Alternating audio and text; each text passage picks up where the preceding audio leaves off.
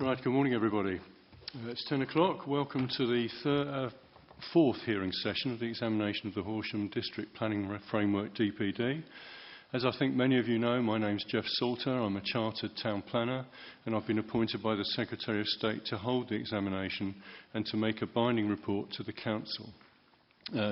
Claire Hugh-Jones, our Programme Officer, can't be here today, but she's assisted by Sue Banks, who's the lady at the back of the room. She's here helping me run the examination. If you've got any questions about procedure or documentation, please take them up with her in the first instance. In a minute, I'm going to take appearances and give a brief explanation of the proceedings today before we go into discussion of the issues which have been set out on the agenda that I've already circulated some time ago, and that follows closely the examination questions that were issued a long time ago. But before we do that, please, can we have the usual safety announcement from the Council? Yes, sir, it's slightly different today. There are no planned fire drills today. However, at 11 o'clock, the fire alarm will sound to mark the start of the 2-minute silence for Armistice Day. The fire alarm will sound again at the end of the 2 minutes. If the fire alarm rings continuously, however, please leave the building via the nearest available fire exit, which in this room are either the stairs from which you probably came up or behind the wooden dais here. Please do not use the lifts. Follow any staff instructions. If you have any mobility issues, please alert staff. Go to the nearest refuge point, which is situated at the lifts in the front of the building. Staff will then advise the incident manager and fire brigade. You will then be assisted out of the building. Once the all clear has been given by the fire brigade, staff and visitors will be allowed back into the building. If you should become ill, please alert a member of staff. Toilet facilities are at the front of the building by the lifts on the 3rd and 2nd floor, and refreshments are available at lunchtime to purchase from the Capitol Theatre next door or from the cafe in the park. Thank you very much. The other point to note is that these proceedings are being recorded. The Council's decided to do that. There's no transcript, but it's a publicly available document. Does any of the participants around the table object to being recorded? Fine, that's helped me. I heard that the live streaming's not working. Is that right? That's being worked on just at the moment, sir, so I believe that has now been fixed. Oh, good. Right. Okay. Does anyone object to being seen on the live stream that's going out into the Capitol Theatre next door? Good. That helps me. You would have had the opportunity to opt out if you'd wanted to, but it's very helpful that you haven't. So thanks very much. Okay. In that event, can we please go around the table and introduce ourselves? The gentleman on the left, I know you might have seen me talking to him. It was only about surprised at seeing him here. I wasn't discussing the case with him or anything improper. Mr. Katkowski. Well, after that introduction, my name is Christopher Katkowski. That's K-A-T-K-O-W-S-K-I, Queen's Counsel. I'm here for the Council just to deal with any points concerning legalities, process, procedural issues, for example, in relation to the sustainability appraisal. Yeah. Perhaps I should have said I know Mr. Katkowski in a professional capacity. Indeed, He's appeared. We've appeared at the same sort of events several times, I believe. Anyway, Indeed, thank you. Thank you, sir. Good morning. I'm Barbara Childs. I'm Head of Strategic Planning and Sustainability. Good morning. My name's Catherine Howe and I'm the Principal Planning Officer. Good morning. My name's Helen Sissons. I'm one of the Senior Planners. Good morning. My name's Matthew Bright. I'm a Senior Associate at David Huskisson Associates. Until August of this year, I was the Landscape Architect for Horsham District Council. Thank you. What was your surname, please? Matthew Bright, Bright, thank you. B-R-I-G-H-T. Yep. Good morning. Andrew Blevins from Liberty Property Trust, developers of the North Horsham project. Good morning. I'm Sarah Matthews, Peter Brett Associates, supporting Liberty Trust. Good morning. My name is Jeff Smith of DMH Stallard Planning on behalf of Liberty Property Trust. Good morning, sir. My name is Ashley Bowes. I'm a barrister instructed by North Horsham Parish Council. Morning, sir. My name's Martin Pearson. I'm representing North Horsham Parish Council as well. Good morning. I'm George Sallows, representing Rusper Parish Council. Sheila White, a member of the public. Irina Rochwarger, a member of the public. Sorry, surname again? Oh, yeah, Rochwarger. you got that. Thank you. I can see that. Good morning. My name is Philip Erst. I think I also class as a member of the public, a man off the street. Yeah. Good morning. I'm Councillor Frances Haig, leader of the Lib Dem group and joint author of an alternative strategy for Horsham.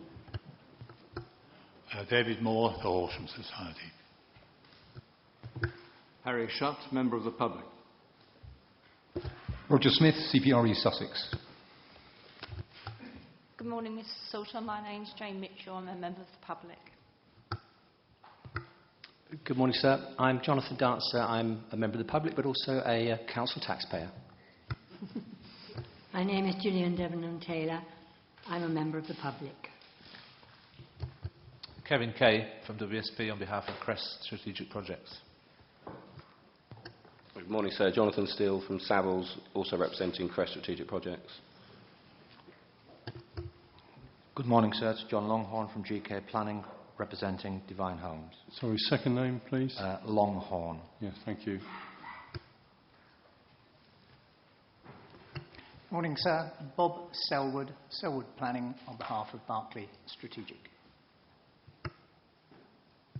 Good morning, Vincent Verster from Vale Williams, representing Abingworth Strategic, Bloombridge, and Mr. and Mrs. Fisher. Okay, thank you very much, everybody. Just a few preliminary announcements then, please. I think we've got some new people here and certainly possibly some people listening in who might not have been to one of these before. So for those of you that have attended, bear with me. I'm just going to go through what I normally say in full this time. There was no pre-hearing meeting note for the examination programme, but we did set out a note in written form explaining the procedures to be followed and the purpose of the hearings. In summary, my role is to assess the soundness of the district planning framework against the tests set out in the National Planning Policy Framework, which I'll call the NPPF, and those are that it should be positively prepared, justified, effective and consistent with national policy. These hearings aren't really like a planning appeal or an inquiry into objections under the old way of dealing with local plans.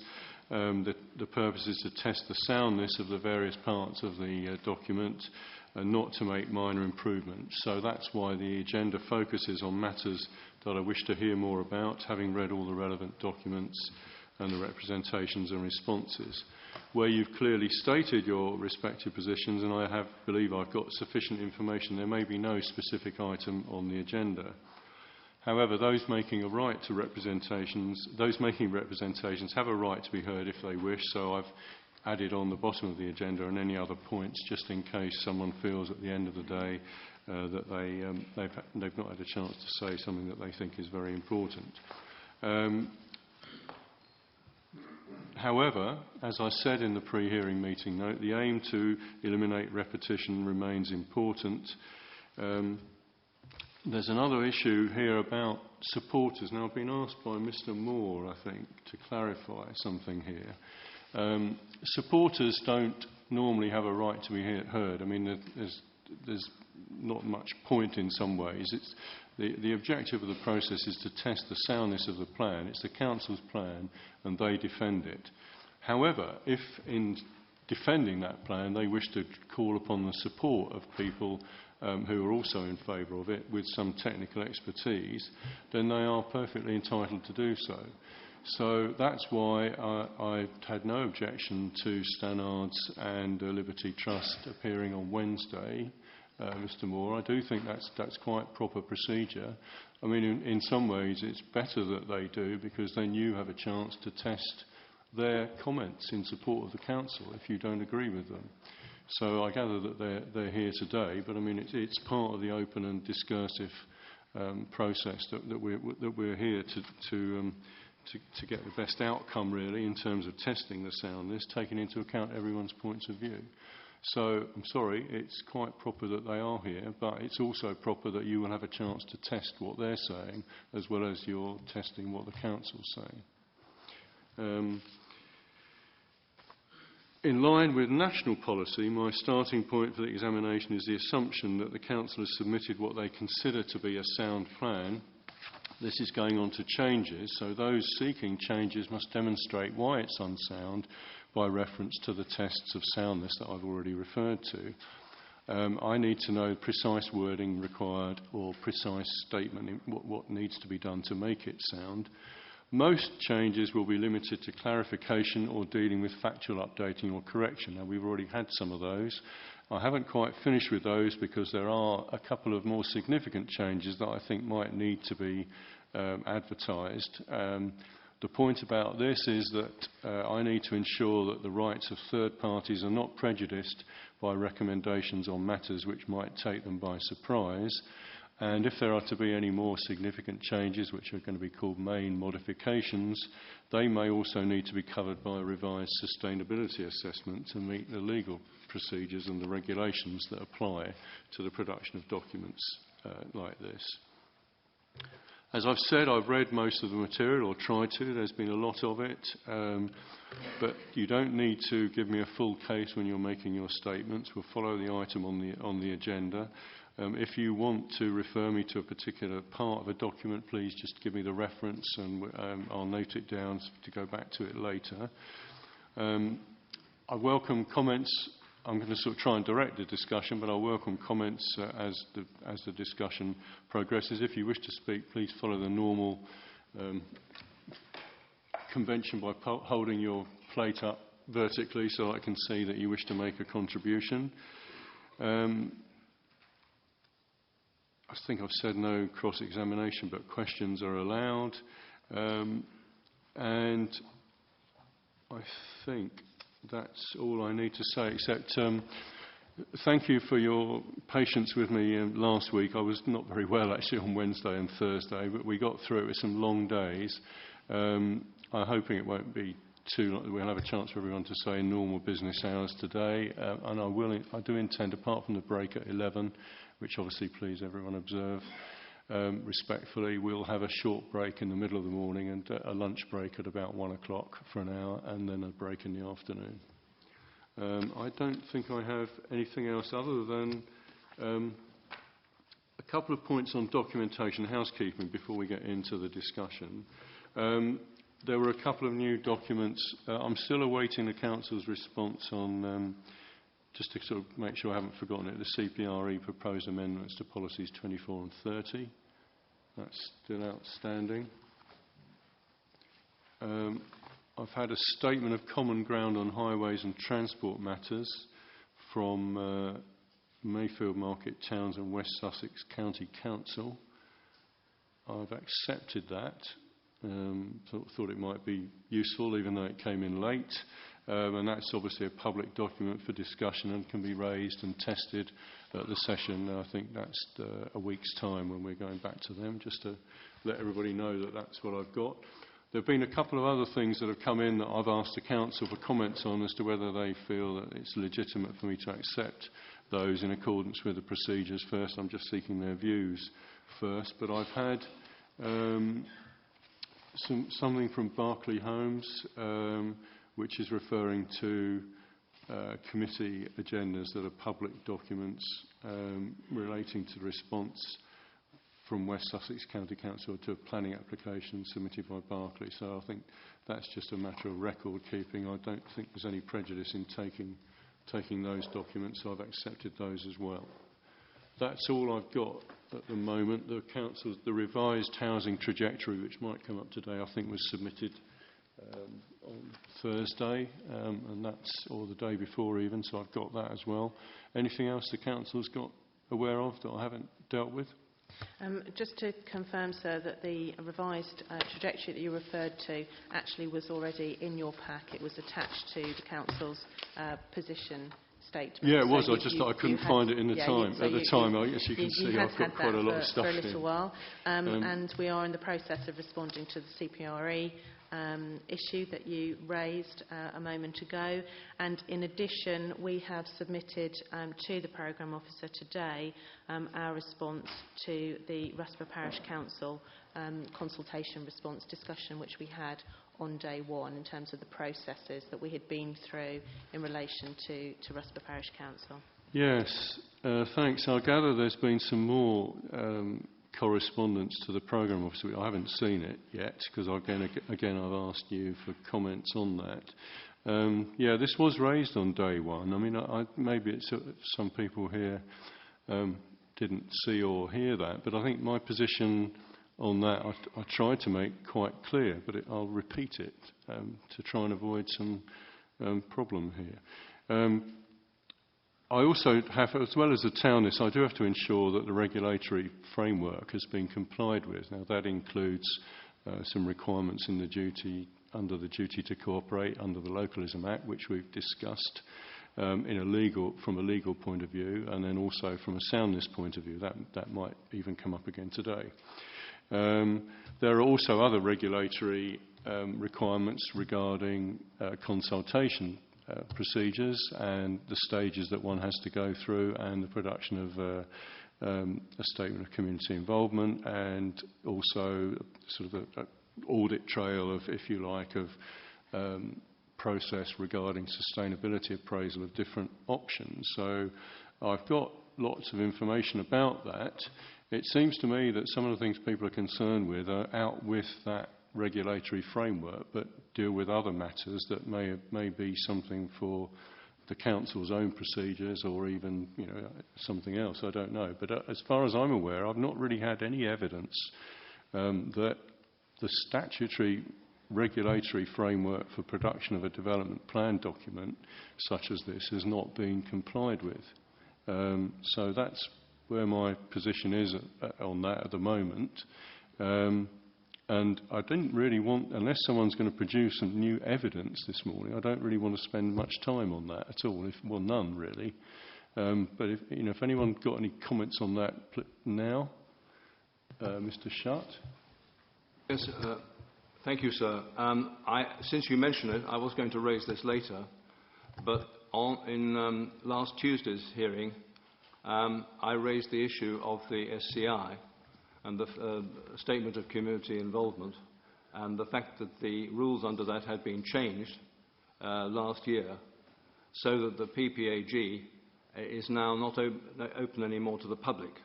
And I asked the question whether... Sorry, what's the PPAG? Sorry, the Planning Advisory Group. I forget what the first P stands for. And that this excluded, therefore, the public from hearings around how this plan was being formulated within the council. Now, I raised the issue was whether that change, which excluded the public, had been properly approved by the council, as it should be by the full council.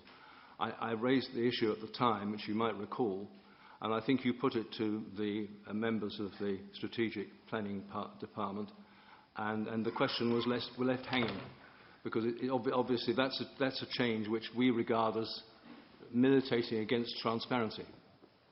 Yeah, okay. Well, again, what's the council's response to that? Is this what you're going to send me a note on? We can do, sir, yes. I thought we had covered that on day one. The cabinet member, or the new cabinet member, changed the name and the terms of reference of her advisory group. It is now called the Planning Policy Advisory Group, and those meetings are no longer held in public. And the Statement of Community Involvement was amended to make sure that that was clear within that document. I can just add, sir, that, as you will know, so since the change in the legal framework, it isn't part of your task to assess, if you like, the compliance or soundness of the SCI itself. No. It's in effect a statement of fact as to the procedures that the council has followed. Yeah. So that situation has changed even over the last, few years. So there has been, I know, because I've looked at this myself, there has been correspondence on this subject between those raising the issue and the council in responding to it. But with respect, it isn't actually a matter for you to consider. I just wanted to make the point that Ms. Child said. My point, which was not answered, was that that change should have been approved by full council, and it was not, as far as my information is concerned. Okay, but I'm not sure that doesn't affect the regulatory framework for this examination, I'm afraid. I mean, there's something that, as I've said, you'll have to take up elsewhere. I mean, I'm not quite sure. It's not my job to sort of deal with matters like that. Mr. Anything else? You're right. So it isn't a matter for you to consider, and you have no power to rule on it one way or the other. And that's the end of the matter. Could you perhaps ask Ms. Childs, though, to answer the question? Was it approved in full council? No, this was a procedural change that was not agreed at full council. It was a decision of the Cabinet member, which was then reflected in the Statement of Community Involvement. I mean, I think I'm sorry, you have to take that up somewhere else, please. Yeah. I have a couple of points. The Russell Parish Council initial proposal, HDP FPS 1419, to the initial draft, was referenced in our response document to this final policy in Pro Sub 1514, but it's never been presented. We've never had a response, so it's never been presented to council. It's never even been referenced at the presentation to full council, where there was talk of only 2 representations, and Russell Parish Council has had no response to that from the planning department. So I don't see what's your evidence that the public submissions have been considered. I'm not sure where that's coming from. Well, I've had quite a lot of evidence that the regulatory, that the responses to both I've got going even before the preferred options. There was how much housing the Horsham needed. All these things are part of the process. There's a preferred options submission, which I've seen responses to, and a summary report of them in accordance with the regulatory framework, and also the submission document itself. And as I said to, I think it was Mrs. White, on Tuesday. I mean, everyone's here. They've had, we're now here to have a chance to test the framework. That's the purpose of this object. So, from my point of view, you've not said what regulatory, which part of the regulations have not been met. I think the soundness of the plan is based on a proper and due consultation. Well, yeah, right. That's to the nub of it. So let's get on to the discussion. Yeah. What you're really saying is you don't agree with what the council's said. No. I'm saying that they haven't given proper consideration to a representation from one of the parish councils, and we're part of the planning process. So I think that they've failed in their duty to do that properly. They've never even responded to us to say that they've considered it. Well, they don't have to, do they?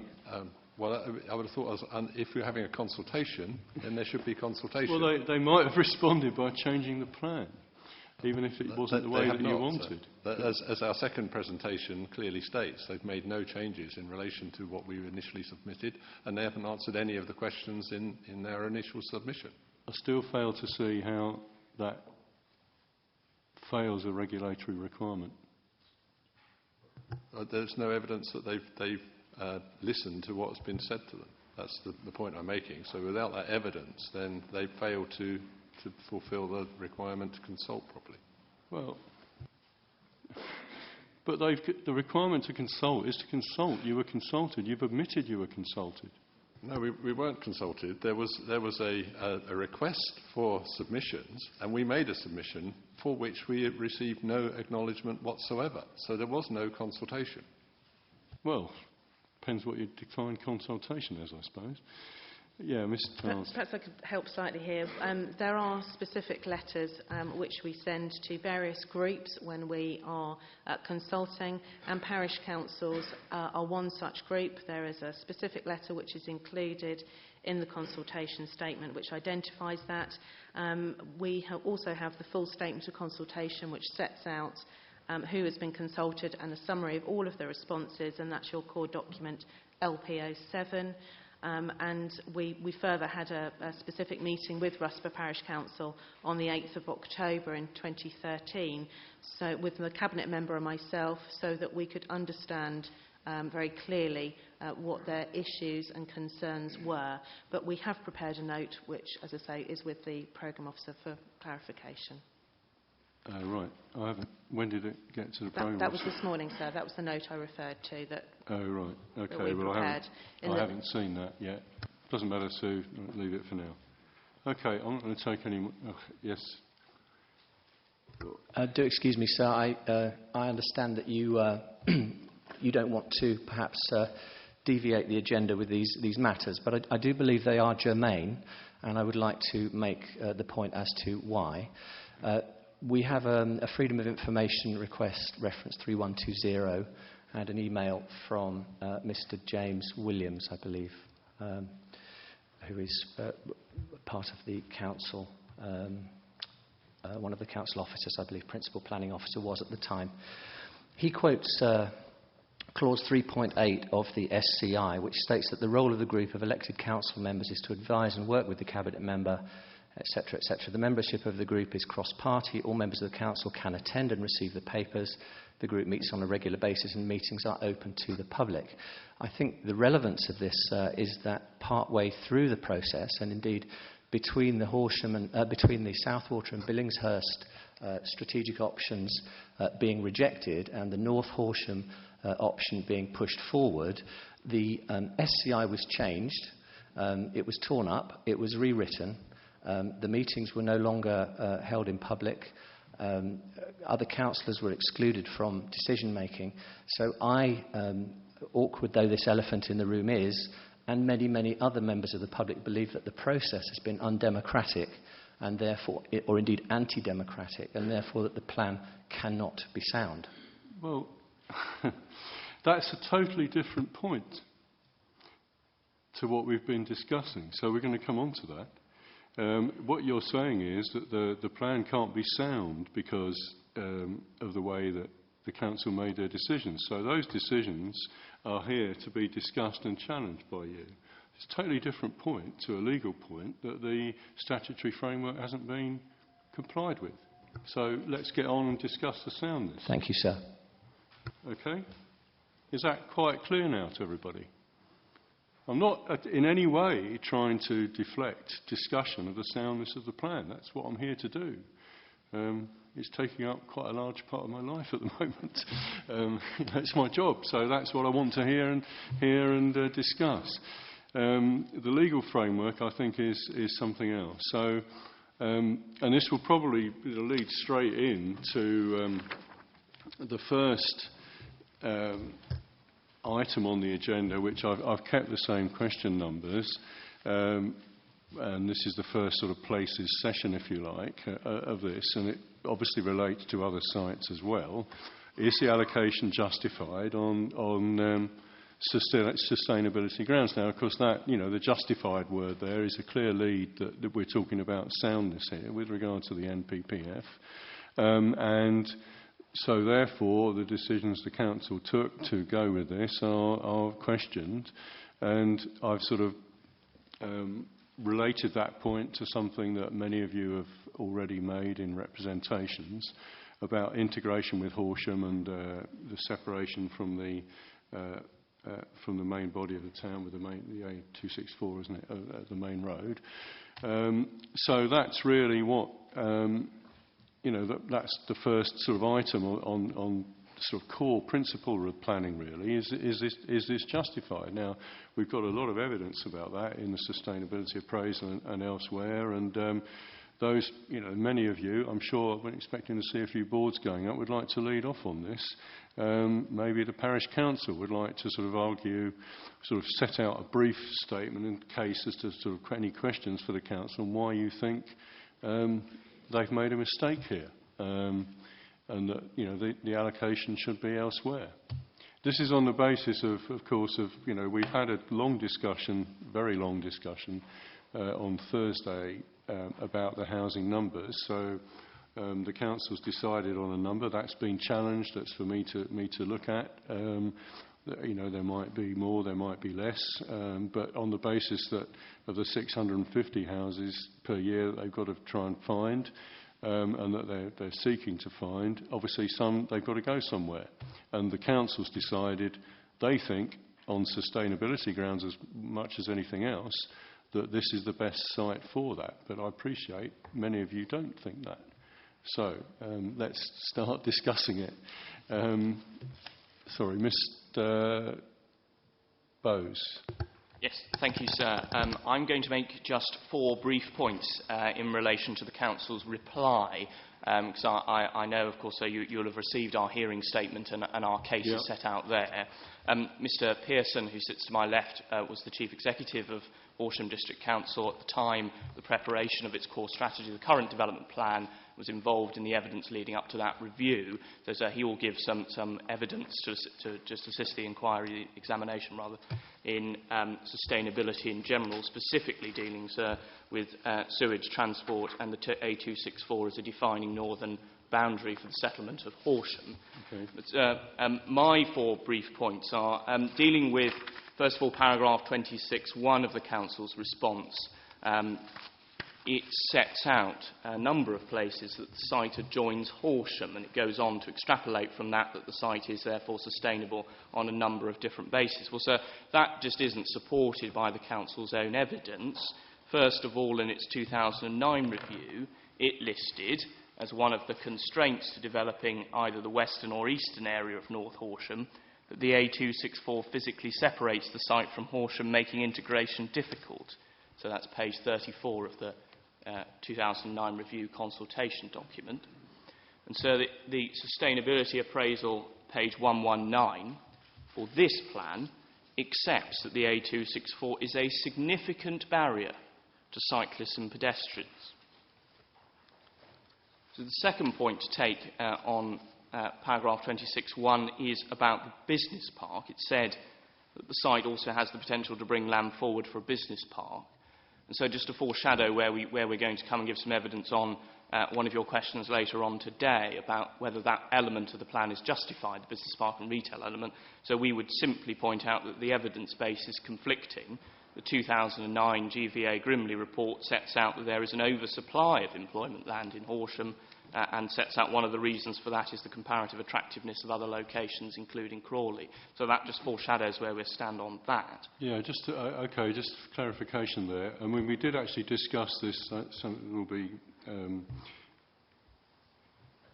confirmed by many of the people in the room on Wednesday in broad terms. So we have actually started to go into that. But I did say that if anyone had any further points, then they could bring them up today because it's on the agenda and it's a site-specific issue. All I would say in relation to the Grimley report of 2009, there was further evidence that's been submitted since then. But, I mean, that's for you to test. You should have been able to see that, though, because that would have been in some of the employment statements, I think. So we have seen that evidence, and we'll be giving some points to that this afternoon. So our third point, also on 26(1), is that the Council sets out the development will be in keeping with the existing settlement pattern. Well, so we don't accept that because we say again that the A264 has traditionally been the northern settlement boundary for Horsham, and Mr Pearson can explain that more in a moment. And so the evidence of the 2009 review sets out a number of points. The Council says developing north of the A264 would leave no natural northern boundary, leading to increased pressure to develop. Also, nothing's changed since then and now. Again, in 2009, the Council says the Council's current landscape impact assessment, in inverting this plan, the Council's current impact assessment admits that the developing north of the A264 would represent a significant step change, crossing an existing well-defined bypass boundary. So that's the evidence which informs this strategy. So therefore we say that both in 2009 and the evidential basis for this plan, it simply doesn't support an assertion that this is in keeping with a settlement pattern. It is a step change, to use the Council's words. So we don't accept that, sir. And our fourth point is on paragraph 26(4) of the Council's response, which deals with transport and highway matters. It sets out there, in very broad terms, just the scale of highway infrastructure that is going to be required to make this scheme acceptable. It also accepts that there are unresolved objections from Surrey County Council about the acceptability of this scheme. So we say that there are preferable alternatives which do not require that level of highway infrastructure to make schemes acceptable, and we'll obviously come on to that tomorrow. But Sarah, if I can now hand over to Mr Pearson just to deal with those 3 broad matters and just to introduce himself briefly. Yes, well, maybe just stick to one.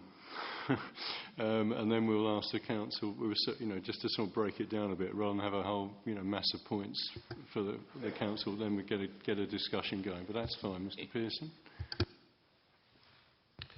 Well, thank you, sir. I'm not sure which one you want me to stick to, but my background is I was Chief Executive from 1983 to 2005, and then spent 2 years building out Southwater Village Centre. Throughout that period, the lack of a comprehensive approach to development in Southwater led the community to have very limited facilities. Throughout that period, every report I received from council planning policy officers and clearly submitted to the council demonstrated that the coalescence of communities between Crawley and Horsham was a key issue in terms of the character of Horsham. And what we now see, of course, shows that the gap at the closest point is about 0.3 of a mile. That the countryside policies going to sustainability in respect of proceeding in North Horsham always failed a test of sustainability against the countryside issues that were implicit in Southwater, particularly after the bypass had been put round Southwater. And indeed that led in 2005 to reports from the planning officers that Southwater should be comprehensively developed in order to provide the community facilities. Now, at that point in time, the council took the view that Southwater would not have those facilities provided by piecemeal development, and yet would continue to be under threat unless the council could demonstrate that those facilities could be provided, and took what I think was a remarkable decision, member decision, to put £25 million into developing the centre of Southwater with the community facilities, library, doctor's surgery, etc., that were needed. £25 million for a district council was then, and still is today, an enormous sum of money. And it was put into Southwater, and I had personal discussions with the chairman of Southwater Parish Council and parish councils at the time, that this was being put in to enable a comprehensive solution in the future. So my first submission this morning is that when you look at the sustainability test in respect of North Horsham, you have to look at that in terms of the ability of the council to meet its duty in respect of providing housing numbers and a 5-year land supply, and against the test that there is a viable option which would enable the present shortfall to be corrected very much quicker than by going into North Horsham. Yeah, okay. I have read your statement, thanks, and that's an interesting point, which will undoubtedly come up again tomorrow. Are you going to be here tomorrow? Yes, I am, sir, but I think it's relevant today in the context. No, I'm not saying it's not relevant today at all.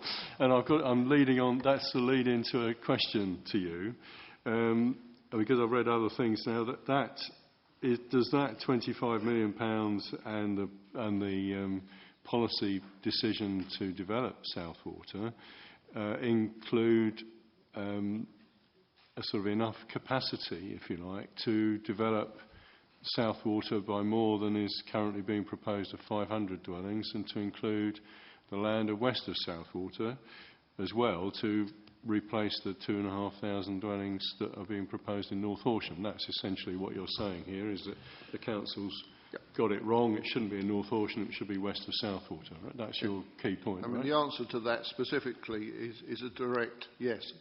In fact, so there wouldn't need to be any further investment in Southwater, the sort of, what would you call it, a village centre, a town centre? Yeah, well, Linton Centre. The policy of putting the 25 million in was alongside a policy of designating a central secondary school site. Southwater is 10,500 people, the largest community outside of Horsham. The two have to be looked at together.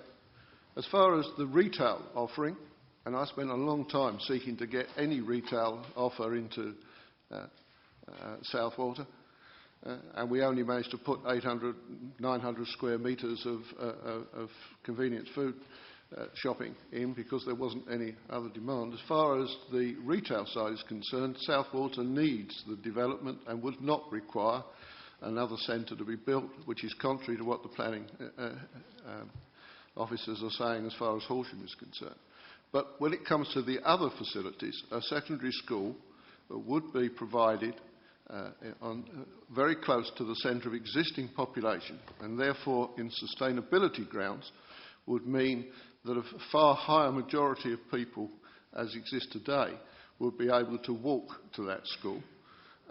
But that school would then be run in terms of a community-led approach, which would provide the existing leisure facilities and community facilities that Southwater would require.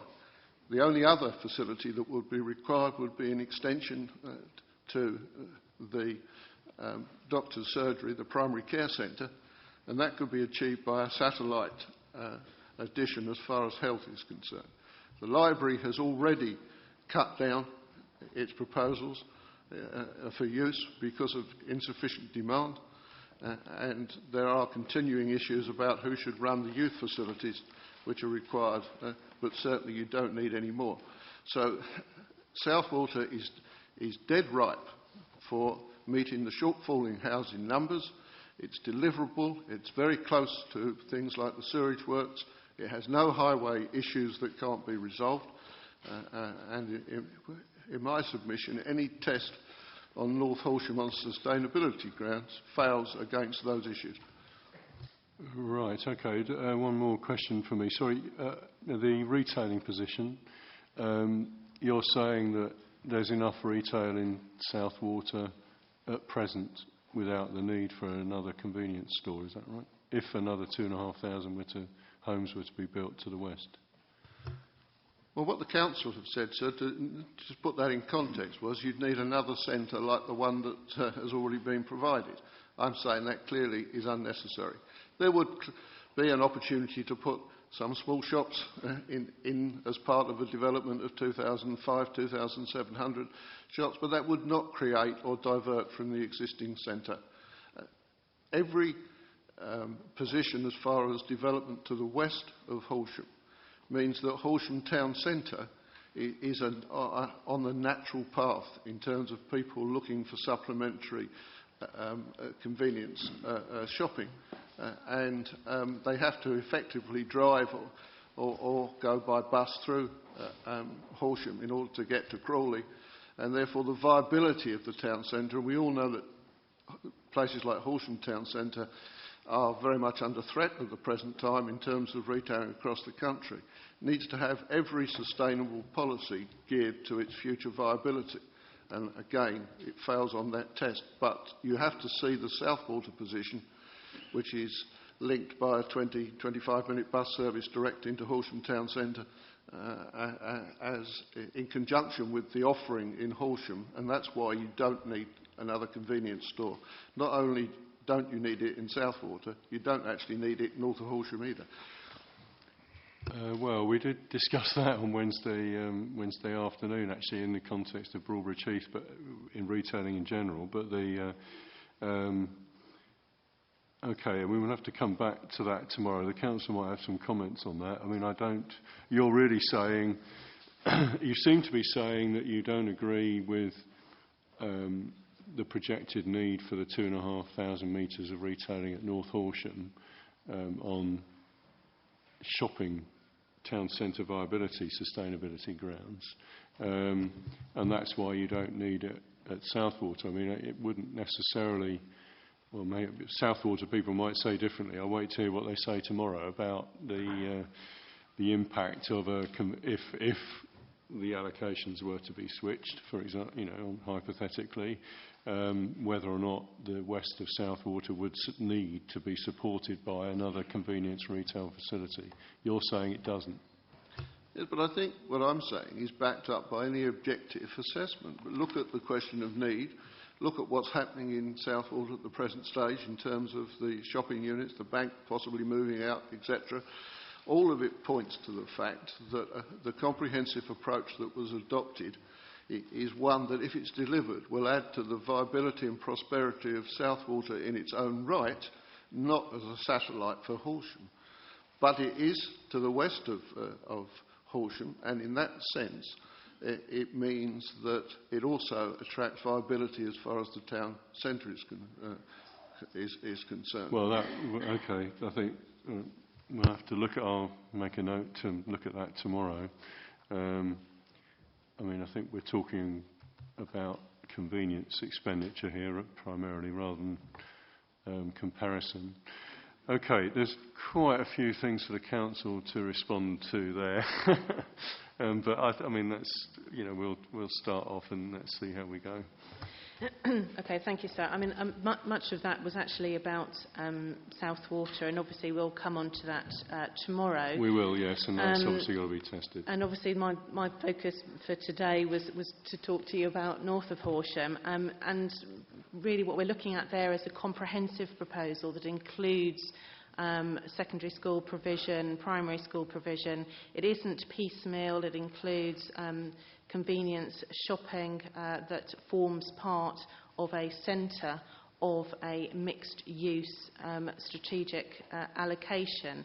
The question about the capacity of Southwater and Lintop Square in particular, which is the village centre, to take a further in excess of 2,500 homes, I believe it is questionable. We feel that it would need further convenience shopping, which has the potential then of dividing that community. But I'm sure we'll want to talk about that. Well, we will talk about that in much more depth further tomorrow. In terms of the sort of sustainability grounds, which obviously is the question that you raised to us, the mixed-use proposals on land north of Horsham, clearly we're looking at facilities then that are walkable, that are easily accessible. There was mention by Mr Pearson about the gap between Horsham and Crawley, and I think he referred to 0.3 of a mile. I might have misheard him, but it's around 3.5 kilometres. I don't have that in miles, sir, sorry. But well, these days one can have either, can't one, I think? Yes, we had that discussion the other day, didn't we? The road signs are all going to be changed. So, but I think I can see how far it is. I mean, I should say I've been. I did say on the opening day I've had a broad overview of the site. So I have looked at the North Horsham site broadly and driven around and stopped and had a quick look along a couple of footpaths, etc. But I readily acknowledge I will have to go back and look at it in more detail when I'm doing assessing all this evidence once I've heard the hearings. But I'm familiar with roughly the site. So the figure you did say I think was 0.3. Well, yes, I took that as a figure that I believe the Parish Council have had in correspondence from Mrs Childs. I haven't measured it myself, I'm bound to say. I accept the fact there's coalescence. I thought I was quoting the council figure, but if that needs to be corrected, so be it. I mean, okay, well, from my point, I can measure it, but I mean, what one's talking about is the gap between the furthest easterly point of the residential development shown on the concept diagram and presumably the nearest point will be the Kilnwood Vale, what we're now calling Kilnwood Vale, urban extension to Crawley. Is that right, Mrs. Yes, Charles? yes. So we've taken those measurements. So it's around 35,000 linear metres, and the gap between those, if you look at the extent from the existing built-up area of Horsham to the extent of the land north of Horsham proposal, and you take that to Kilnwood Vale, which you're quite right is at the narrowest point, it would be between 400 and 600 metres. So you're narrowing a 35,000 metre gap by between 400 and 600 metres. Okay, so for the sake of argument, 3.5 down to 3 kilometres. Why is the development of Faygate being ignored? There's a significant development going on at Faygate currently, which is halfway between those two places. So I'm not sure how you measure strategic gap if you have a large development in between what you're considering as Crawley and the North Horsham development.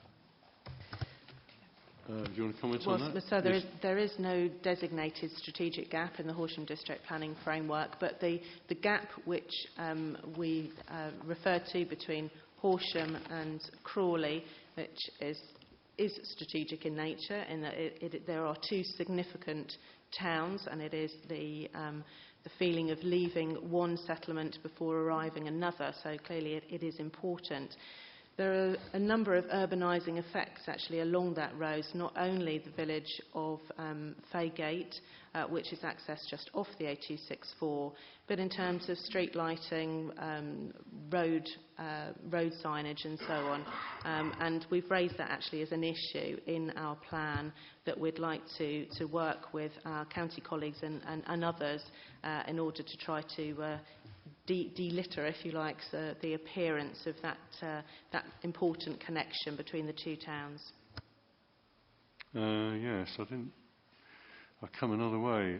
It's not lit though, is it, that road between Horsham and Crawley? Only at the junction, well, sir. as far as Kilnwood Vale, I suppose it is. Yes, just at the junction, sir. And Faygate, what's the development of Faygate then? It is how big is it? It is a retirement development that was allowed on appeal of 100 and... It's in excess of 100 units, so I believe it's about 120, but we can check that for you. From which side of Faygate is it? That's on the... it was a wood storage area, so it's on the north-western side of Faygate, and it was 156 units, so...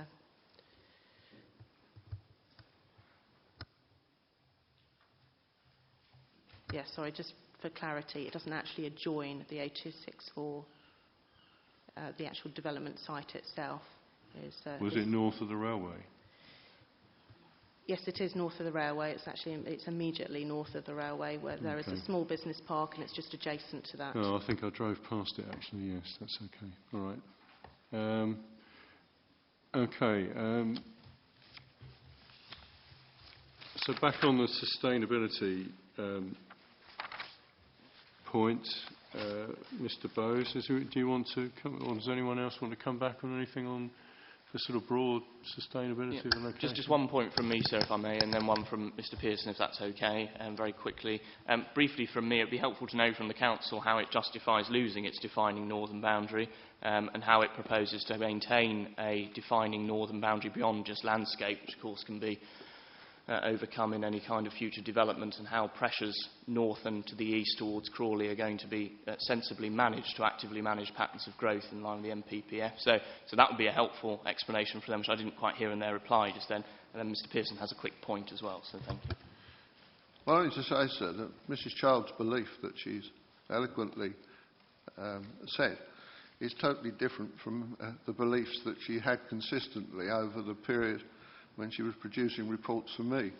And I do pick up the point that's been made by colleagues round the table, that if you're going to depart from a comprehensive plan, which has involved enormous sums of public money, on the back of, which was supported on the back of planning advice, which Mrs. Childs was party to, then I think it must be incumbent to be able to demonstrate why you've changed from that position.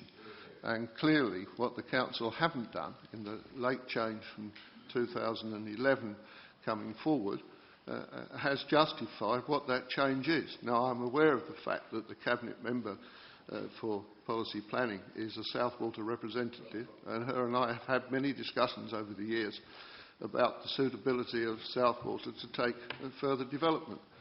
But in the past, when the Secretary of State has looked at Southwater, he has consistently backed Southwater as a suitable location. And for the Council to move ahead now on a plan which meets none of the strategic imperatives which this Council faces is to throw away a golden opportunity for the future of Horsham residents in maintaining its character as an independent town, through a much smaller town than exists in Crawley. Well, yes, I suppose we'll come on to Southwater tomorrow. It would certainly change Southwater. I mean, I think there's something Ms Charles needs to have a chance to respond to there. But are you saying that it was always intended up to 2005 or round about that period for an extra, not just 500, but an extra 3,000 dwellings to go west of Southwater? And that Mrs Charles recommended that personally as a professional opinion? Well, I'm saying that the report that was produced for the existing core strategy, a core strategy that was designed to last in terms of 2018, which happened to be when we would know the future of Gatwick, and was developed particularly to leave the coalescence gap intact, because we know the pressures, Crawley have admitted the pressures that they can't handle housing numbers within their boundaries, and therefore there is bound to be development west of Crawley in the strategic gap. So you have a planned process, and decisions followed the planning officer's advice. And I'll just give you one pertinent example. 1.5 million foul sewer was put into place. The council built that because in those days they took control of development. In planning that, we had discussions about its future capacity. The view was taken that there was no possibility, based on professional planning advice, to go the other side of the bypass, and therefore no capacity was put in terms of handling major development north. So every decision that the council took was on the basis of a comprehensive policy approach to meet government targets in respect of land. Okay, all right, but we're going to leave. We'll talk about infrastructure constraints later. That's as you all know, on the agenda. Before, I will allow you to speak, obviously, but I'd like the council to respond to that first, and I'll come back to this side. And I've lost my thread there because there's another point. But yes, right. But in any event, well, what happened in the core strategy was that it didn't get included, did it? The Southwater, west of Southwater, wasn't in the core strategy. No, because west of Horsham was put in as a preferred option, whilst the council provided the comprehensive facilities which would give the basis for Southwater being the next strategic location, and that's quite clear in the inspector's report. Yeah. Okay. So, but Mrs. Charles, for you to respond to that in terms of what you might or might not have recommended, I don't know that. But that presumably, taking Mr. Pearson's point though, even with west of Horsham, presumably the inclusion of west of Horsham rather was instead of Southwater, and that the core strategy, as he said, was providing for development up to 2018, and therefore the 2,500 houses that we're talking about here weren't required when the core strategy was approved. Otherwise, the inspector might have included it, mightn't he? Yes, that's right, sir. The strategic locations, as you know, are west of Horsham and Kilnwood Vale during the period of the core strategy. And Mr. Pearson is absolutely correct. As part of the core strategy, we make specific reference to the future role of both Southwater and Billingshurst. We talk about in the longer term that depending on the scale of development necessary within the district, because the core strategy was adopted before the South East Plan was adopted, so we had specific reference in the core strategy of the need, if the need came about, whereby numbers were increased through the South East Plan, that we'd be looking at our two other most sustainable locations to accommodate further development, and those were quoted as both Southwater and Billingshurst.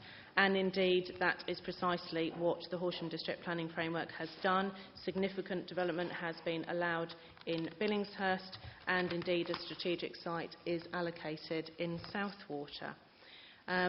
What has changed in the timescales from 2007, when we adopted the core strategy, to 2009, when we're then looking at a new plan assessing all of the sites, which included Southwater, Billingshurst and land north of Horsham. And that sort of story is told out through the sustainability appraisal, and I'll let Mrs Howe come on to explain that in just a moment. But the other major change that happened along this journey was the publication of the... Okay. I think that was the fire alarm, wasn't it? It wasn't very loud, but and it's certainly 11 o'clock on my watch, so please can we have 2 minutes silence?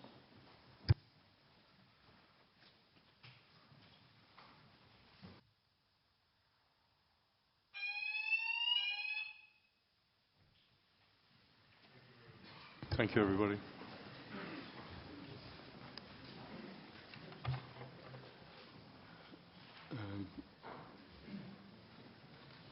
Right, let's just take a moment to compose ourselves. And Mrs. Charles, now you were I stopped you there. You were talking about Thank you, sir. a new position post after what the about plan is now intending to do. Thank you. I was describing the changing climate and over the years. The other major change was the introduction through the National Plan Policy Framework in March 2012 as part of the core planning principles, the emphasis on the economy and including economic growth as an important part of planning the future of our areas. And that, we believe, is the opportunity which is afforded on land north of Horsham, immediately adjacent to the strategic road network, with access directly from it. And therefore there are a number of changing circumstances which was done through an iterative process, through the sustainability appraisal, which then led us to the conclusion, again through consultation as well, through to the strategy that we have before us. But perhaps Mrs Howe could just amplify the sustainability appraisal aspect. Yes, thank you, Barbara. Yes, the sustainability appraisal obviously looks at a wide range of objectives, and that is something that's obviously started in 2009. We had the scoping report then, and that was then subsequently updated, taking into account the changing situation, and that document actually set out a detailed range of options, and within that included the various sites that should be assessed through that, and also the objectives against which the assessment would be undertaken, and that is set out in Chapter 6 and starts on page 51. There was certainly opportunity for significant comment, and the sustainability appraisal obviously has been updated to take into account those comments, but we certainly didn't see anything that suggested to us that the principle of bringing forward somewhere, the settlement hierarchy that should remain in terms of Horsham being at the top and taking forward smaller settlements and beyond that certainly hasn't changed, and that is assessed as one of the options within the sustainability appraisal, and the results of that are set out on page 162.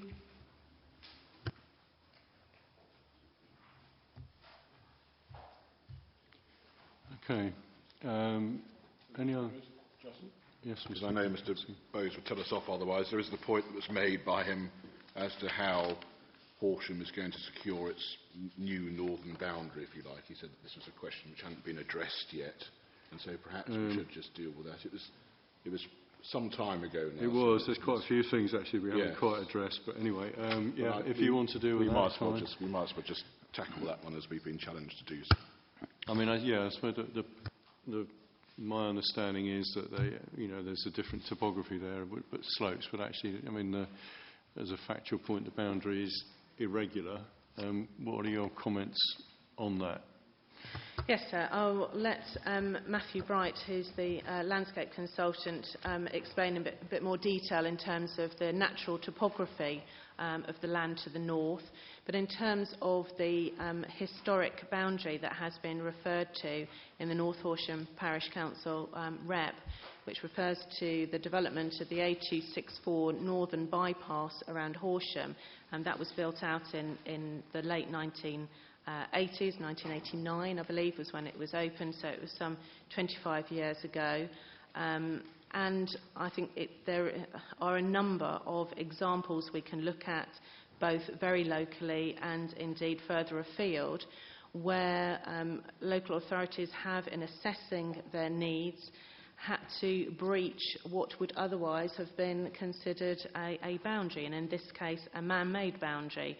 And one of those issues is the strategic location to the west of Horsham, where development has been allocated and indeed is being built out immediately south of what was the Broadbridge Heath bypass. That bypass is now being amended as part of the strategic allocation. And there are a number of other examples I can think of across the country where those decisions have had to be made.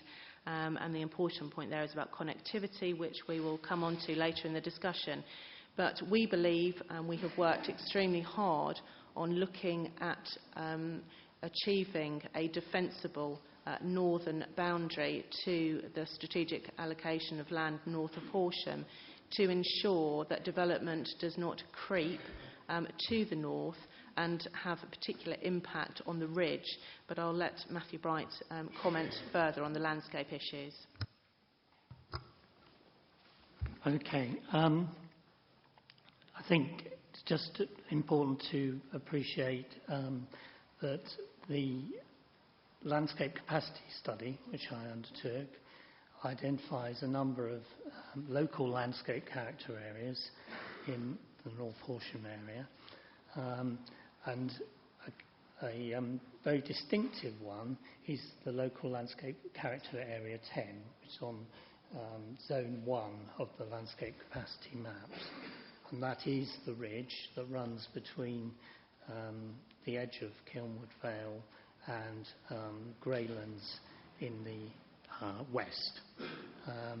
That is a large area of it is strongly wooded. It is a very prominent feature in the area, and I've always been very clear, if North Horsham was to be selected as a boundary, that ridge should not be intruded on by built development. And that was a fundamental basis in more detailed work subsequent to the landscape capacity study I've done with the policy team to identify boundaries. So if we looked at the land north of Horsham concept master plan, you can see from that and compare it with the landscape capacity map, area 10, that the strategic site is largely below the ridge. The only areas where it goes onto the ridge are buffer areas, or there's open space uses such as the cemetery, which in my view would not be incompatible with securing a strong northern boundary. And there's potential in those areas to do substantial woodland planting where there are more open fields between the woodlands. And furthermore, if we would go look at the northern boundary of any built development, to the south of a limiting boundary would be Greylands Copse, existing woodland boundary, and also the hedgerow shore that runs west from that, southwestwards back to Langhurst Wood Road. And we show the potential for further strengthening, enhancing that with additional reinforcement planting. As you follow that boundary round, near Holbrook Plantation and extending eastwards, again, there are existing woodland boundaries or hedgerows that can be reinforced. And the then going further west, we've obviously got the major green corridor of Old Holbrook, which is a very sensitive area in itself, which should be left entirely undeveloped. Going further north, again on the boundary between Old Holbrook and going eastwards to another little copse, which is actually ancient woodland. The development would avoid going on to slightly steeper slopes at that point, which are part of the bridge. There would have to be a new physical boundary with new planting open space areas at that point.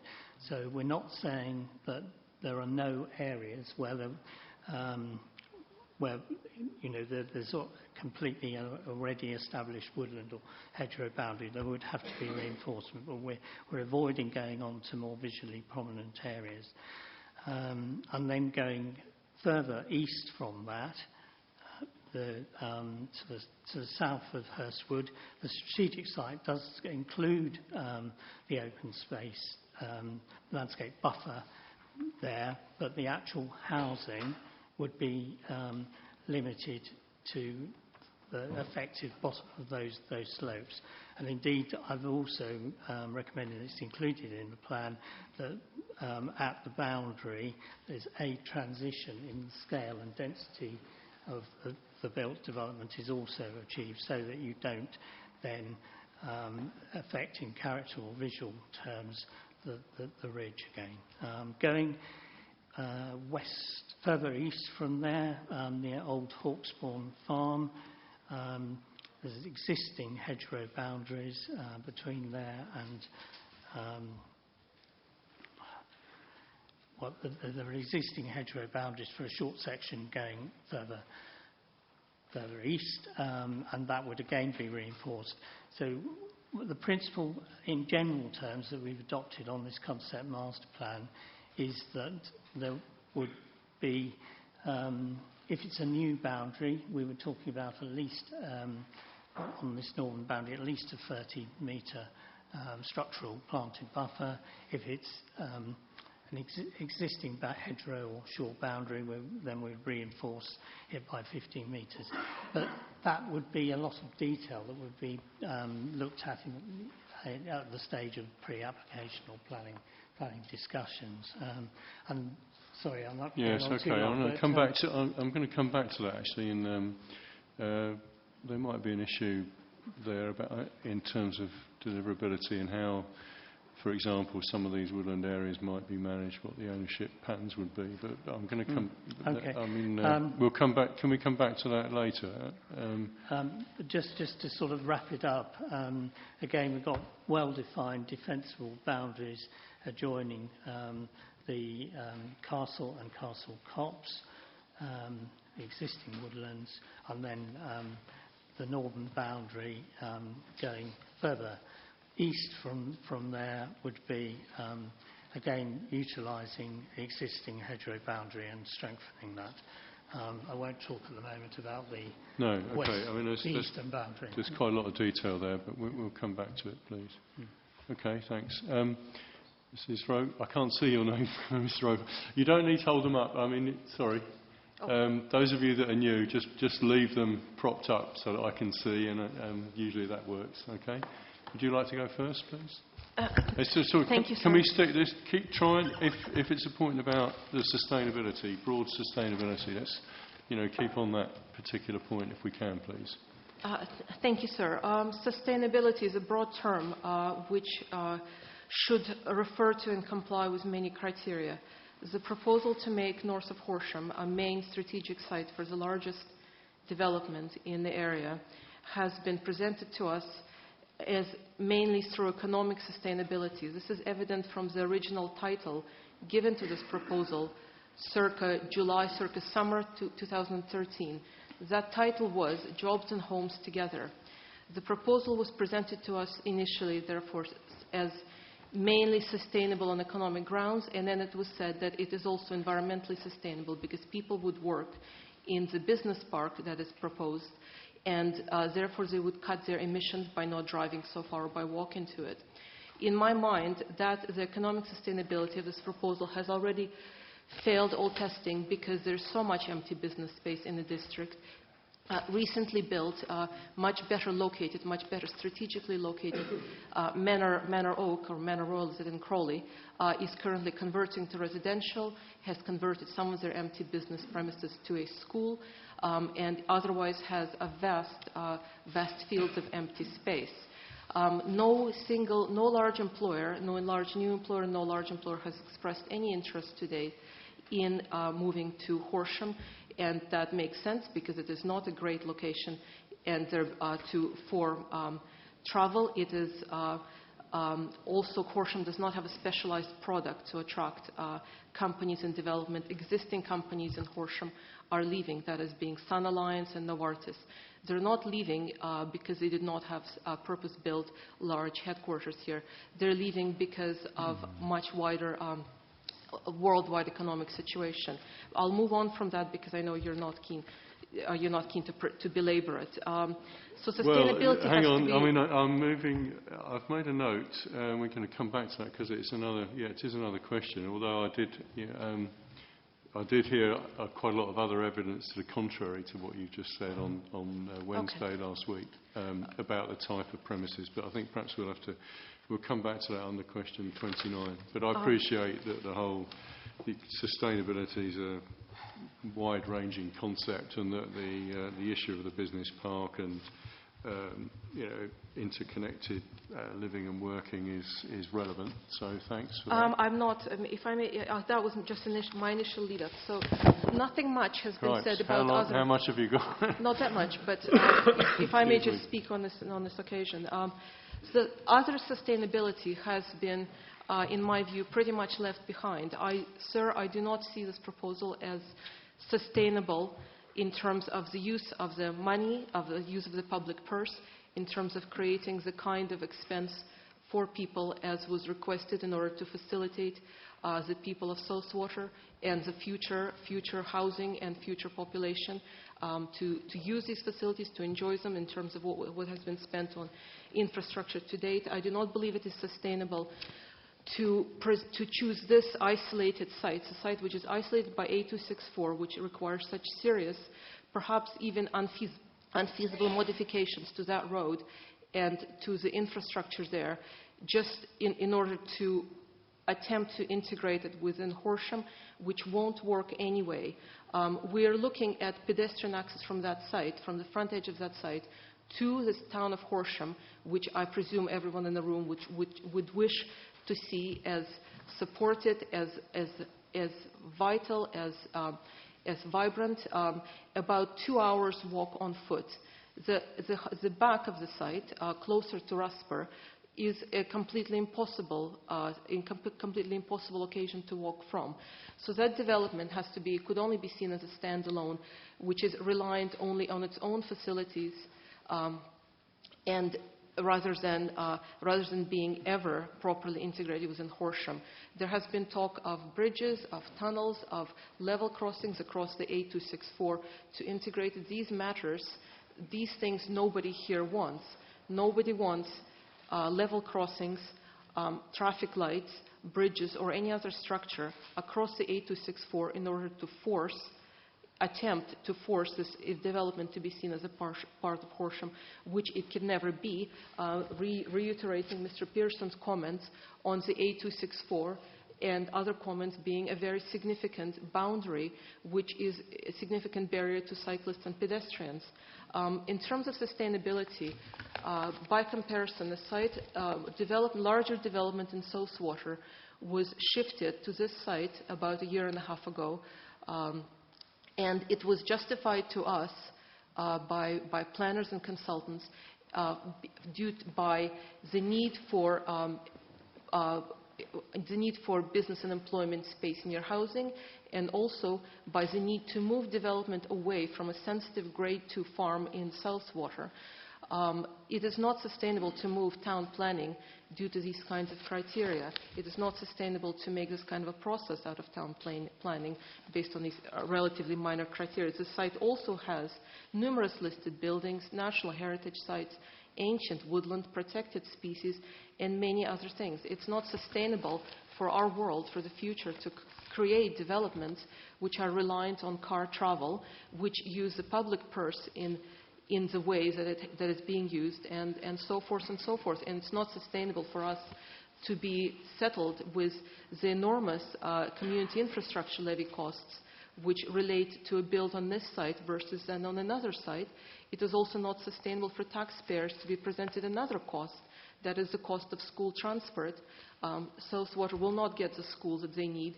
Those children will not be able to walk to that school. We will have to pay a growing figure of about £250,000 annually for school transport, and never mind the emissions generated by the school transport, never mind the traffic chaos that will be generated by parents from North Horsham driving children to school in this new settlement. This is environmentally, financially, and otherwise an unsustainable proposal. Okay. Just trying to know how to deal with this. I mean, I'm not going to stop you speaking, obviously, but we're nearly at the break time, and there were an awful lot of points there. Are you happy to take a couple more, or do you want to deal with them one by one? Because there are a few things, quite a few things there about the. We've talked about the employment development. There's a response to be making there. The barrier, the access. How's that going to work in terms of physical terms? How are you going to deal with the ancient woodland listed buildings, etc.? Have you got a note of all these? Right, okay. If you've got a note, can you just keep it? And I'll take a couple more short contributions before we break, and then we'll come back and hear your response. Is that okay? Because, I mean, I've got to try and... The Council's got a lot to deal with, but I want to take as many of the points as you can so that we don't reiterate.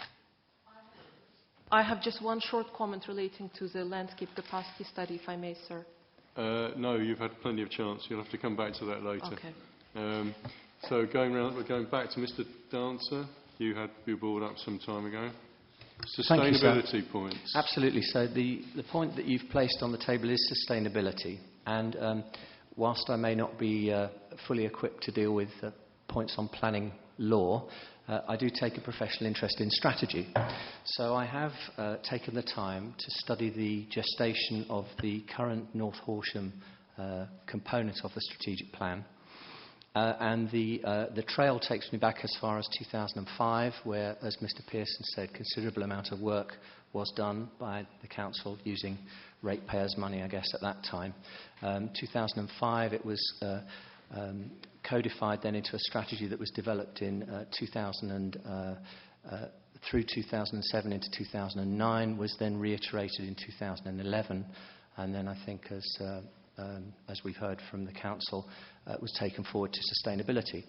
All the way through that audit trail, the council developed 9 strategic sites, of which east of Billingshurst, west of Southwater, 2 sites north of Horsham, and a range of other sites were developed. The audit trail goes cold sometime around the end of 2012, and suddenly, quoting from the Council's own document here, leading change in partnership to 2026 and beyond, core strategy review consultation document, and this was written in 2009, I believe.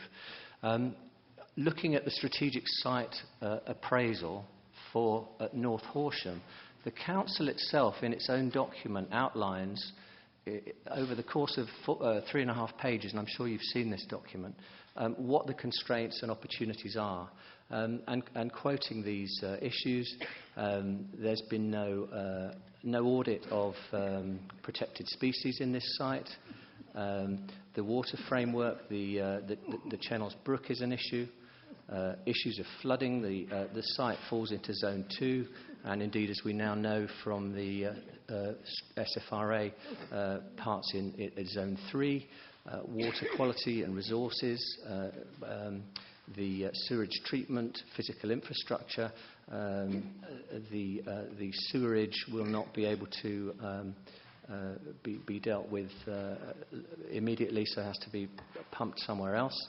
The Highways Agency is concerned about the risk of promoting the site in addition to west of Bewbush, which, as we know, has already proceeded, as they consider in terms of impact on the M23 junction 11, only one site additional to west of Bewbush can be delivered. The Highways Agency also, you will have seen the data, there's pages of this, as you know, and the reference is document CDLP 16, which was 2011, and indeed the supporting documents. Many of these things we are going to come on to later. I mean, I know they're related, but I'm not going to expect a response on infrastructure, highways, etc. No, I think it's too big, obviously too. But I'm simply laying out not on this particular point. We'll try and deal with it. But that'll be later. So I guess my point, in a nutshell, is that the council's gestation of the strategic plan was clearly going to deliver, let's say, a rabbit at one point, and then something happened in utero, and the animal became perhaps a kangaroo or something of a totally different species. And my earlier point, which perhaps you'll forgive me for reiterating, is that this happened under the cloud of secrecy that was introduced in the change to the Strategic Planning Advisory Group, where everything went suddenly underground. Okay, well, right. We're not dealing with that, but we're dealing with the merits of that decision, or the change, if you like, from where you thought the plan might be going to where it goes. Some of those I don't think I want you to respond to after the break right now, in terms of infrastructure and highways. They're separate points. Mr. Ayers, isn't it? Yeah, you've had your board up for some time. We'll take your contribution, then I'm going to take a quick break. Right. Let me just make two quick points before I come on to sustainability. I'm interested to hear that it's accepted that it's a breach of the northern boundary, a major breach of the northern boundary, and I noticed Ms. Charles used the example of the western boundary as a reason for doing so. Well, that was the boundary breached indeed by Horsham District Council, so you would be using that as an example. Secondly, I noticed from our landscape consultant, he quite clearly demonstrates that it's an uneven northern boundary. It's incomplete. It's got open spaces, it's got trees. Quite frankly, that is open to challenges and further breaches. So again, by your own words, I think you've committed yourself to a scheme there that is indeed open to further challenges. Now, if we just move on quickly then to sustainability. The MPPF states that transport systems need to be balanced in favour of sustainable transport modes, and they need to give priority to pedestrian and cycle movements. Now what we have here is a busy dual carriageway that divides the North Horsham development from the current North Horsham. And it's 4 kilometres as the crow flies, so it's not walkable into Horsham town centre. There's no specific cycle provision in this framework. There's certainly going to be no trains. We'll come on to that later. But I did hear on the grapevine there's talk of a bus every 15 minutes. Well, is that the total sustainable transport that is proposed? In my view, this development relies on cars. It's going to lead to parking issues in the busy Horsham town centre and the railway stations, and it's increased dramatically by the current west of Horsham development.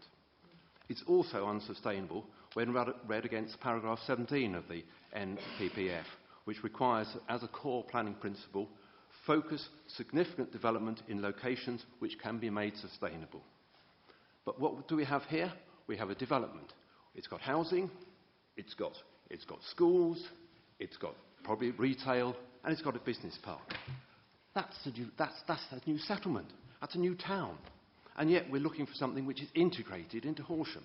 And again, by Horsham District Council's own admission, in Southwater, you don't want to build in Southwater because if you might need a second convenience store, which would divide the community.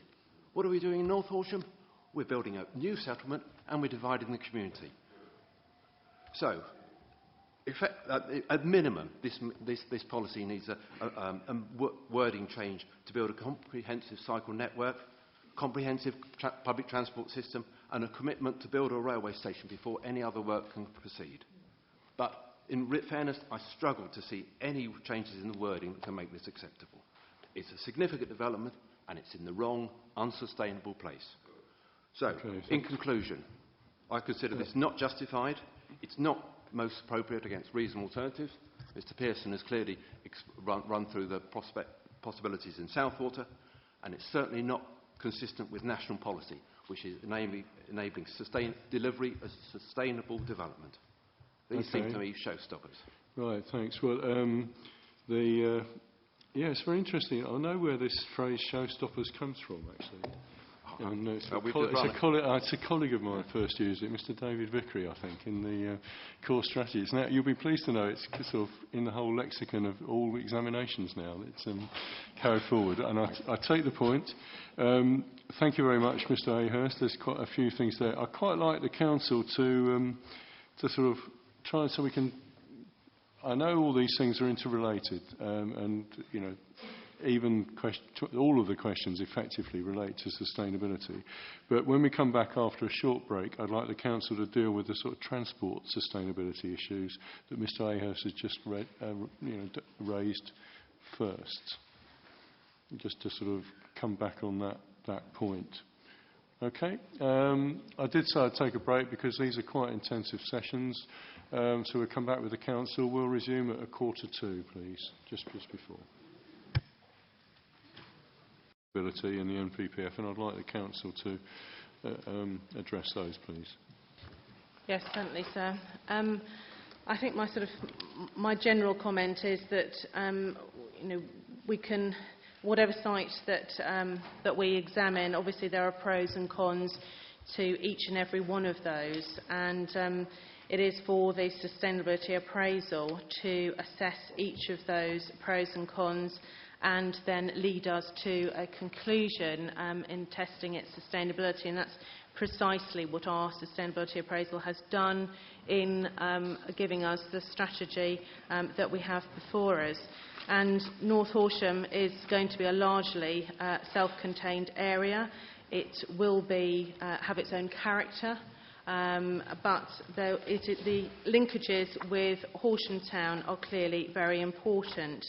And because we are focusing on the sustainability arguments, I think really I wanted to talk about the linkages in terms of bus, cycle and pedestrian.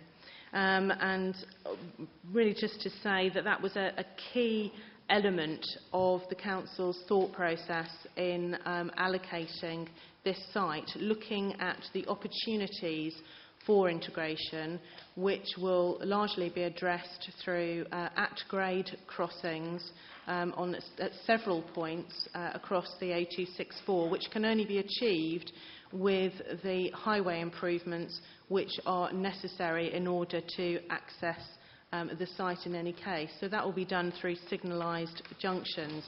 That will allow direct access for pedestrians and cyclists through into the existing road and pedestrian infrastructure in the town itself. And I will ask Peter Brett Associates, who have done a considerable amount of work in terms of the connectivity and transport connections, to explain this a little further. But we've also been looking at times in terms of being able to walk and cycle into the town centre of Horsham, which I think are largely similar to those of if we were to look at the centre of Southwater into the centre of Horsham town. But the key point about North Horsham, the land that's allocated there, is that it is largely self-contained. We're looking at the ability of people working close to where they live. There is the opportunity for people to have that relationship. There will be primary, secondary, special education and early years education within walking distance on the site, retail facilities as well as leisure facilities. So it is largely self-contained, but clearly connectivity to the town is important. But I'd like to bring in Peter Brett Associates, please, just to pick up some of the more technical points in terms of that connectivity. Okay, I'll hear that. I mean, again, there's some other points been raised there about self-contained, how self-contained the development would be, the extension would be. Right, okay, but who's speaking for Peter Brett, please? No. Oh, sorry, yeah. Yeah, Sarah Matthews. Yep. We've been working with West Sussex to prepare a preliminary transport assessment for the site, and that's been done in parallel to their independent study. This is included as an appendix to our statement submitted in October. The methodology and the assumptions behind this assessment was agreed with both West Sussex and the Highways Agency. And this has enabled us to identify a package of transport measures that might support this development. As Barbara said, firstly, the co-location and the mix of uses, the houses, the retail, the schools, the employment, leisure, health, will enhance the potential for people to live, work, shop and be educated on the site. And that means, we'll reduce the pressure on the transport networks. The mix of uses will also help to generate a regular and two-way bus patronage, which will help support a range of public transport services, also to avoid burden on the local authority in the future. Our options we've looked at are set out in our RES and help to improve on the sort of undesirable loop systems that currently operate in Horsham, to hopefully make some of the services better for people that live in Horsham at the moment. The mix of uses also improves the viability for a new station and associated parking. In terms of foot and cycle... Well, we're coming on to that later. So, I think we'll have to just park that till this afternoon and deal with that then. But, in terms of walk and cycling connections, there are a number of locations and options available to cross the A264. At grade facilities, as Barbara said, there's also the opportunity for footbridges. The at-grade facilities would be integrated in the upgrade of the access junctions themselves. I think. So, for example, you've shown a roundabout there. I mean, there's one roundabout in the middle, and then I'm not quite sure what that looks like. Half a roundabout at the western end of the A264 of the site, where there's a sort of, is that a straight through in a westwards direction, but going round a roundabout, coming back? The western junction is a signalised gyratory on the A264, but it also provides a bus-only link through into Horsham, and that might be the link you're looking at. So bus services would get direct access from the site to Horsham, avoiding traffic congestion. Well, so hang on. I mean, are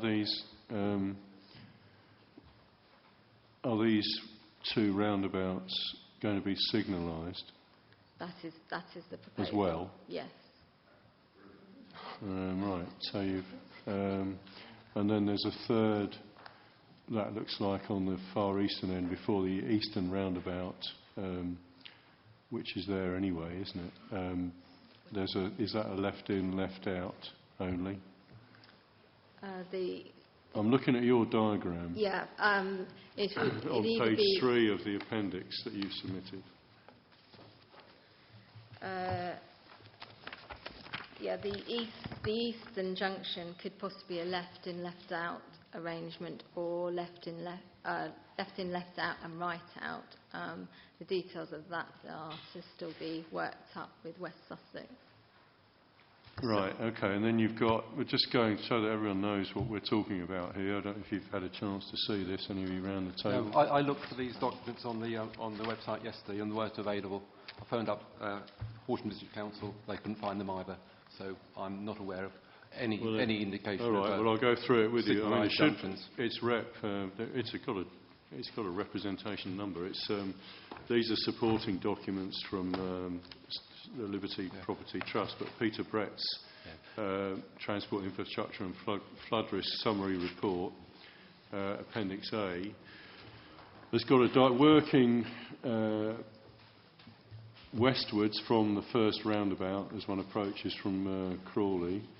There's an existing underpass, pedestrian underpass, I assume that is. Is that a cycle as well? I haven't been under there.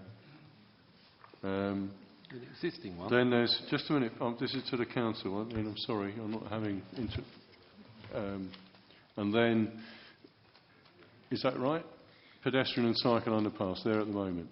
Yes, there's a public right-of-way that exists at the moment at the Okay, alongside bridge. the railway, effectively, yes. where the railway crosses. And then there's the left-in, left-out that we were talking about, together with, now you've got a bridge, pedestrian and cycle bridge next to it. Yeah. Yep. So there's a possibility of a bridge or integrating an at-grade crossing facility. Sorry, that again? Bridge rather than at-grade? It would be to be decided. We have options at that point. Okay, I mean, but then, you know, people have raised a point about connectivity and sustainability here. I mean, what I can't quite imagine, let's put it that way, how one would have to have that effect if you want to just have traffic lights. So if it was that grade, No, you'd have to have just traffic lights. How would you calm the traffic coming into that? If I can, there's an example at the Kilnwood Vale development. The secondary access there is a left-in, left-out, right-out junction with a crossing facility integrated in the design. So that is one option. What, with lights? Yeah, with lights on the A264. Okay, I'll have a look at that. I'll go back there. I can't quite place it in my mind. Going further west, there's what appears to be a main access point. That's Rusper Road, isn't it? Yeah. And then, so there you're proposing a signalised roundabout with also a signalised at-grade pedestrian and cycle crossing, correct? Yeah. Then there's nothing until virtually the western end of the site, where you've got a different configuration of roundabout, which you say is a at-grade roundabout signalised with an at-grade pedestrian cycle crossing. Yeah. That's what you're proposing. So there's 4 potential pedestrian and cycle links. Okay. Yes. That's clear for me, and that's your potential solution at this stage if it goes ahead. Yeah. Yes. Okay. Bus routes, anything to say? You said about connecting in. Presumably the package would be supported by financial support for a bus service, is that right? Yes, it would be subsidy to start with to get the bus services up and running. For how long, do you think? It will depend on the build-out. It may be 5 years, maybe a little bit longer. But the proposals that we're putting forward, we feel have a good chance of becoming sustainable quite quickly because we're using the existing services and extending them into the site. Okay. I think the railway station's contentious, and I need to deal with that as a sort of separate issue. I mean, obviously it comes into the sustainability mix, but we'll deal with that after lunch, I think. Going back to some other sustainability points. Is there anything else you wanted to say in response to Mr. Ahurst about, the general sustainability in terms of it being an urban extension rather than a standalone development?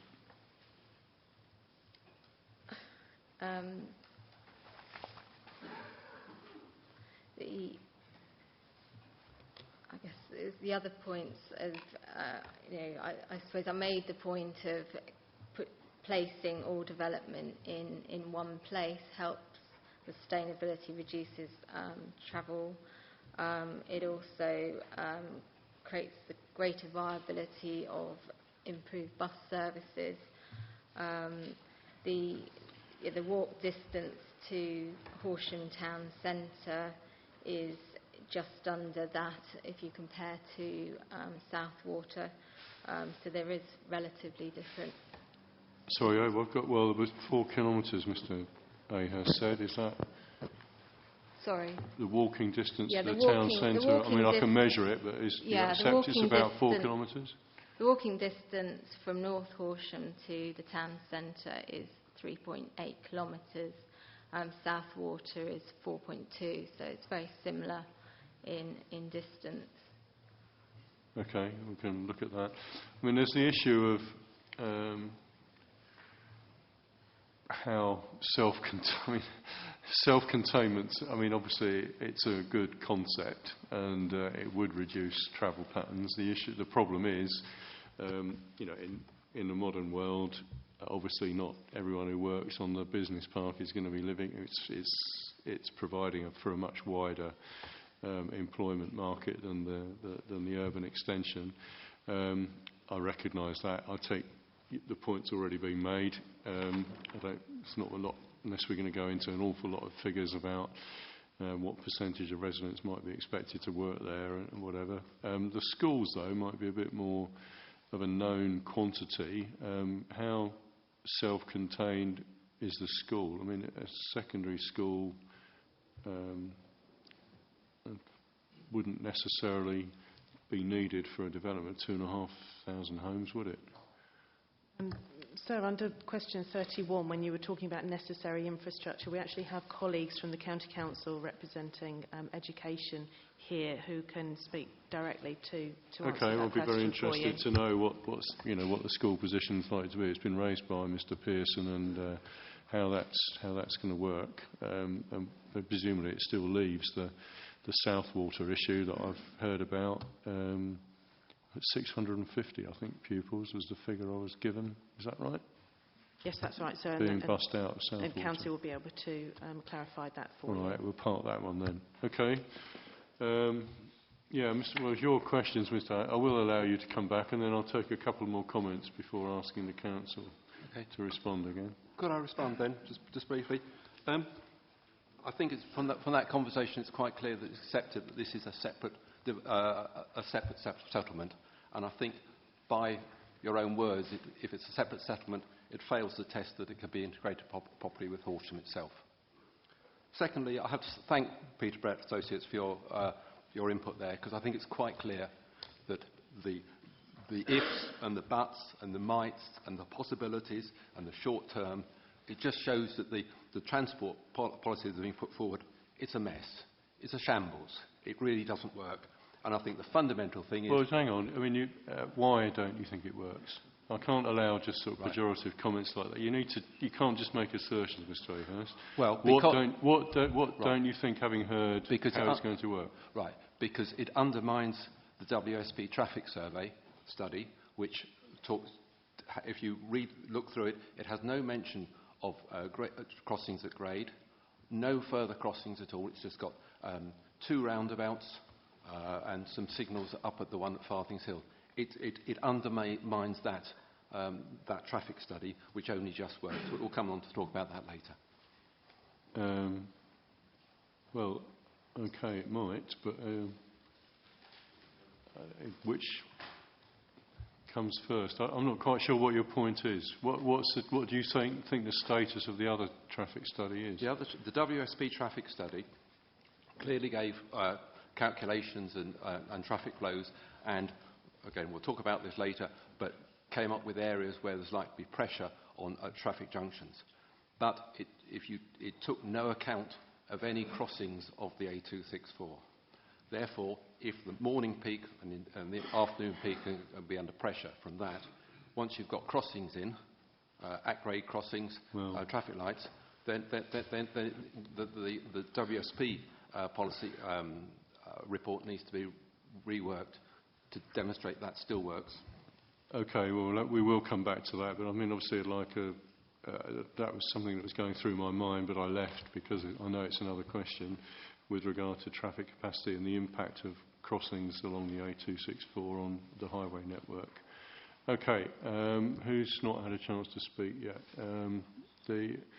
Yes, right, I'll start with Mrs. Haig and go round to the right from me. Okay, thank you, sir. I am going to address the transport issues if this settlement should go ahead. So I am following on from what was just been said. We're basically putting a community of 2,500 people on that northern edge, which Mrs. Charles said is going to be self-contained. There is one main road going into that, which is from the Rusper Road roundabout. Yeah, correction, it's 2,500 homes, not people. Sorry, it's 2,500 homes.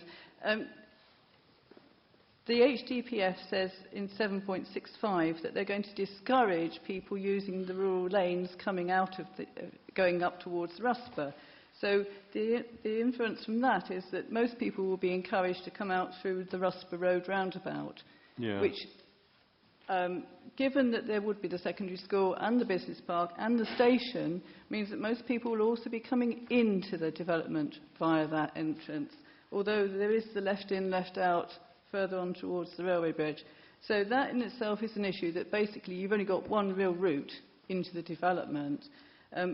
In addition, that at the moment is a very busy dual carriageway. If you start putting things like at-grade crossings for pedestrians and cyclists, that's going to slow that down completely. At the moment, it's a nightmare for pedestrians and cyclists getting across there. You really do take your life into hands trying to run across that dual carriageway. So that does need to be addressed carefully. Thank you. Yeah, okay. We'll come back to that. Mrs. Hayes raised a point that I noticed in the Council's representation, which we'll come on to with traffic, but I'd like a response to, and that's the discouragement of traffic movements north out of the site along the minor roads. And I'd quite like to know how you think that might be achieved. But we'll leave that for this afternoon. Mr. Moore, isn't it? Yes, thank you, sir. I'd just like to make two very quick comments. The first one was linked to building beyond what appear to be fixed boundaries, the A24 and the A264, when Mrs. Charles compared north of Horsham to west of Horsham. And I think that's an incorrect comparison. If you look at the west of Horsham development, you have the bit that's built on the east of the A24, which is an extension of Horsham. If you look at the bit that's on the west of the A24, it's an extension of Broadbridge Heath. So it's very different from the North Horsham development, which is an actually bolt-on isolated community, which Mrs. Charles quite correctly described as being self-contained. It isn't part of Horsham. The second very quick point I'd like to make is on this strategic gap issue, which keeps appearing and disappearing. When we heard the comment about the buffer zone, what keeps getting hidden in this discussion is Faygate. Basically, if you go back to 2007 core strategy, it clearly shows on page 121 that there are two strategic gaps, one between Crawley and Faygate, and one between Faygate and Horsham. And of course, if you start to build out north of Horsham, you start to erode that particular gap. Excuse me. Okay, I think I'll carry on getting a few points for you to respond to. Some of these, okay, I might not come back on some of these. I mean, clearly, in terms of landscape impact, I mean, preparing, for example, I can hear comments about that, but obviously I'm going to go out for myself and have another look and make my own judgment about some of these points anyway. Mr. Shutt, I'll keep going round to the right. Thank you, sir. I want to take up a point arising from what Mrs. Childs said earlier, which seems important, that the decision to switch the strategic site from Southwater to North Horsham was based on the new priority to promote economic growth. Well, I'm glad that came up because I wanted to raise it earlier, but it enables me to point out that the Council seems to have as reflected in the plan, seems to have an incorrect idea of what it is generates economic growth. And if I can remind people here, if they don't know, that I am an economist, as indeed I know you are, sir. Well, not sure I'd quite go that far, but that's not what I said for those who no, were sorry. here. Well, you understand the language. I've got an economics degree and a planning qualification, but there you go. But the suggestion is that, and they've repeated this several times, that the obligation now on the Council, on local authorities, is to support economic growth as a national priority.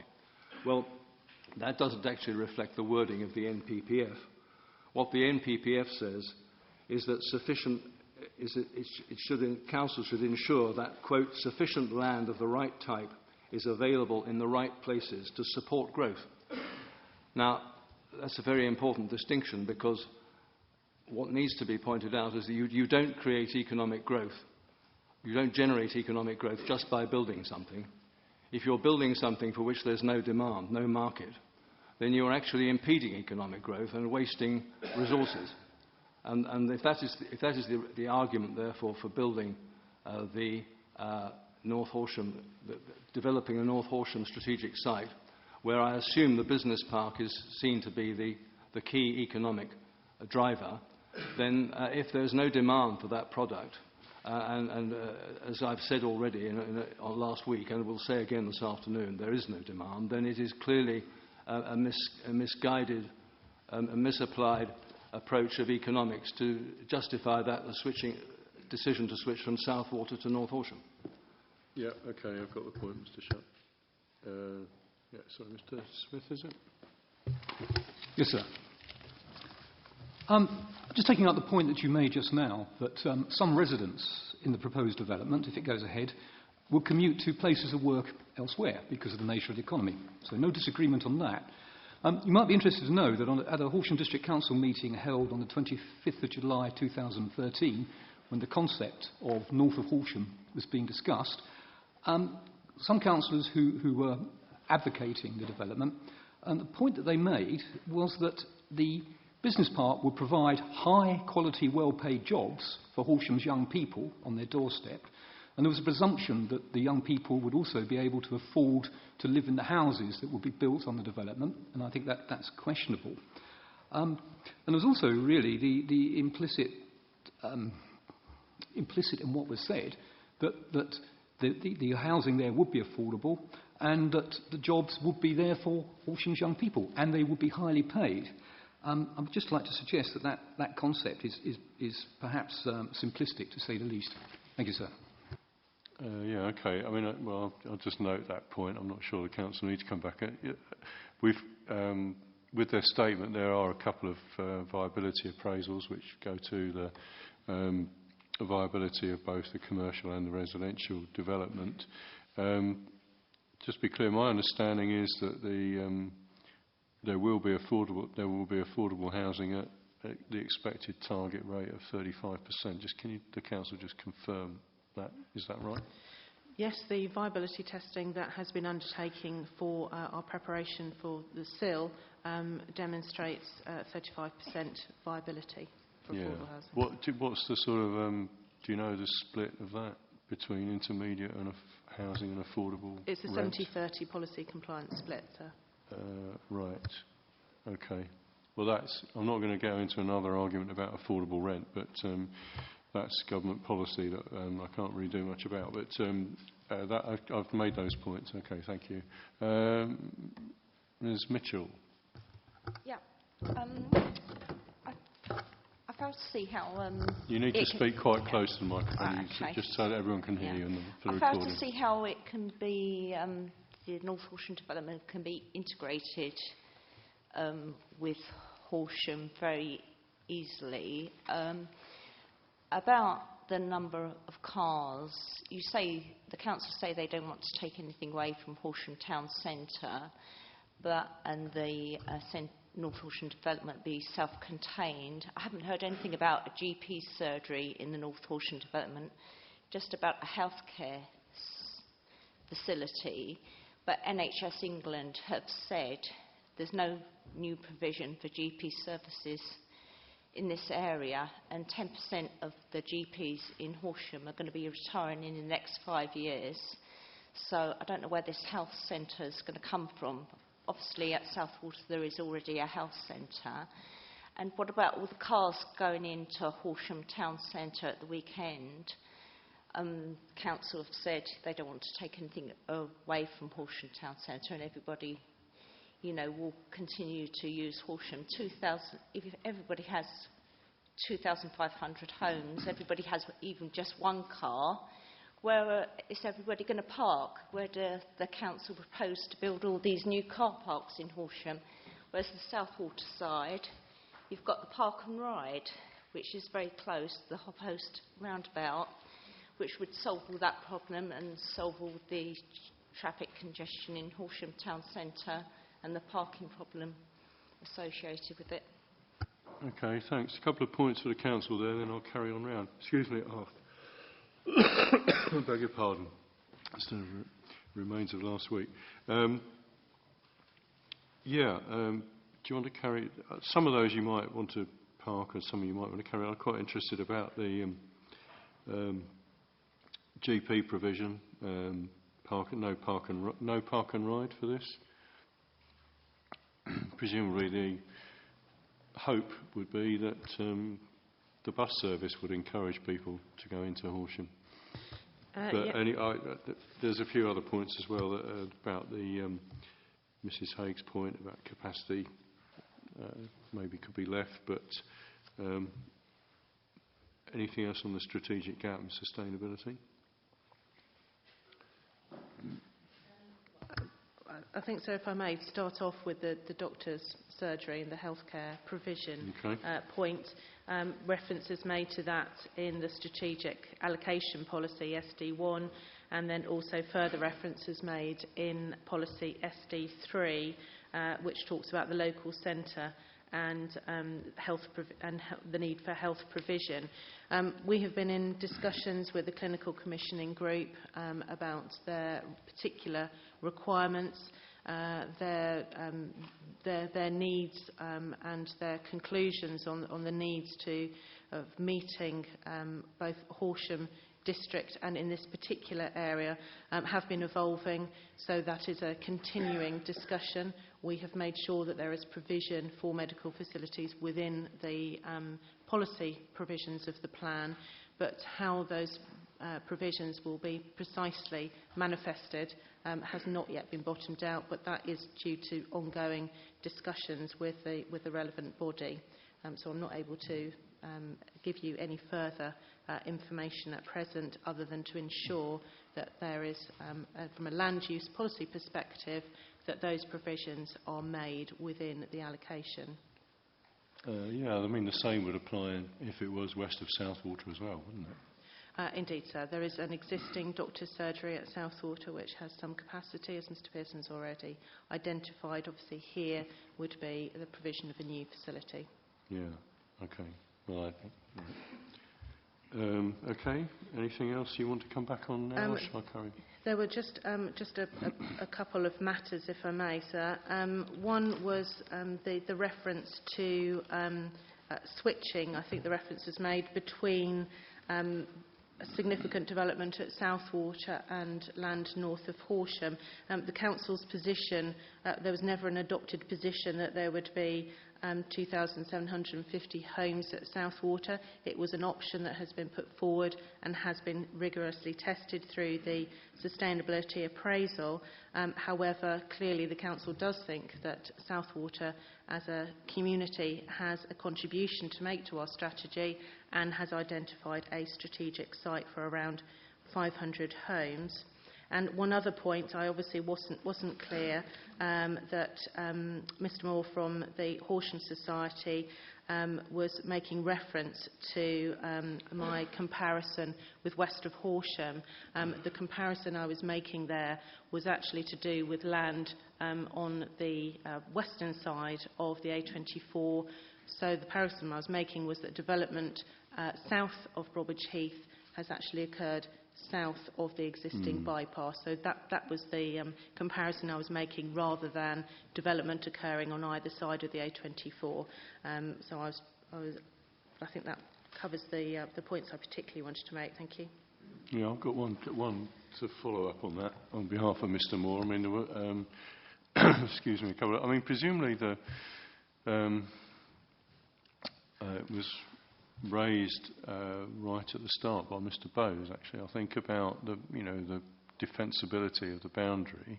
I mean, presumably, irrespective of the landscaping features and whatever else you do, I mean, from a planning policy point of view, the defensibility of the boundary is that anything to the north will be outside the settlement boundary. So, it would be a departure from the development plan, if you like, that would have to be addressed. Is that, that's the main that's right, mechanism, without it being necessarily a physical boundary. It might, in some places, be quite a strong physical boundary, in others it might not.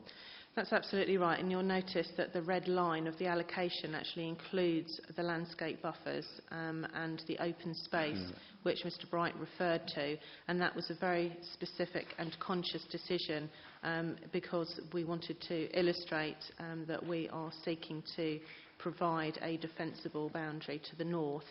What I would say, though, that whilst providing a defensible boundary against development, what this development does do, it gives opportunities for people to access the countryside beyond to the north, but not development. Well, I suppose they can, yes, all right. Okay, enough of that. One other point is with regard to the strategic gap. Now, okay, Mr Moore must have made the point, well, there's a gap between Crawley and Faygate and between Faygate and Horsham.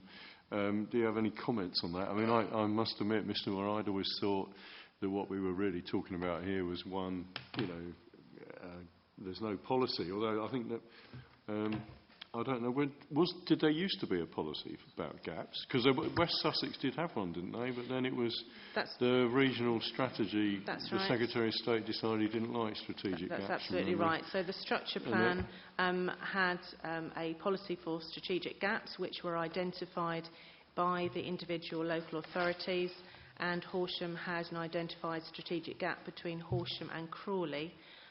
Not between Horsham and Faygate and then Faygate and Crawley. It was one gap between Horsham and Crawley. The South East Plan changed that in terms of removing reference to local designations, and indeed we have removed reference to strategic gap policy within the new planning framework, but we have a different policy which actually builds on the strategic gap policy. It has its roots within the strategic gap policy because we refer to it as settlement coalescence, and that's policy 26. Yeah. Yeah, I mean, the national policy context is a bit different, isn't it? I mean, I'm not aware there's anything in the NPPF says you can't have a strategic gap policy. Whether you call it how you call it is relevant, but it's a local matter if you think that's important. And this is outside of greenbelt designations, where clearly that's one of the primary objectives of the greenbelt. You might just, sorry, when you've got a moment, so you might just want to look at policy 26, because it might be thought to be even more powerful than the strategic gap policy, to be honest. If you read through the wording, it's a tough policy. Okay. Right, so I'm going to carry on round the table. Mr Dancer, and then some developers might have some comments on sustainability. We're still on sustainability, although we're covering a lot of other useful ground as well. So still on sustainability, Mr Inspector, sir. Yeah. Thank you. And I wanted to make a couple of points on transport sustainability, but since actually Mr Childs has mentioned a point on the contiguity of the council strategy. I would like to just reiterate that right through to 2011, from 2005, 7, 9, 11, right through to 2012, until the publication of the consultation in August 2013, which was the first time this became visible to the public, Southwater and Billingshurst had been considered, and west of Southwater was considered for 2,750 homes. It's 175 hectares compared to North Horsham, which is 150. So it's a very similar site and faces similar infrastructure problems that North Horsham does, with the addition of the fact that this is greenfield and that it's outside the strategic boundary, enters into the strategic gap and causes a 15% encroachment. But perhaps I won't dwell on those points. The transport sustainability issue. We're talking about a major road here, which was in the West Sussex County Council sponsored West Sussex Transport Plan 2011 to 2026, published in February 2011, identified as a major component of the strategic road network, and indeed one of the two north-south arterial routes to the south coast. Taking a 2-mile stretch of this road, sticking 6,000 or 7,000 residents to the north of it, putting 4 pedestrian crossings, presumably with lollipop ladies and gentlemen at peak times, scarcely supports the travel of passengers from the north to the south of the county. So on pure sustainability grounds, this must be flawed. It's extremely welcome to have Peter Brett Associates here today, and welcome as they are, their work has in no way been visible to the public, nor has it contributed to the plan that we are currently reviewing. And indeed, the plan has been based on the fundamentally flawed study from WSP Associates, with assumptions that lead them to believe, from their offices in Basingstoke and their computer model, that the Rusper Road roundabout at peak times is actually in the lowest category of congestion. Anybody who lives anywhere near Rusper Road roundabout knows that at peak times Rusper Road roundabout is thrombosed. So if the baseline of that particular WSP study, which we now understand forms the basis of Peter Brett Associates' work, is flawed, then the conclusions of the study are flawed. The conclusions that have gone into the plan are flawed, and the plan itself is flawed, not sustainable. Thank you. Okay, I'll let the Councillor come back on that in a minute. Names. Mr. Steele, is it? Yeah, just a couple of points of clarification. First of all, I do represent WSP, but in terms of a development planning capacity, I have made equal comments on some of the matters that you've raised on the evidence that was supplied to Horsham District Council on matters of detail, and clearly the at-grades crossing is an important matter of detail, which is an omission from the assessment as currently framed by the brief supplied by Horsham District Council. Ms Matthews referred to an at-grade pedestrian crossing being provided as part of the Kilnwood Vale development. I'd just like to clarify that that is a proposal that is yet to be built out, and hence why you might not have seen it on the ground. The left-in, left-out and right-out junction incorporating a crossing of the A264, providing a connection between Kilnwood Vale and the area to the south, is a proposal that's yet to be on the ground. Oh right, So I was you going would- to say. I mean, I went in via a roundabout, but it could have been on. All I'm saying is I might not have noticed it. It doesn't form a central pillar of the accessibility strategy for Kilnwood, given that its integration is with areas of west of Bewbush.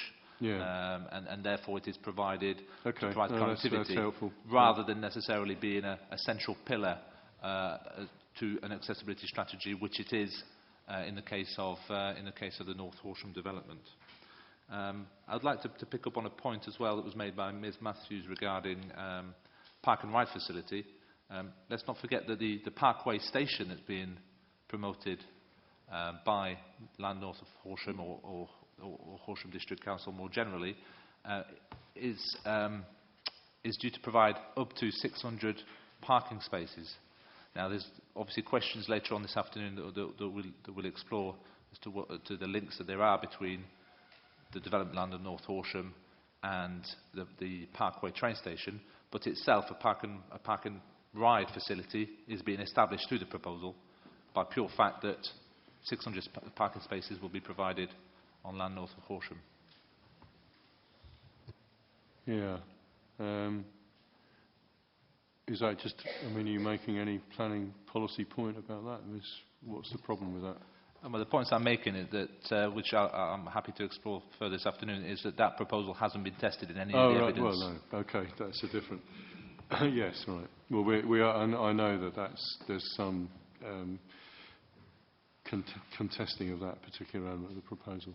I'll carry on round with Mr. Selwood. Thank you, sir. I certainly don't want to interrupt the flow on North Horsham, so I should just flag up an issue for tomorrow when we discuss the larger west of Southwater site. But whilst I don't have any particular objections to the way North of Horsham was essayed, we do have concerns about the comparative appraisal between Southwater and North Horsham. And that clearly goes to the heart of the issue of the balance and the decision between the two sites. And as you'll hear tomorrow, particularly issues of employment, retail and secondary school, where we don't believe the two sites were assessed on a level playing field basis, to use that phrase. And just to pick one of them... Yeah, it's okay. I've read that, and I take the point. Actually, I was going to ask the council to...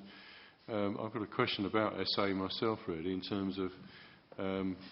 the weighting or balancing of various... Your point actually isn't about a weighting point, it's just judgments, actually, I think, isn't it? It is. Against various factors, but I've also got a question about, weighting, how does one weight? Are all the factors like landscape impact, connectivity to an existing settlement given equal weighting or not? And that's not quite what you mean, is it? No, I mean, I think there are... errors in the way the two proposals were assessed. For example, why was a secondary school at North Horsham assessed as being positive and a secondary school at Southwater assessed as neutral, when, just to pick up what some of the participants this morning have said, there is no secondary school in Southwater at the moment and there's 3,900 households. A secondary school needs 5,000 to 6,000 households to be self-sustaining. Yeah. So, what's the primary school? It depends on the primary basis. Is it standard primary schools here? Yes. Sort of 5 to 11. Yes, that's right. So yes. So what is that, about 1,500 or 2,500? I can't remember what the standard developers number is for homes that would need to support a new primary school. To support a new primary school would be about 700 dwellings. Sorry? About 700 dwellings per form entry. One form entry? Yeah. But it's a secondary, it's the secondary school that's, I think, the most acute issue, given that Southwater is the largest settlement in West Sussex not to have a secondary school. As we've heard, there's almost 700 children are bussed out at the moment, whereas if a secondary school was provided at west of Southwater, it would pretty much soak up the secondary capacity of the existing settlement and the additional 2,750. Okay, what's your... it seems lower than I thought, actually, for primary school, but maybe I'm thinking of two-form entry. And your secondary, then, you're saying 5,000 homes. Yeah. For what form entry, though? Sixth form different entry. Authorities build different sizes of schools. Yes. Yeah, it will be in sixth form entry. It tends to be in the range of 5,000 to 7,000 dwellings. The council can confirm that or later on, maybe. Okay. Mr. Verster. Thank you, sir. I'm particularly referring to the sustainability grounds of North of Horsham, in this instance. As a starting block, any potential allocated site should have been considered against the deliverability and developability in achieving a sustainable development. The deliverability of this site should take account, for example, infrastructure costs, which I know we will come on to later, and obviously its impact on viability. The sustainability appraisal states that north of Horsham could come forward but will require a high level of infrastructure to support development, and the provision of infrastructure, especially in light of its location north to the A264, in my opinion, has obviously not been comprehensively assessed against other alternative sites. And these include sites which my gentleman, the point he made about comparables against alternative sites of similar size and scale and housing provisions. We're going to come on to those. I mean, we've got another 3 days or 4 days of alternative sites. I mean, I'm just trying to stick to sustainability here, not deliverability. No, that's fine. Well, I think deliverability and developability is part of being sustainable and the plan being sustainable. Well, okay, but that's, it's obviously, if it can't be delivered, it's not sustainable. But, I mean, that comes after the sort of principle of, put it a different way then, the principle of, is it a sustainable site? Agree. In addition, there's concerns that the site is subject to multiple ownerships, which we know in itself limits development being coming forward in the short term or medium term. The WSP report, which has been referred to a couple of times today, clearly says in summary that the detailed junction modelling operating all over capacity and require significant or recommended improvements, which again will cause further delay. So in simple terms, the sustainability appraisal has made some fleeting comments, but I don't think has been objectively assessed in considering North Horsham against other alternative sites, and if not establishing at least an assessment on sustainability grounds, then to provide potential contingencies should North Horsham not come forward in the short term on viability grounds. Yeah, okay. Well, I mean, I mentioned this on Thursday and on Tuesday. I mean, my intention with the examination was to look at the broad principles of development, what was needed in terms of housing and employment, etc., and then look at the sites to assess comparative merits of them, and first of all testing the merits of the allocated sites, and then obviously people have a right to appear and object and say if they're saying that the SA is flawed or that the council's decision's not right, as many as you are, looking at what other sites might take the place, if I come to that conclusion. At the moment, obviously, I'm still hearing all the evidence. So that your points there will be dealt with by me sort of in the round when I've heard a lot more of the evidence, to be honest. So I don't think the council needs to respond to that at the moment. Mrs. White, you've been sitting patiently waiting to say something about sustainability, I hope. I've been very quiet, haven't I, today? Going back to the sustainability appraisal, originally Southwater came up top of the sort of preferred sites, then Billingshurst, and third came North Horsham. The reason North Horsham scored as much as it did was because the carrot of a new hospital had been held out to everybody. So a lot of local people, I think, thought, well, if we can get a new hospital, it's almost worth having all these new houses, etc., because we'll get a new hospital. Well, the new hospital idea went out the window, but the ratings did not change as a result of that. And I'd just like to know why. North Horsham suddenly became the preferred strategic site, despite the fact that there's going to be no hospital. Could I just add one other thing about the linkages that I wanted to mention across the A264? People are talking about people going into to Horsham to work and that sort of thing, but there will also be a problem for people wanting to go to Horsham Town Centre for recreational, going to the cinema, restaurants, that sort of thing. So there's going to be a problem for them. What are they going to do? They're not going to get a bus at that time of night. They're going to want to take their cars into Horsham Town, in order to enjoy the facilities in Horsham town. We want to promote the centre of Horsham, and that's going to be a problem for people, I would have thought. Okay, thanks. Right, would the council like to come back on a couple of those and perhaps deal with particularly Mrs White's S8 point and my question about weighting and how the SA excuse me, hangs together, if there is any weighting, and why some of these changes came about. I think with Mr Selwood's point, if you will come to Southwater tomorrow, but if there's anything you want to say particularly with regard to North Horsham, deal with that now.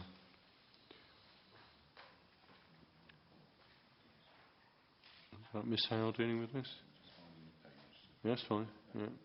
Thank you. I think it probably needs to go back to sort of a first base, really, and in terms of the assessment of sustainability principles, excuse me, the definition of sustainability goes back to the MPPF, and that is set out in paragraph 2.1 of the sustainability appraisal, and that is what we have worked to. Obviously, that involves making a balance between the economic role, the social role, and the environmental role.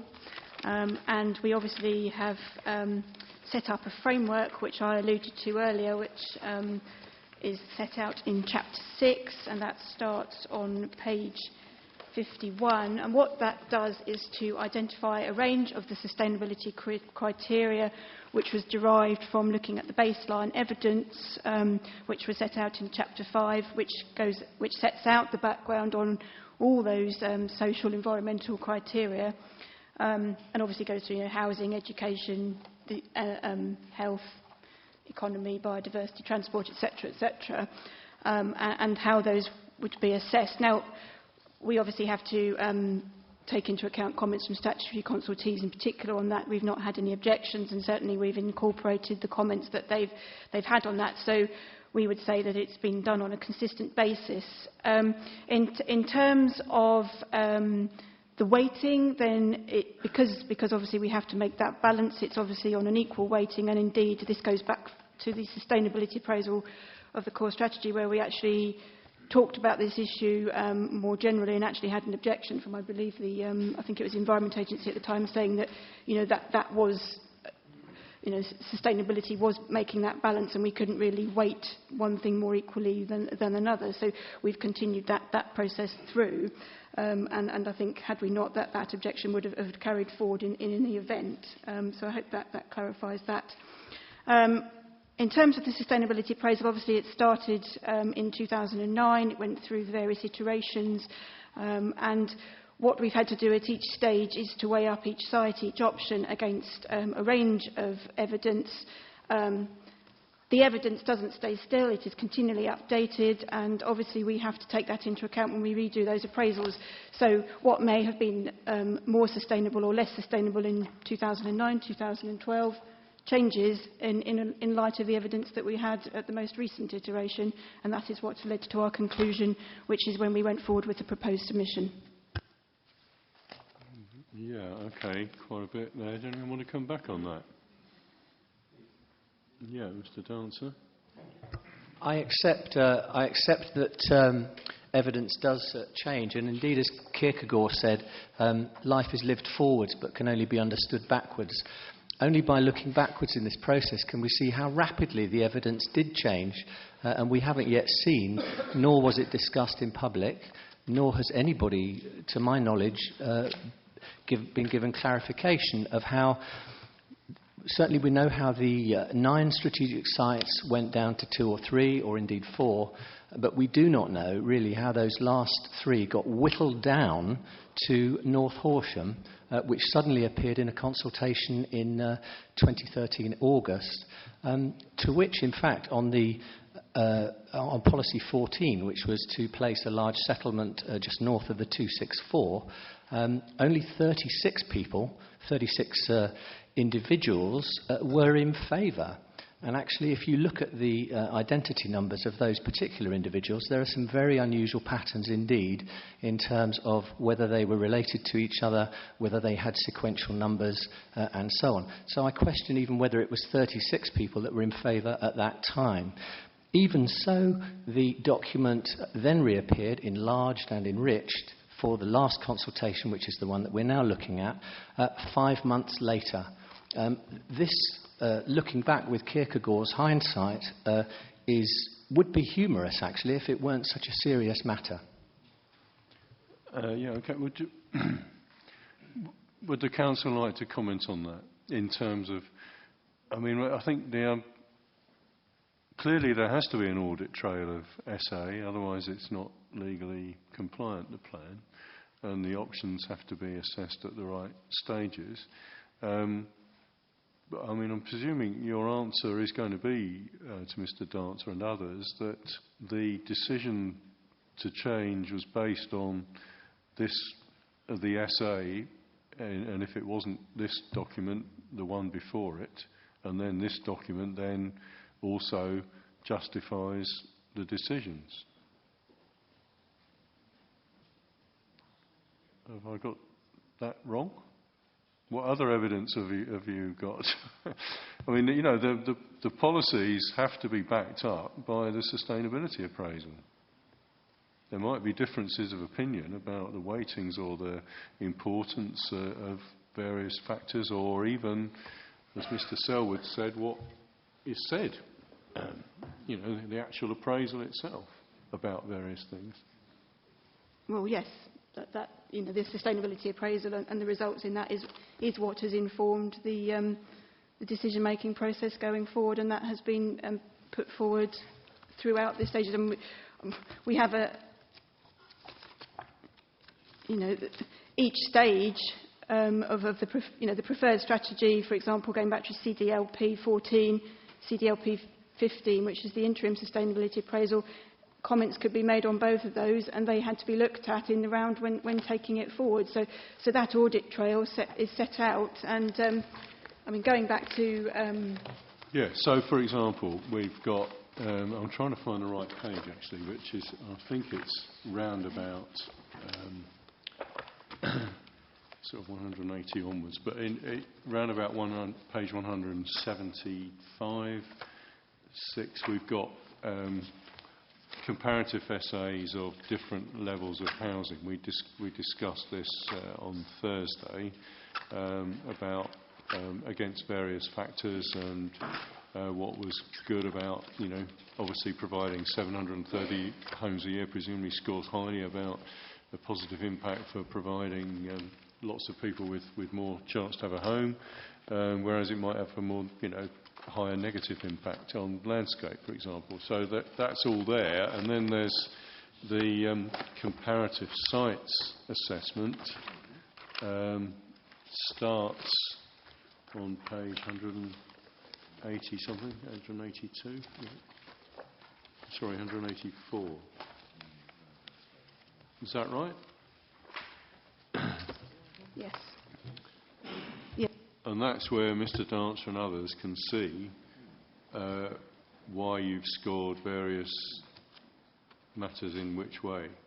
And presumably that goes on over several pages, because we've only got 4 sites to start off with, and then we have to look at the others. Pages and pages. I mean, obviously one can disagree with the judgments made, but it's transparent. I mean, it's all set out on these pages here.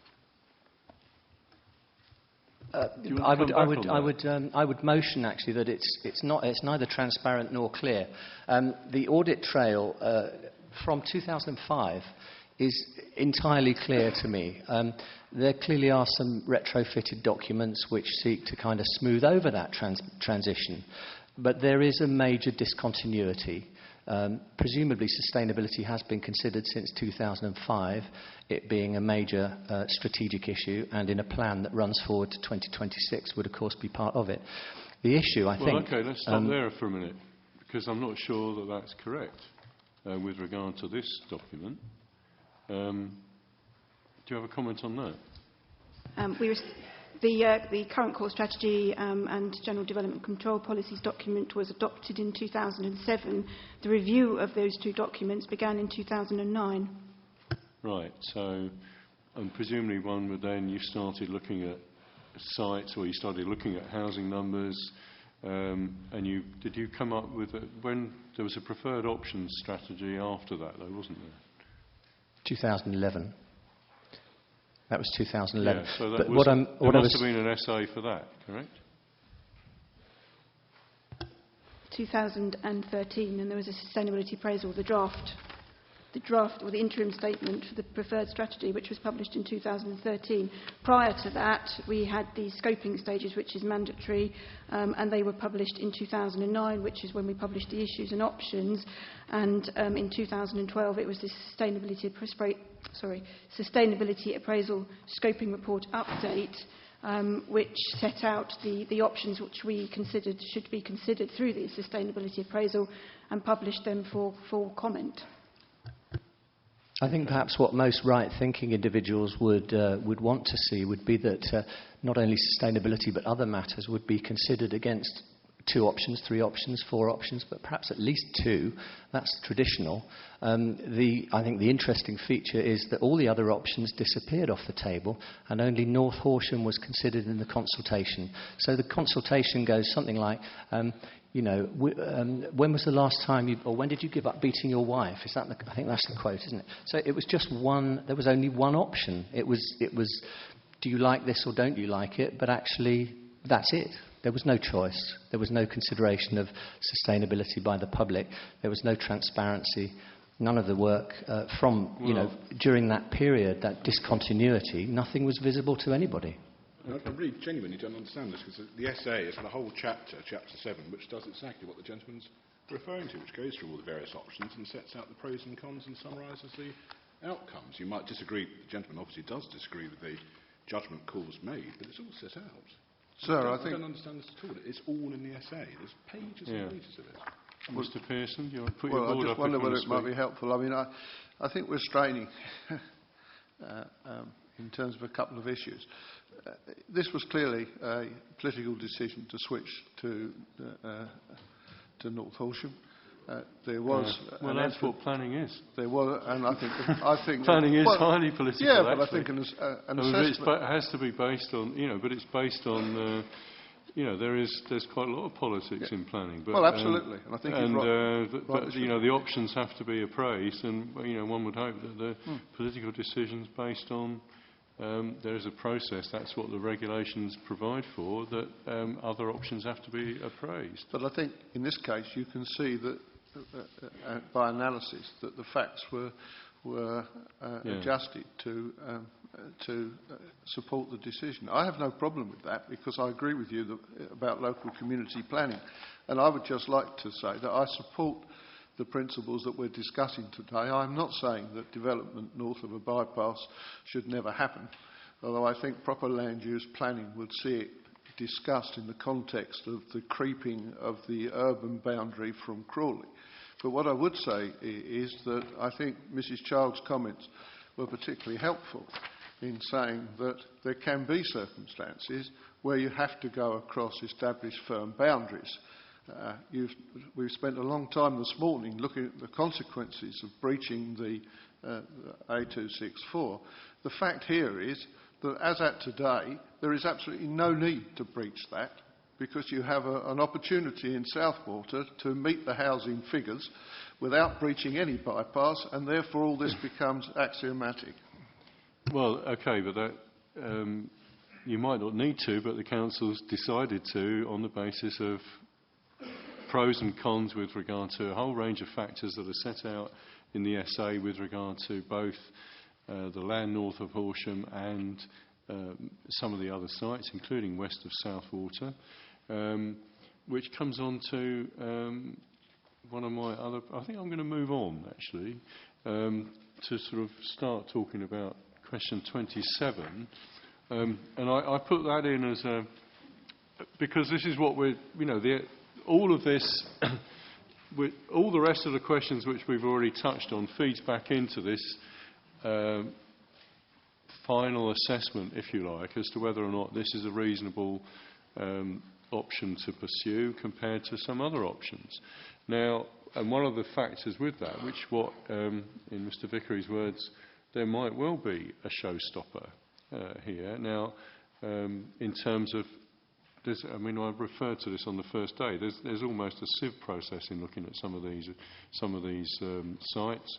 And if, for example, one's got a site with a large SSSI in the middle of it, clearly that isn't developable. And that's the sort of thing I'm thinking about in question 27. I maybe shouldn't have put agricultural land loss in, because that actually isn't an overriding constraint necessarily. That's a judgment, and we don't actually have a policy position where that is sort of such importance that if it was grade 1 agricultural land, that would stop anything going ahead. I mean, it might not.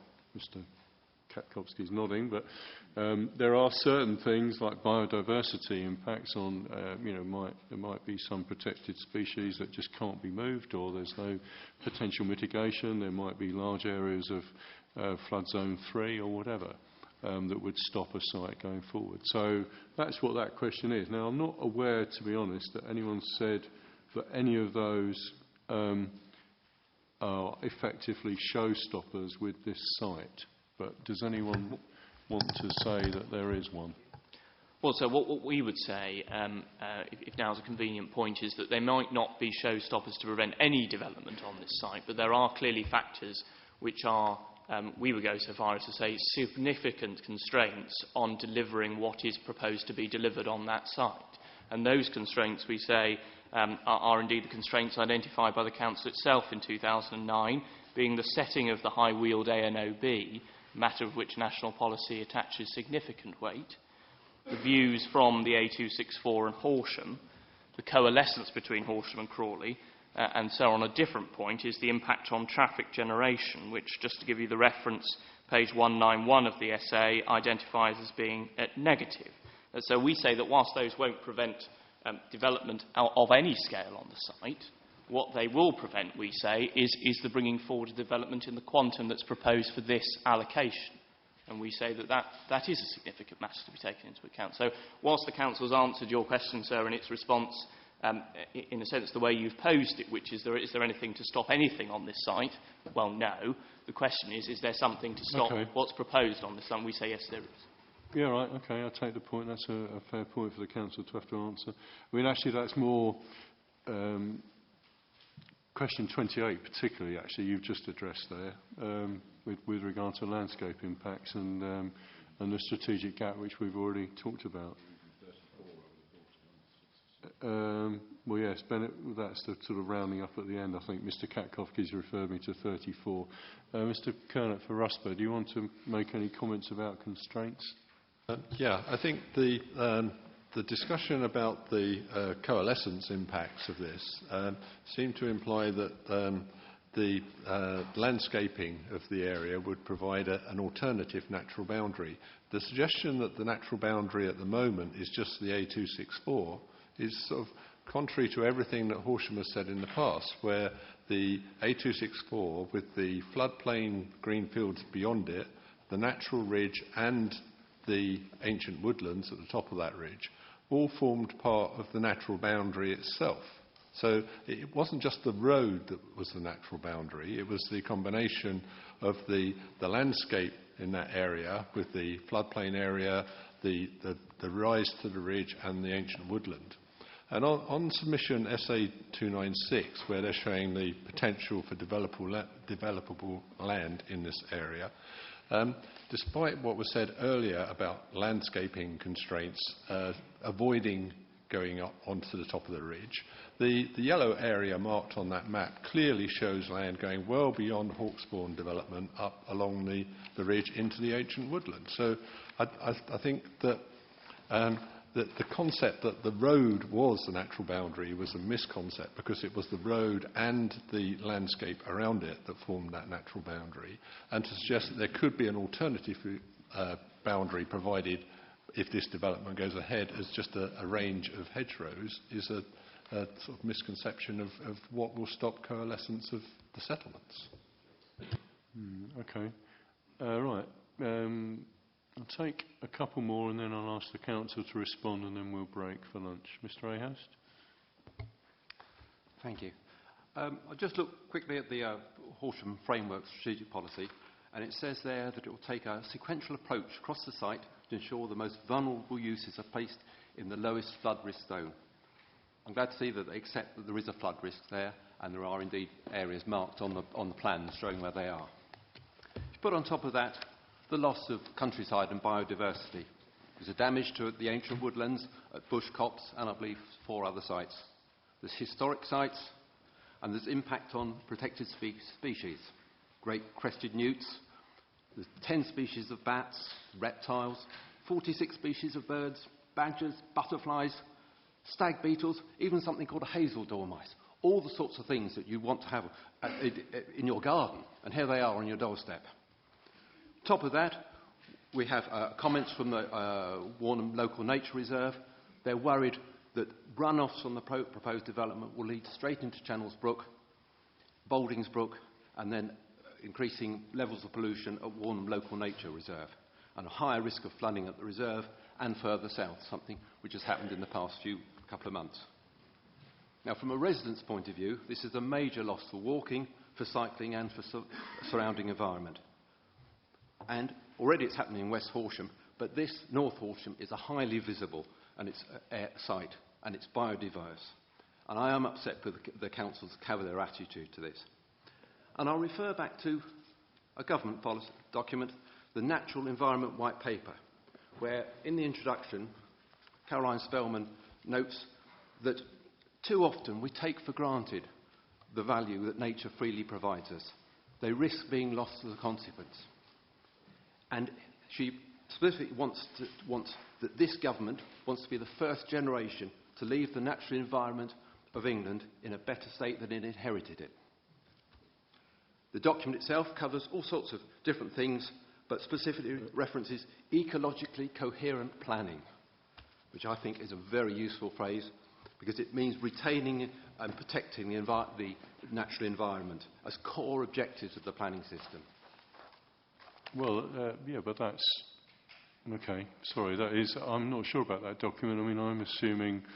I'm working to the NPPF, which has got a section about ecology and biodiversity, which is why I've asked the question. Well, I can only quote... That's probably been superseded. When did that come out? 2011. Well, I'm pretty sure that will have been superseded. I'll check in the lunch break. Because we've had a bonfire of guidance, Mr. Ahast, conducted by Lord Taylor, actually, over the last 2 years, all to be replaced in the NPPF, which I referred to in opening, and something called the NPPG, which is the guidance that goes with that.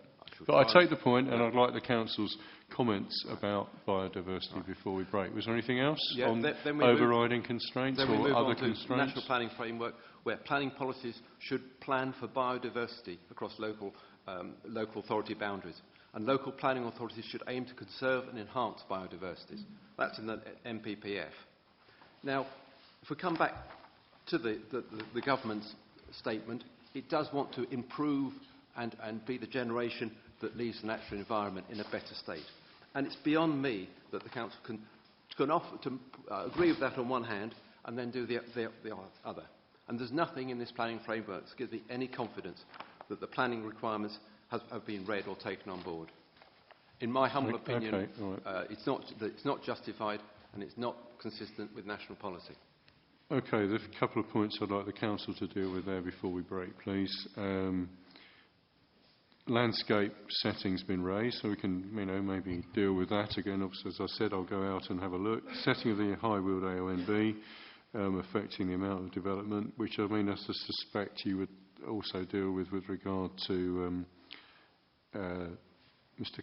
Kernock's point about from Russell about the boundaries but the biodiversity as well.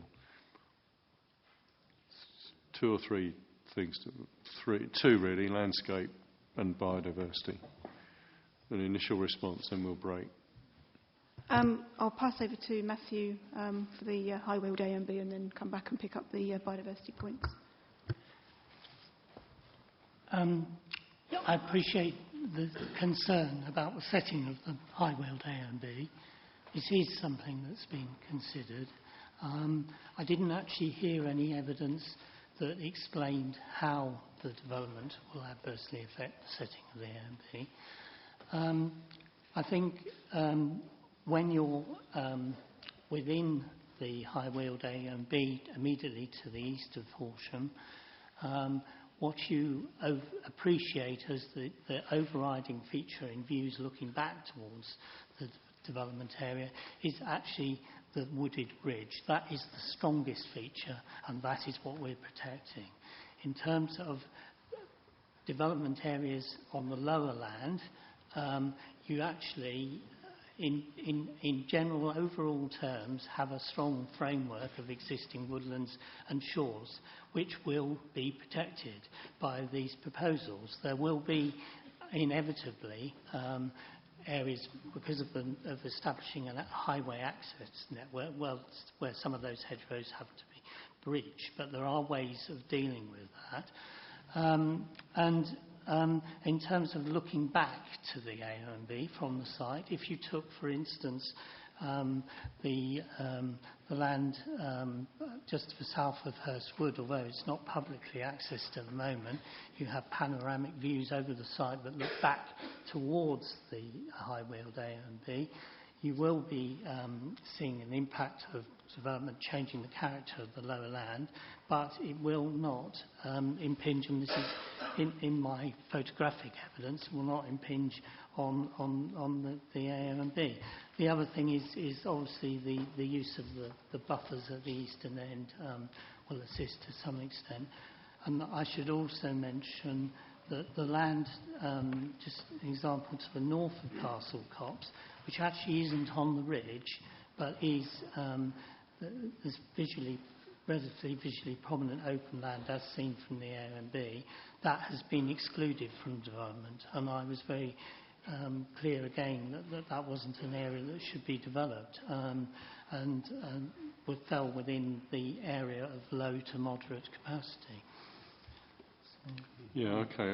I've still got a point we'll come back to in deliverability overall, I think, about mechanisms for doing that within the framework. Okay, biodiversity.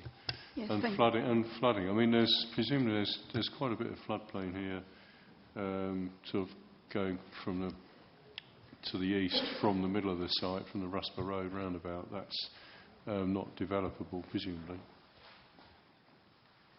And because there was a runoff point as well. And how are you going to deal with that?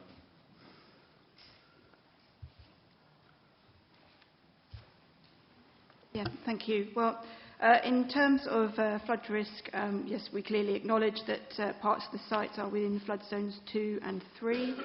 But however, the majority of the site is in flood zone 1.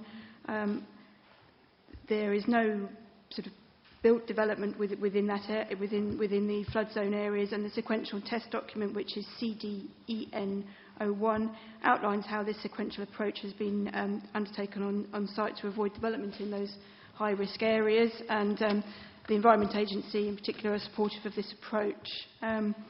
Moving on to biodiversity, more generally, in the point about the natural white paper, that goes back to the need for sort of ecological networks, and that was some of the issues that we discussed at Matter 3. But obviously the Council has got that understanding of what the green infrastructure is across the whole of the district and what some of those significant issues are, and that obviously includes making space for biodiversity and mitigating against if there's potential loss, and that is where the nature park has been master planned for and actually provides opportunities for enhancement. Ecological surveys have also been undertaken of the site, and Ben Carpenter from Liberty can provide more detail on that, but in short there aren't any showstoppers that we've been made aware of in terms of mitigation to take the development forward. Yeah, well, I mean, there's a process to be gone through, isn't there, of appropriate assessment and then a habitats regs assessment if necessary to deal with any mitigation. I mean, okay, I'm going to stop there, I think. Was it a very quick point coming back? My only point is that this is a judgment call, this one. Nothing I've heard here gives me confidence that the species there are not going to be affected by the development. I think, out of principle, they're bound to be so. Animals are remarkably difficult to predict, and in this case, developments there will certainly disrupt the badgers, because they won't be there in 5 years' time, and I hesitate to suggest all the rest of the species there, which come out of the Liberty ones, will still be there. Where are they? Where are they? Have you got any evidence to present to me that they're a badger, that they would? That they're in areas which are going to be developed as opposed to preserved. Well, the woods are going to be preserved, aren't they? Yeah.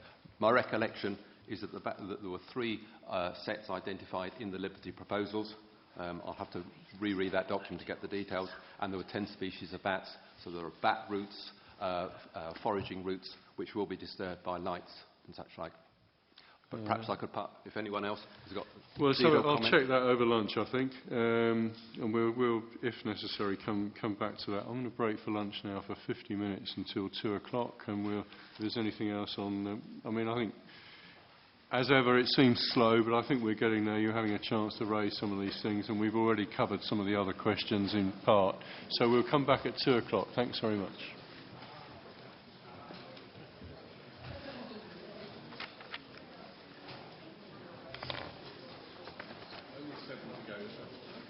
What? Only 7 to go. Oh, well, they're covered. I mean, it's.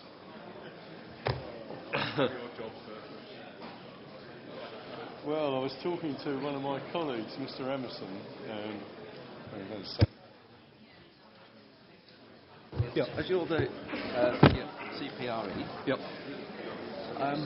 I'm not an environmentalist or biologist by any chance. Yep. Are you able to give some support afterwards? Yeah, I've got all of this written out. I wanted to reinforce what you said and add to it. So maybe I'm going to. I'll say a little and pass over to you for, yes, please. For some detailed support. Covered here. I've just got one final point for the council, really. I mean, Mr. Ayers made mention of protected species, and I sort of thought, OK, let's just check what the SA says about that, and that's starts on page 186.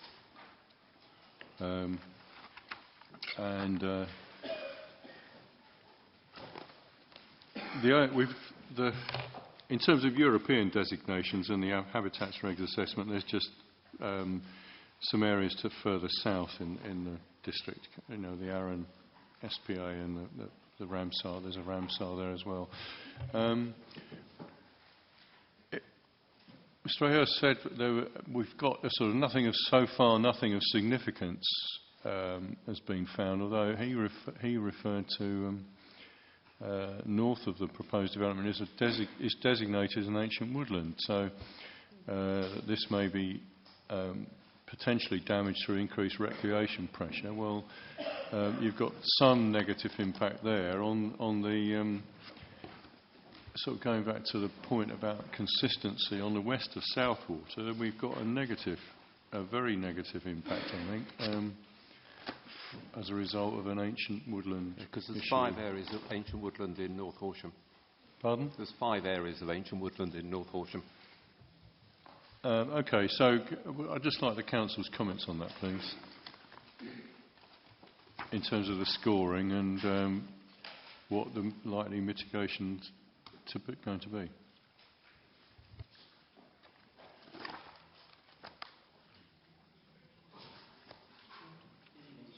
start with mitigation, sir?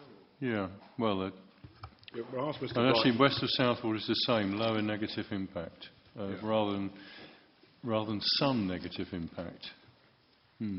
Is that any different? No. OK. OK, then mitigation. Basically, the ancient woodland mitigation is that you'd have to have a minimum of 15-metre buffer to those woodlands, and that will apply at North Horsham, or it would apply anywhere else in the district where there are numerous areas of ancient woodland, including west of Southwater. There might be various approaches looked at. i.e. you might completely plant up the buffer and prevent access into the fence, the surrounding ancient woodland, or you might be positively facing development onto the buffer so that it can be overlooked and prevent people just chucking rubbish over from their gardens into that ancient woodland buffer.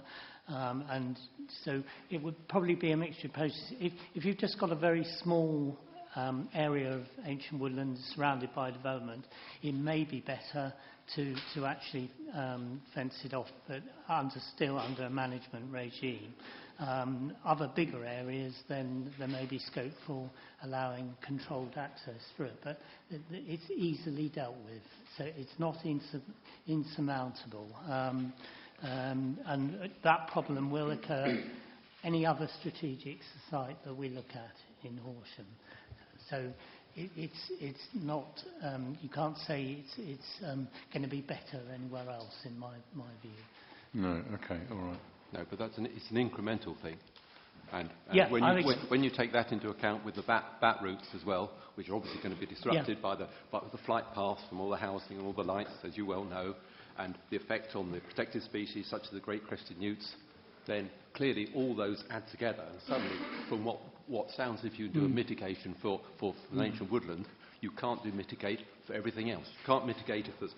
go back to the badgers and their set. You can't fully mitigate, I agree, but I'm just pointing out that you could take any other site in the district where the same sorts of problems would arise.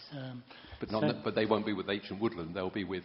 Southwater has ancient woodland, Billingshurst has ancient woodland. It's the nature of Horsham district actually that has a very high coverage of ancient woodlands. So it's difficult choices here. Okay. But you can't really say it would be better anywhere else on those ecological grounds. I don't believe. I accept the difficult choices, and that's partly what this process is about, to assess the balance. Now, in my opinion, there's incremental there, and when you've got a whole series of biodiversity negatives, then that makes a big change. But anyway... Can I no, you can't. Just a point of clarification, please. On what? Which plan are we looking at? Because we're looking at the Horsham District Plan, which in SA 296 shows the area that they've identified for development in the north of Horsham. Or are we looking at the developers' plan from Liberty, which shows a restricted part of that area? So the plan itself on SA 296 shows a much broader area of development that goes way up the escarpment up to the top of the ancient woodland. So I'm not sure which plan is we're discussing. Well, I'm looking at the master plan with that. The master plan's got a red line around it, and some of that encompasses woodland and some of it not. So, and obviously, clearly, in an area like this, not all of the site by any means is going to be developed. That's quite clear, and obviously there are constraints there. Ancient woodland are one of them, but are they overriding constraints? But just going back on the bats, have we had any surveys? Sorry, Ben Carpenter from Bioscan. We did the ecological surveys since about 2010 on the site. Can you speak into the microphone a bit, please? Yeah. We've been undertaking surveys at the North Horsham site since 2010, and this last year we've been undertaking detailed surveys on protected species such as bats. And we've identified roosts in some of the farm complexes, and we've been doing foraging activity work, doing transects around the site as well. What species? We've got at least 10 species, ranging from the common... Would you like me to go through them? I didn't hear that. Can you speak a bit slower and speak up a bit? Would you like me to go through each species, or just... Well, are there any protected species? Of bats? Of European protected species? All bats are protected. Well, okay, but then there's... how do I put it? Just explain this. There are different... are there any particularly rare ones? Have Natural England commented on any of this? Some of the rarer species that we've encountered include barbastelle and Nethusius pipistrelle. I understand that Barbastelle are quite common or commoner down towards the southwest of the county. And Aethusis pipistrella is rare but probably increasing as well in this country. Okay, but it's a subject rather dear to my heart because I've heard quite a lot about bats in Teignbridge and strategic bat flyways for particularly endangered and rare species. So what I'm looking for is any evidence. Where's the evidence of where the bats are? Have you got any evidence of where they are? I'm working on one of Liberty's own documents. I haven't got the cover to it, so I can't tell you the consultant. So you haven't got any of your own evidence? It's just theirs? I'm not a batologist. No, okay, that's fine. Mr. Rohaga, have you got any evidence? I know where you can find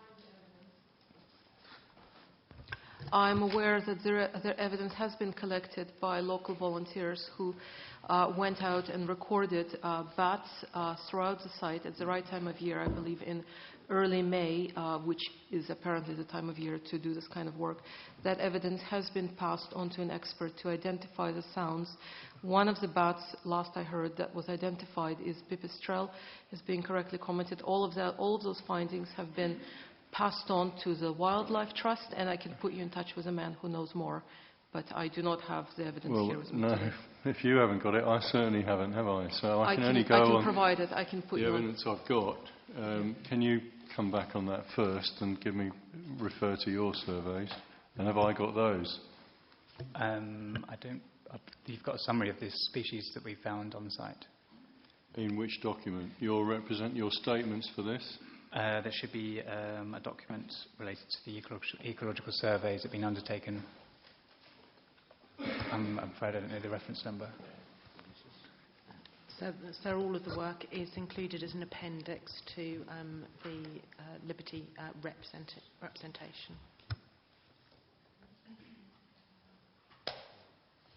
Mr. Inspector, sorry, it's Mr. Dancer.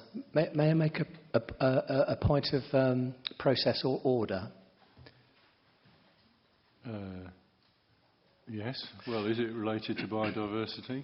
I think it is. The reason we're having difficulty with this discussion, and I appreciate the work that PBA have done together with Liberty, is that none of this information has been put into the public domain, so nobody's had a chance to review it or discuss it as part of the consultation, apart from in this forum which you've created for us. Well, I'm asking about bats, but I mean the other information I haven't. That's why I say I've tried to read as much as I can. I don't recall particularly reading about bats, other than that they weren't a problem. And I've had nothing from Natural England. What's the Natural England haven't commented that there's an issue here, have they? No, they haven't. Natural England have made comments on the strategy the statutory and they haven't body objected. Yeah.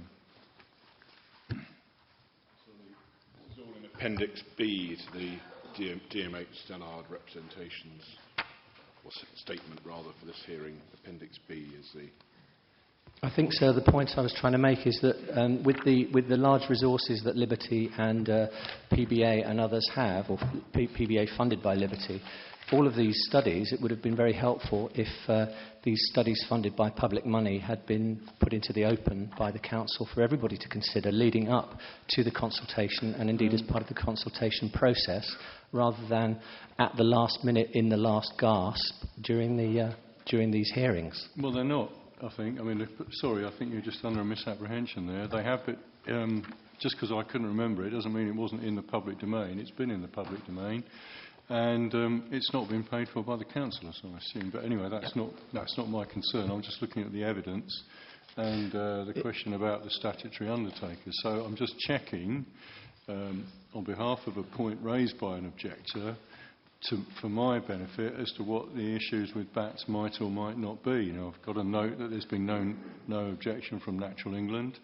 I can have a look at this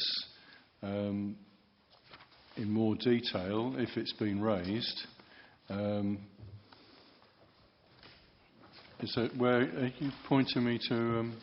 Can you give me a page reference, please? Just have a quick look at this before we move on.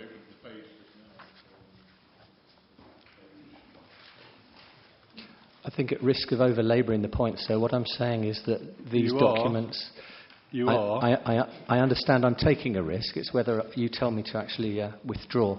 But actually, it would have been good to have seen these documents during the public consultation rather than during the examination of the findings of the public consultation. And they were not, to my knowledge, in the public domain at the time of the consultation.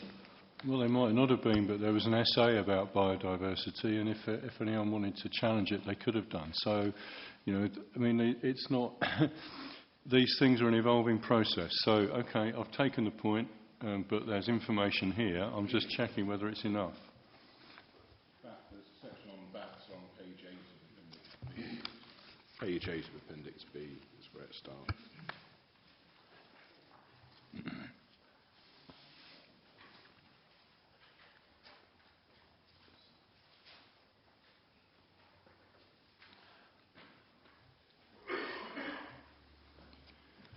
OK, so if there are bats in some of these barns, some of them haven't been owned, how are the council proposing to mitigate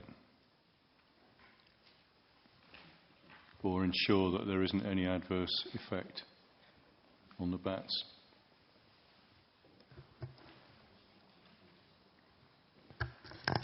These are detailed issues that would be worked up through the planning application process in particular. Obviously, the scale of the application is something that would require an environmental impact assessment, and this is something that I'm aware that Liberty have already started to undertake, and there has already been sort of screening and scoping work that's undertaken on that, so that mitigation work has already started to be considered.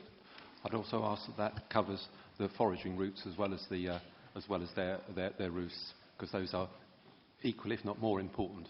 And those are the areas that are very difficult to mitigate, because that's exactly where the development is going to take place.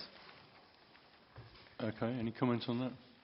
The hedgerows, majority of the hedgerows will be maintained on the site, and they'll be augmented by green infrastructure, so enhancing the bat foraging opportunities and further increasing them on site. Okay, so you're actually saying that instead of it being some of this is just farmland, isn't it, at the moment?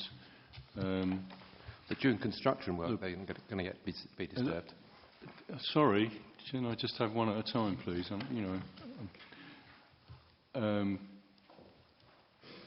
Is that so? That's your presumably if there are any barns or listed buildings that the bats are in. Have we got any barns proposing to be demolished? There might be some, I would imagine. That's quite detailed at this stage, but I assume that some would be removed, in which case we'd do the standard industry technique of exclusion or creating other roofs. Yeah, okay, so you could move. Incorporation of bat boxes on trees.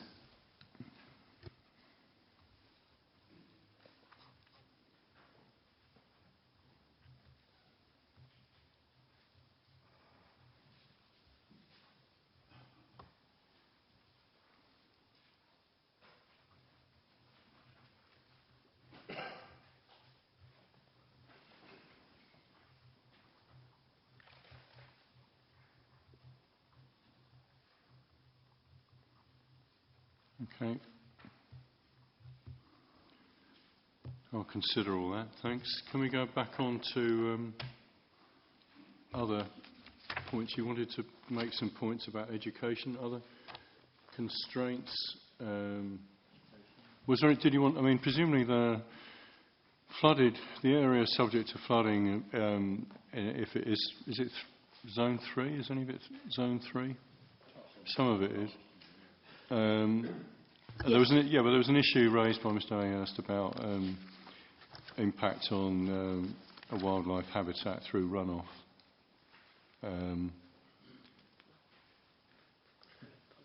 I could try and short-circuit this. Presumably, the whole scheme would have to be subject to a sustainable urban drainage system, which should and normally does obviate problems like that through, in fact, hopefully could even get an improvement of water courses through prevention of runoff from fields that are being treated with some chemicals. But is that any comment on that from the council? Is that what you would expect? Yes, we would expect that flooding and drainage work to be done, and indeed that would be sort of carried out through the planning application environmental impact assessment process. And really just to add that about 40% of the proposed site would be green infrastructure, so that would provide some of that mitigation which has been discussed. Well, I've got that. I mean, there could be well, I mean, isn't your case that there's going to be a net improvement in biodiversity, or is it just that you're seeking a neutral position? Well, the policies in the plan more generally obviously seek to improve biodiversity where possible, and certainly no net loss. So that would be the same. Clearly, we're seeking to improve it if it can be brought about, but that would be subject to other planning constraints on the site as well. Okay. We've got to get on with other things. Infrastructure constraints we're still talking about, and then I'm going to go on to I think landscape. I've heard enough about landscape. I've got the points, and I'll go and look about that. Sir, can I just add one more point? You did say that we would have an opportunity after lunch, if I may, sir. To say what? About which topic? Reference biodiversity. Very, very short. Yeah, go on then. Just some general points. Although the word biodiversity is included in the functional descriptor of policy SD6, biodiversity is omitted from the requirements specified in the policy, so I would question that. Also, as you or another has rightly drawn attention to, we're told in the proposed submission sustainability appraisal that it is likely that there would be a need for some tree and hedgerow removal which would have an adverse impact on the connectivity of wider habitats in the area. What is lacking is an assessment of what that impact would be across the wider area, and that is not only the 800 acres of countryside, which is the site itself, but what happens beyond the site. And that would, I think, accord with various MPPF policies, but in particular, paragraph 117. Also, it seems to me we've had a discussion about bats, and quite rightly, attention was drawn to them. However, nobody here seems to has any knowledge of the ecology of the bats and the habitats of those bats. So I'm glad it's been flagged up, but I don't think if you're going to make a decision on the basis of the presence of bats, you haven't been given enough information. And I think that's the problem. What we need, or what there should be, and it may not be possible to do it now, but there ought to be, must be, an evidence-based biodiversity impact assessment, and that does need to be done, because without that, the Council and others cannot identify and determine what mitigation measures will be needed in consequence of the development. So the starting point is to have an understanding of what's living on the site, what visits the site, and what the impacts will be over a wider area. Thank you, sir. Okay. Was your point on that, Mr. Shutt?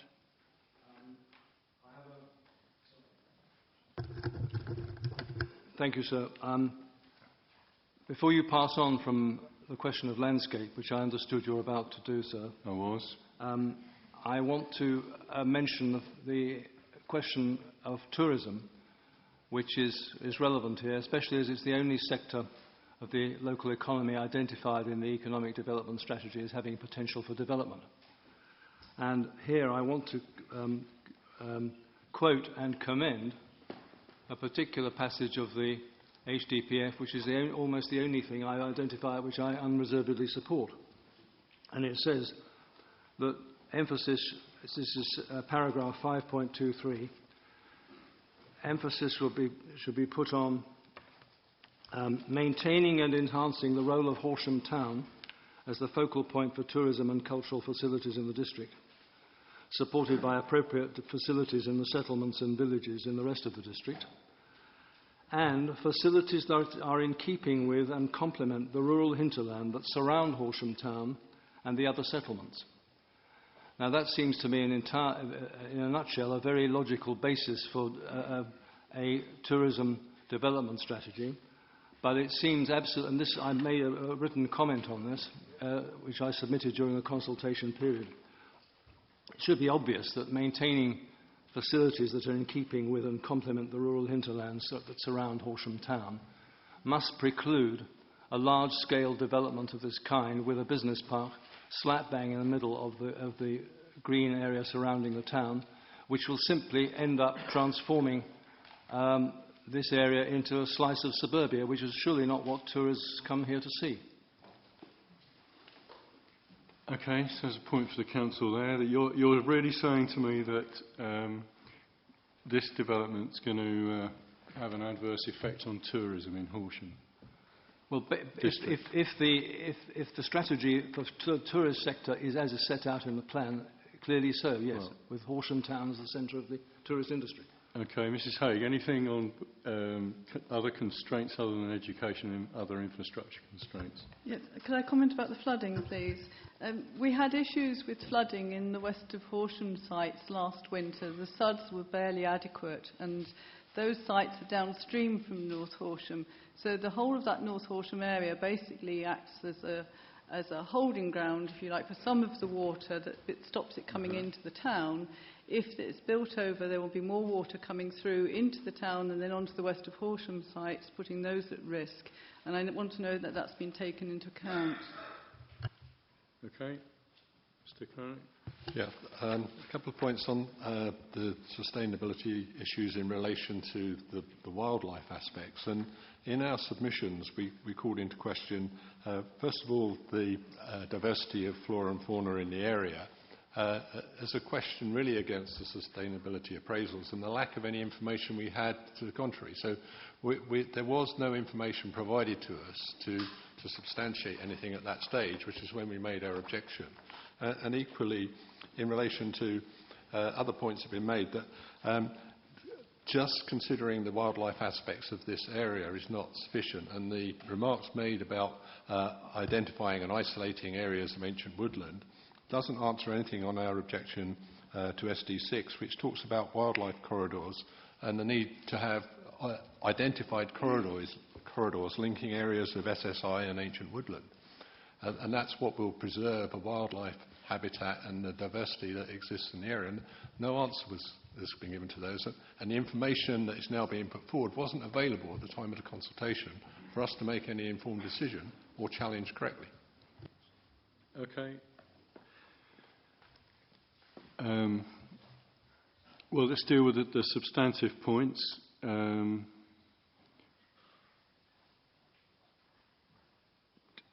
Who's dealing with that? By evidence? So could I just sort of back up for just 1 second? I've been quiet for most of the day.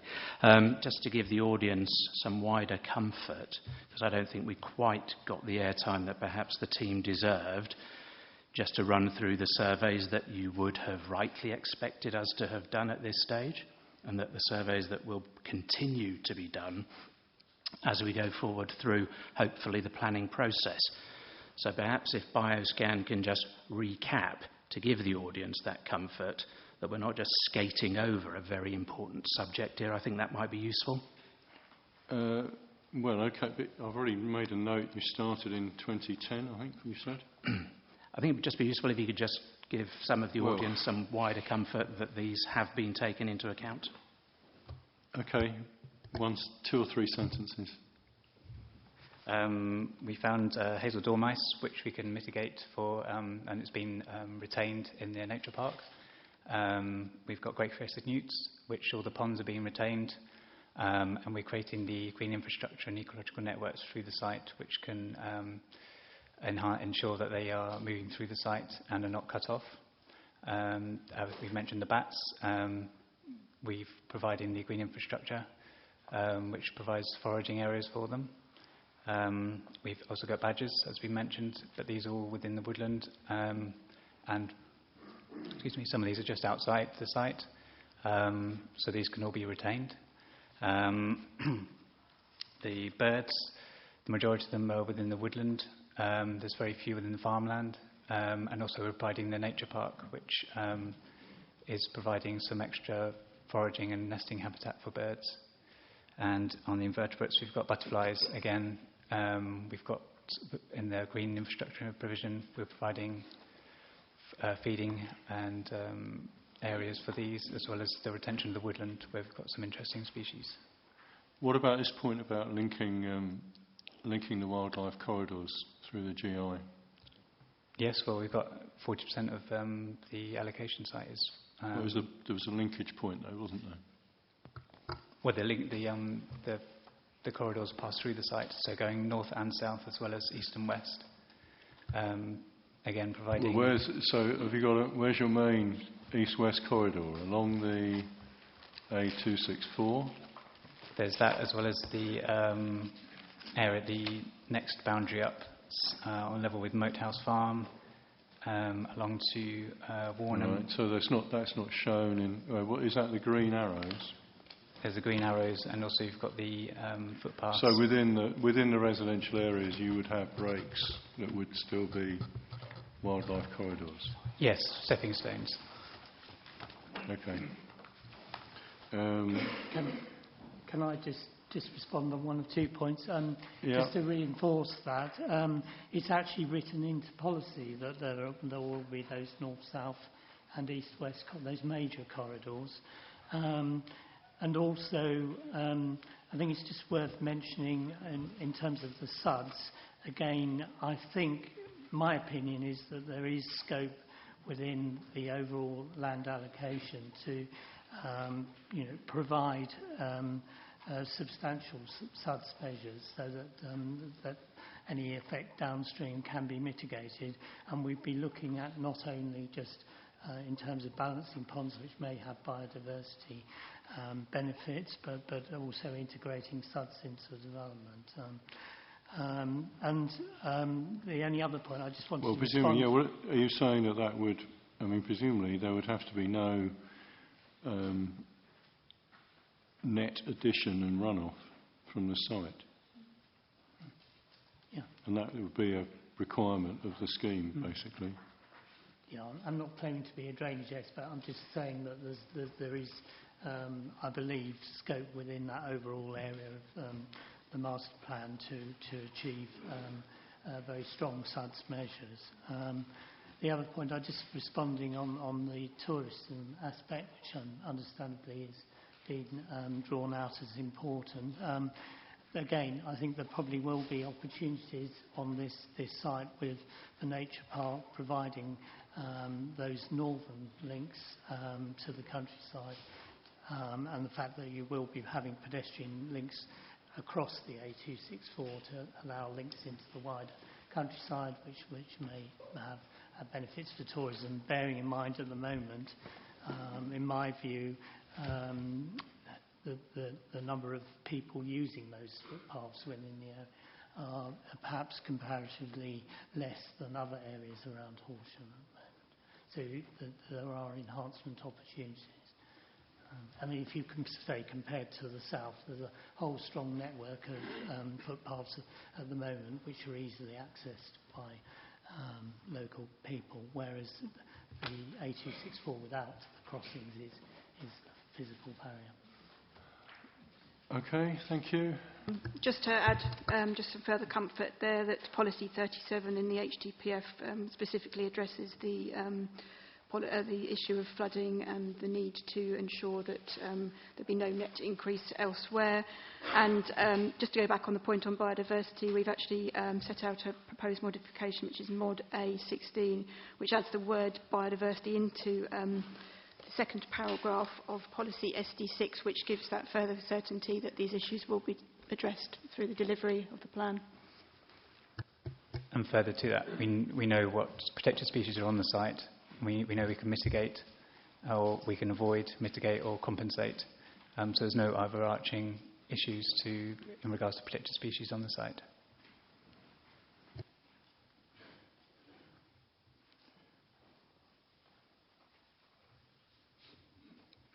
Okay, I'll consider that. Ms. Royhager? I will be very, very brief because quite a lot has been said on the landscape. From what I know, landscape capacity study or landscape character study, there are many terms by which these studies can be labeled, essentially looks at the extent to which a particular landscape is able to withstand the changes imposed upon it without losing the entirety of its intrinsic character. In September 13, when these options, the one and only option of many viable and deliverable sites in the district was offered to us, all of the other sites being eliminated except North Horsham, I understood that the landscape capacity study was not being offered and not to the public for review and not part of the supporting documents of the HDPF because it was still in progress. I wish to comment that the planning process... Well, okay, stop. Is that true? Because I'm not sure what the date was. I was looking at it last night. It formed part of the submission documentation, but it was also made an I earlier version. know it did. When was it early. dated? And what did anything else precede it? 2013.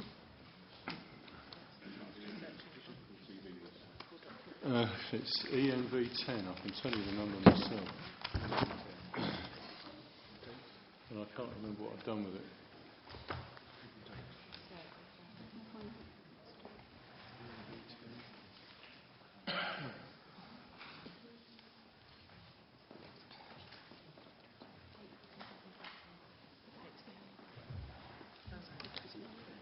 But, I mean, the point isn't...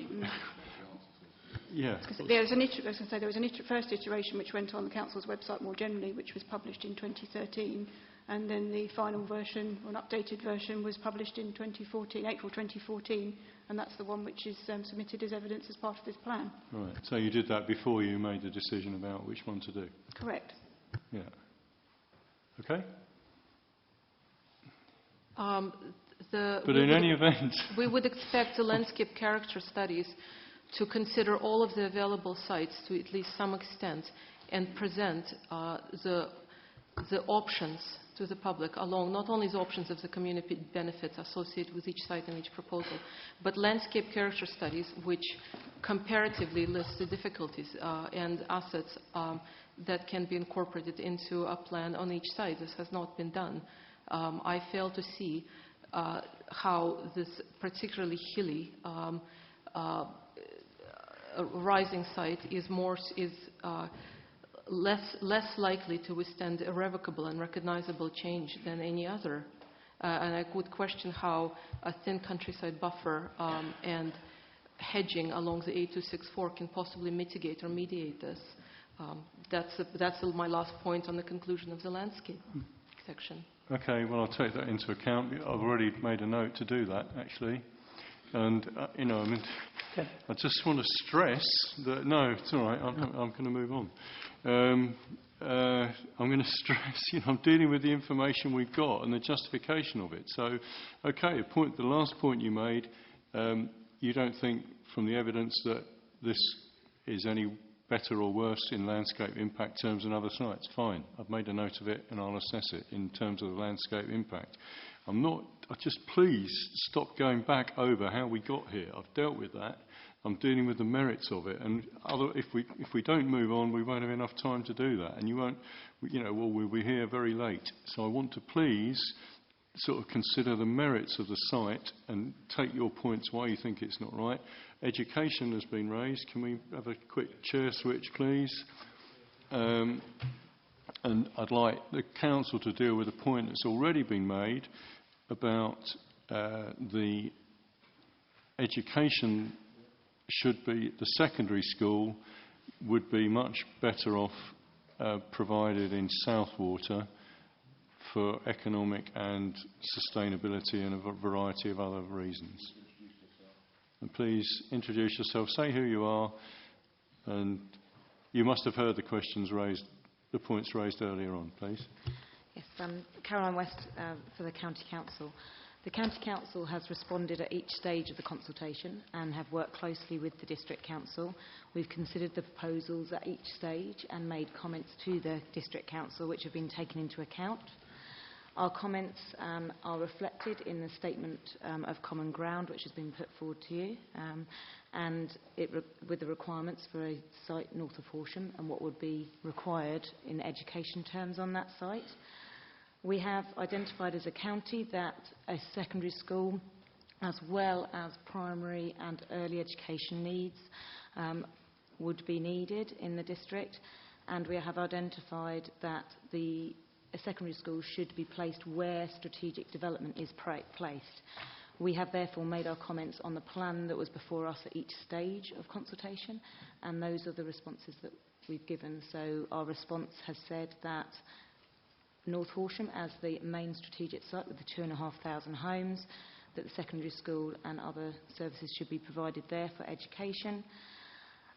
The lower number of homes which is proposed in the plan of 500 at Southwater would mean that a secondary school, that is not the appropriate location for a secondary school to be. The appropriate location for that secondary school to be is the site north of Horsham with the plan in front of us. So, okay, but if, as the residents wish, I say, well, I don't think I like North Horsham, I prefer west of Southwater, the county wouldn't have a problem with putting a secondary school in west of Southwater. The county's comments were, as I said, made with the plans in front of us. So with strategic development, the larger site, the 2,500, that is the location. The county took the view that where the large strategic location goes, that is where the secondary provision should be made. If there was a change to the plan, I've got that point. I asked you a different question. If there was a change to the plan, we would again have to take into account the education needs at that point. And the county took the view that where the main location would be, that's where the education should be provided, the secondary school education should be provided. So if there were a change to the plan, we would want to comment afresh on that, if there was a large change.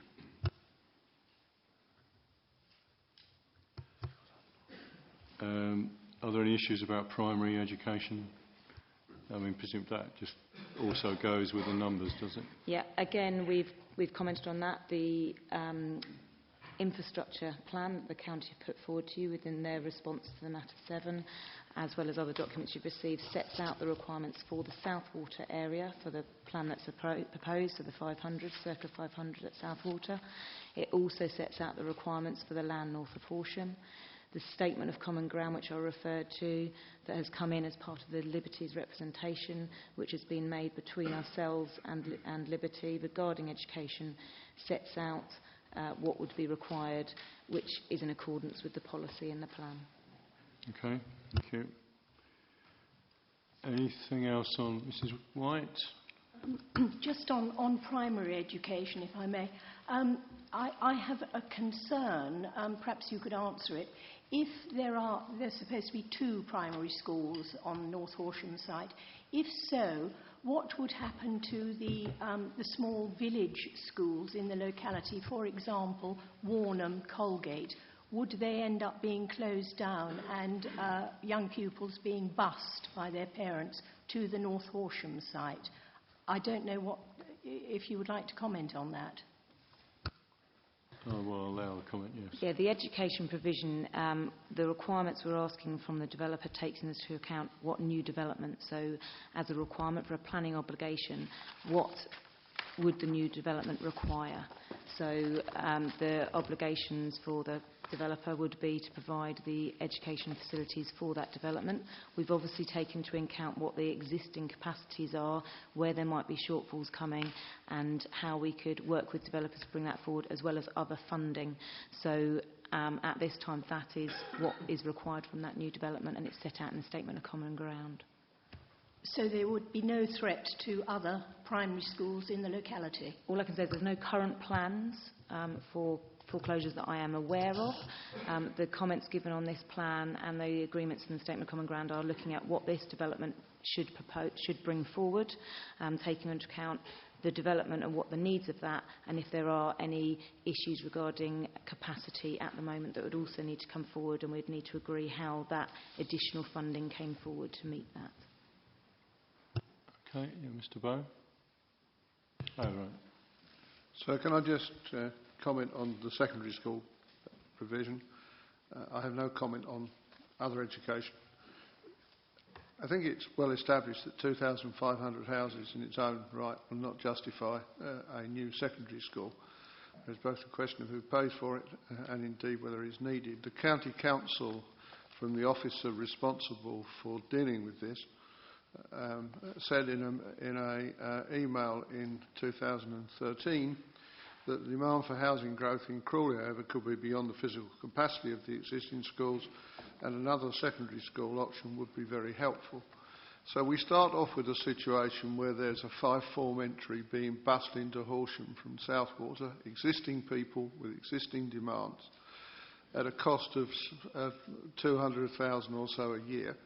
We end up with a situation putting a school in the other side of Horsham, where we'll end up busing pupils coming in from Crawley.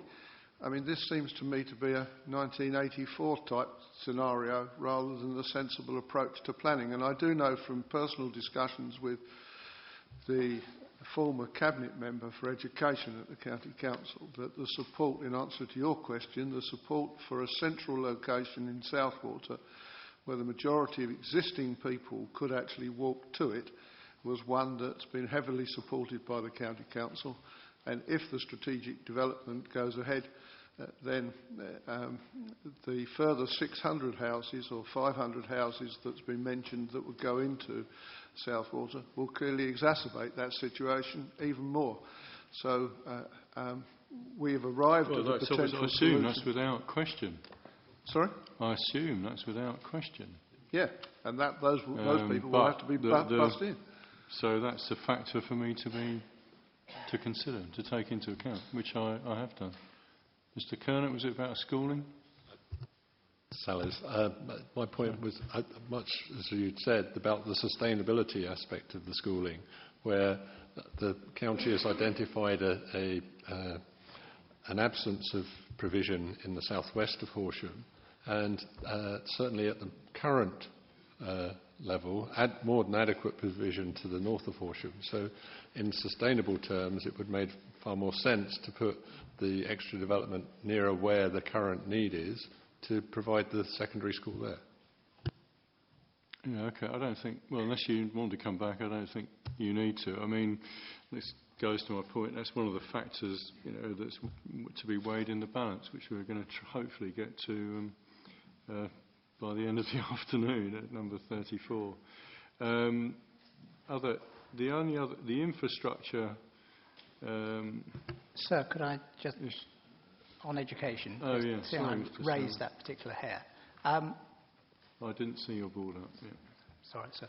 I think the response of the education officer, therefore, was that a secondary school would follow major development. She didn't actually commit as to what the County Council's view is on a secondary school at Southwater. You referred in your opening to a wodge of committee reports that Berkeley put in on Monday, and I'm not suggesting that you look it up now, but paragraph 616 for your note, this was a committee report into an application for 500 dwellings west of Southwater, so basically the allocation that we have in the plan at the moment. I'm sorry, which date and which paragraph? This was 21st of February 2013, committee report. Paragraph what? 616. Yeah. And what it said is just two sentences I'll read to you. The provision of a school would accord with the West Sussex County Council's Transport Plan 2011-26 accessibility strategy, where access to education is a key theme. Furthermore, officers note that Southwater Parish Council had previously advised the provision of a secondary school is a priority. That section of the report expresses incredibly strongly the County Council's desire only, 15, 16 months ago, for a secondary school at Southwater. Thank you. OK, again, any comments or not? Sorry, I'm Darryl Hemmings. I'm the Planning and Transport Policy Manager at the County Council. I think the point that's being made here is not really in dispute. There are children that are being bussed out of Southwater to go to other schools in Horsham District. The County Council doesn't dispute that. But it's not for the County Council to determine on the basis of education provision alone where strategic development should take place in the district. What is clear, though, is that if the strategic development plan that comes forward is very different from the one that's before us and being tested through this examination, then the County Council would want to reassess its views on future education provision. Yeah, thanks. Okay, that's fine. Well, as I said in opening, if that were to be the case, there would be quite a lot of consultation to be not just with the County Council, because it would be a main modification. Right. The business park. I know some of you. I really don't want to go into a lot more detail on that because we had quite a good discussion on that on Wednesday. But does anyone want to make any further points? I mean, I've got some of the residents and parish councils allege that the business park isn't viable. I've had, as part of the council's statement, actually, a couple of viability appraisals. Does anyone want, having seen those, and I did say I'd give the chance to come back on this, does anyone want to question that and go through that appraisal and tell me that some of the variables have been wrongly calculated or the assumptions aren't valid? Who's going to speak? Mr. Bowe? No. Mr. Pearson? Well, sir, I've struggled with the question of inward investment in this district for many, many years. Did you? Were you here on? You weren't here on Wednesday. Did you listen in on Wednesday? No, I wasn't. Okay. I would only say that I know that this district, this council, is not a suitable location for major inward investment. And since I left the council in 2005, every major company has reassessed its need and commitment to Horsham. Therefore, the clear concerns and risks surrounding the various information you've had, I think, challenge whether or not a business park in this location is at all needed or viable. And indeed, if you look at the employment generated around the area and just look at the considerations between the size of the companies, Crawley Gatwick Airport has something like 17 or 18,000 direct jobs associated with it. The next biggest in Horsham is below 1,000, and much of that is public sector led. I would like to submit, sir, that the appropriate policy, which has proved to be successful in Horsham, is cherishing cherishing investors that are already here, meeting their needs, rather than looking at the specifics of seeking to generate more inward investment.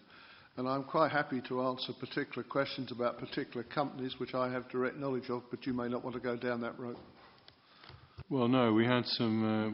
who'd like to respond on this point? I mean, the council's just, the evidence base from the ED02 was discussed, National Litchfield and Partners report, ED02, gave an assessment about what was needed and the problems with the existing floor space in the town, and what's seen actually as a positive policy change to counter that issue by providing a different sort of floor space in a different way, in a different location to meet the needs, modern business needs. But I tried modern business needs in the Langhurst... Did you try Business Park? Well, yes, in terms of the Langhurst site. We Where tried was that with Brixton Estate, which is just up the road from here. And equally, if you look at what happened... How big? Sorry? How big? Hectares? It was about 200,000. I can't remember the exact figure sitting here now in terms of total development. Mrs. Childs might be able to help me. It never let up in the main, and it wasn't successful. And then if you look more recently, you've got the Novartis proposal, which has an awful lot of modern investment, and that's still in abeyance as to whether or not that will go for housing or whether it will attract any business need. Yeah. There's far more likelihood I'm aware of that. of focusing on Novartis as a successful route forward than there is trying to establish something new on a greenfield site. Okay, who'd like to comment on this from the council? Perhaps I could start off, Sarah. I mean, obviously we discussed this in some detail last Wednesday. I think Mr Pearson is referring to the Broadlands Business Park, which we discussed, and you'll recall that that was identified when we thought we were going to have a link road to the A24, which was going to be upgraded, which didn't happen. I would draw your attention to the very strong statements from both the LEP and the Gatwick Diamond, which are very supportive of the policy approach that the Council is taking. And indeed, Rosemary French from the Gatwick Diamond Initiative spoke about considerable interest. And on Wednesday, we heard from Crickmays and indeed from Liberty as well. And I didn't know if you wanted to just touch on that again, because obviously there are some people in the room that weren't around last Wednesday. Well, I'd rather take any new points. I'll take the point. I wasn't here on Wednesday. A representative fed back that information to me, and hopefully that's happened generally. There's 2 points I would like to make. One is that the site here goes against virtually all of the policies and completely ignores the town centre policies and the brownfield development policies of the council. And as has just been said, the existing industrial site in this area has failed because of a link road. There's no emphasis on providing that link road as part of this new plan. In fact, the new plan relies on a new development that is dependent on a railway station that's highly unlikely to occur. The second point I'd like to make is seems to be a presumption that the road infrastructure is going to be burdened purely by the housing, and that the workplace provision will be provided by people walking from the housing to the workplace.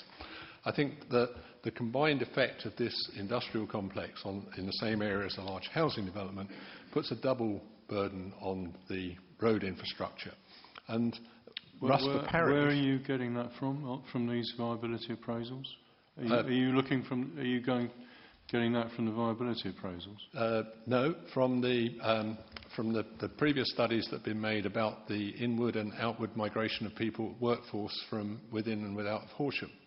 So that those figures tend to suggest that there will be a migration of workers into this area from other regions. And I mean the road infrastructure point.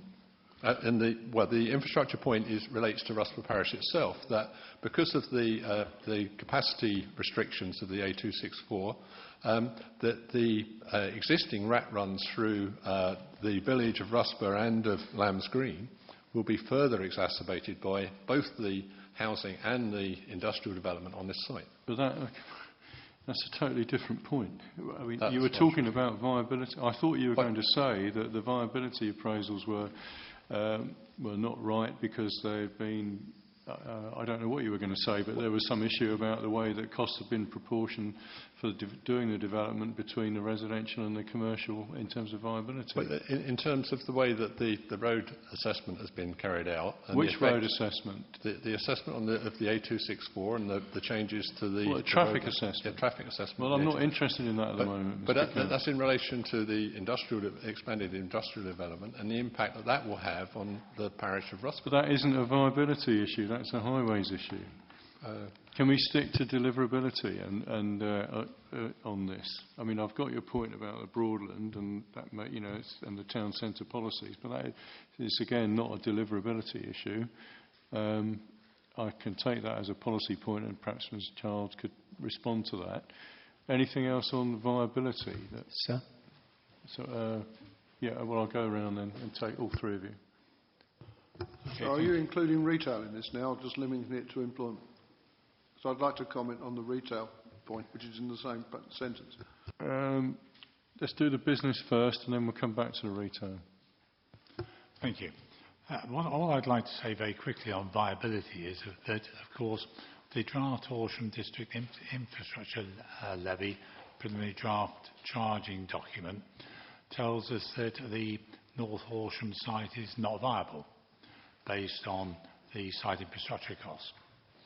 And what concerns me is that the outcome of that is that it suggests that the proposed sill rate would have to be reduced quite dramatically compared to the rest of the district. What concerns me is that one of the appears to be the key elements in the... I think, sorry, just to be clear on what you've just said, so that I understand what you're saying, the SIL document would... I read it some time ago, but it's still not been submitted, has it? You haven't submitted that? Is it submitted or not? I can't remember. No, the Council undertook consultation on the proposed preliminary draft charging schedule back in May and June, and it has got out setting the new local development scheme proposal to go to draft consultation early next year with possible examination in summer. So it's not adopted, we're still at the early stages. Right, yes, okay, that might be something for me to look forward to next summer.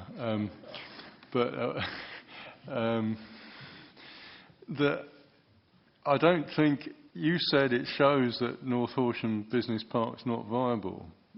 I'm not. The draft schedule I saw didn't say that at all. Where are you getting that from? The fact that they don't intend to apply SIL to business premises. No, it said it on page 54 of the nationwide SIL services report.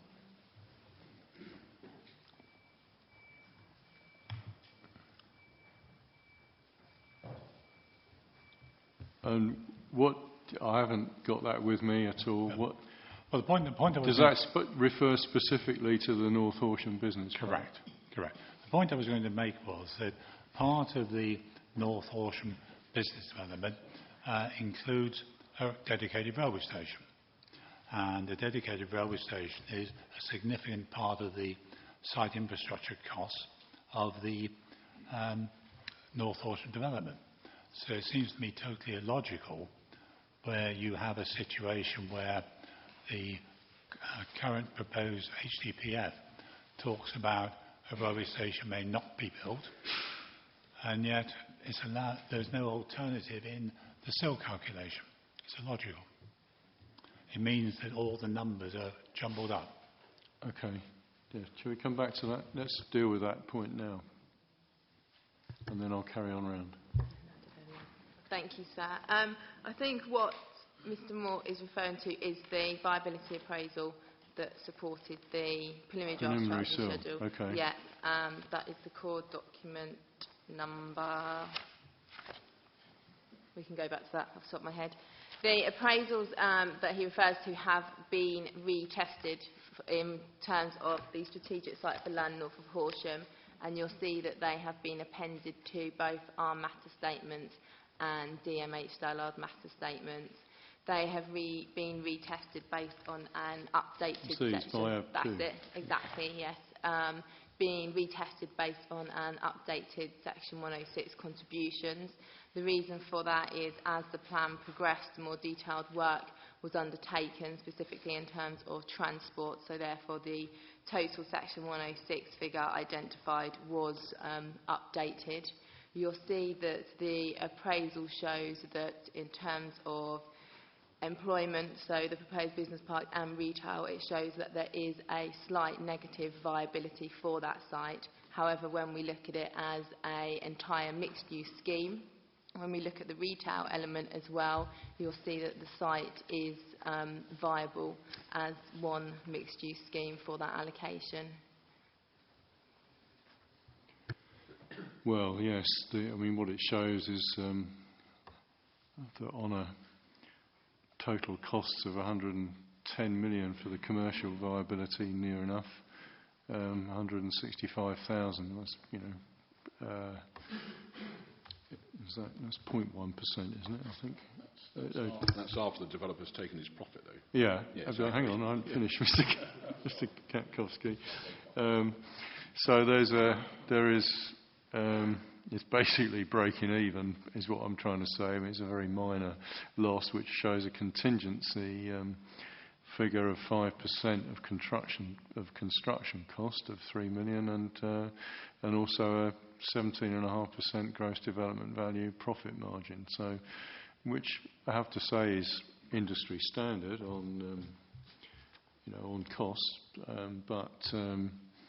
so that's close enough. Whereas the residential has got quite a more significant viability margin with actually a higher profit level, 20% on housing and 6% on affordable housing. Also, in my experience, standard figures.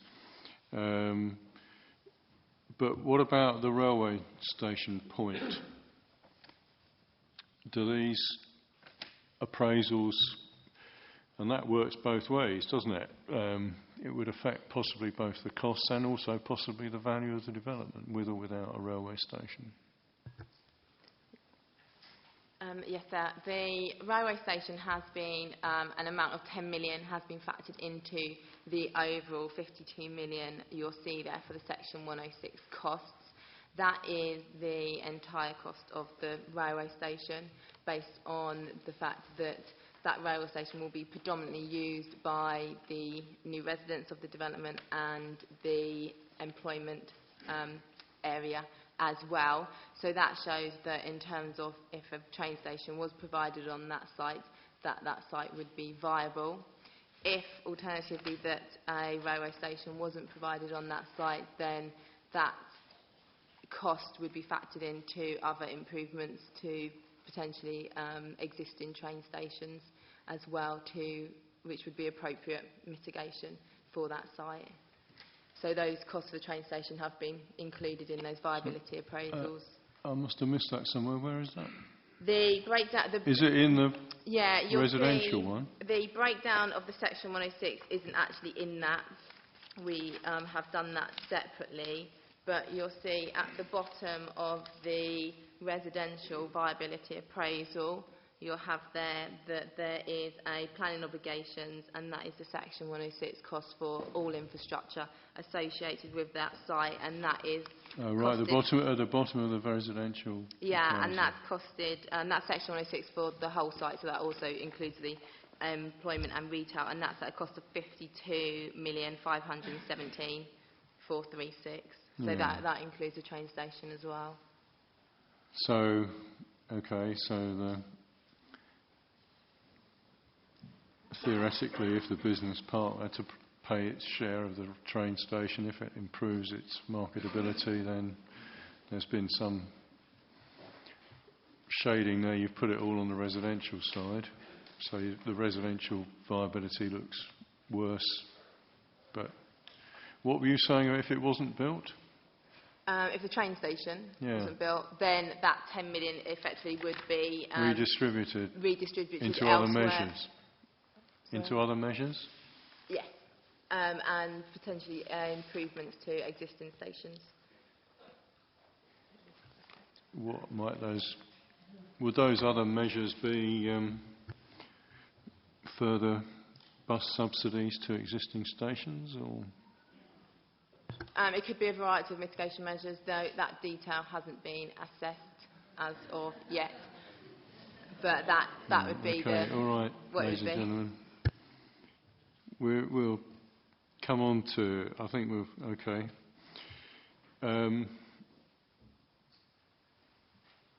Let's just leave that there, hopefully, for not too long, because I want to go on to the station in a minute.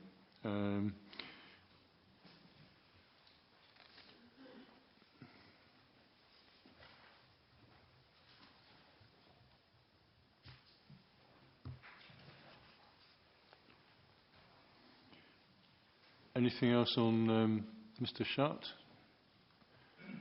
You had quite a bit to say on Wednesday, and that's fine, about the viability. Any new points you wanted to make? Well, yes, I have a few, sir, but I wanted to say, for the benefit of people who were not here on Wednesday, I don't want to go on too long, but that after I heard, this will summarise my feelings, after I heard some of the submissions from developers in the morning, I reflected that there is a well-known saying that there are lies, damned lies, and statistics. Well, I've adapted this now to say there are lies, damned lies, statistics, and then there's developers' hype. Because we have heard, and Mrs. Childs has cited again, the arguments advanced by Mrs. French of the Gatwick Diamond. I know she's not a developer. Is No, she? she's not a developer, but she was echoing a lot of their arguments. And I would draw attention to the fact that she spoke at this meeting in public, so-called, and we, the public, were not allowed to cross-examine her anyway. And she contradicted herself then, if I may say so, when she kept saying how wonderfully buoyant Manor Royal is, or was, and then at the same time bemoaned the fact that a lot of it was being turned over to housing.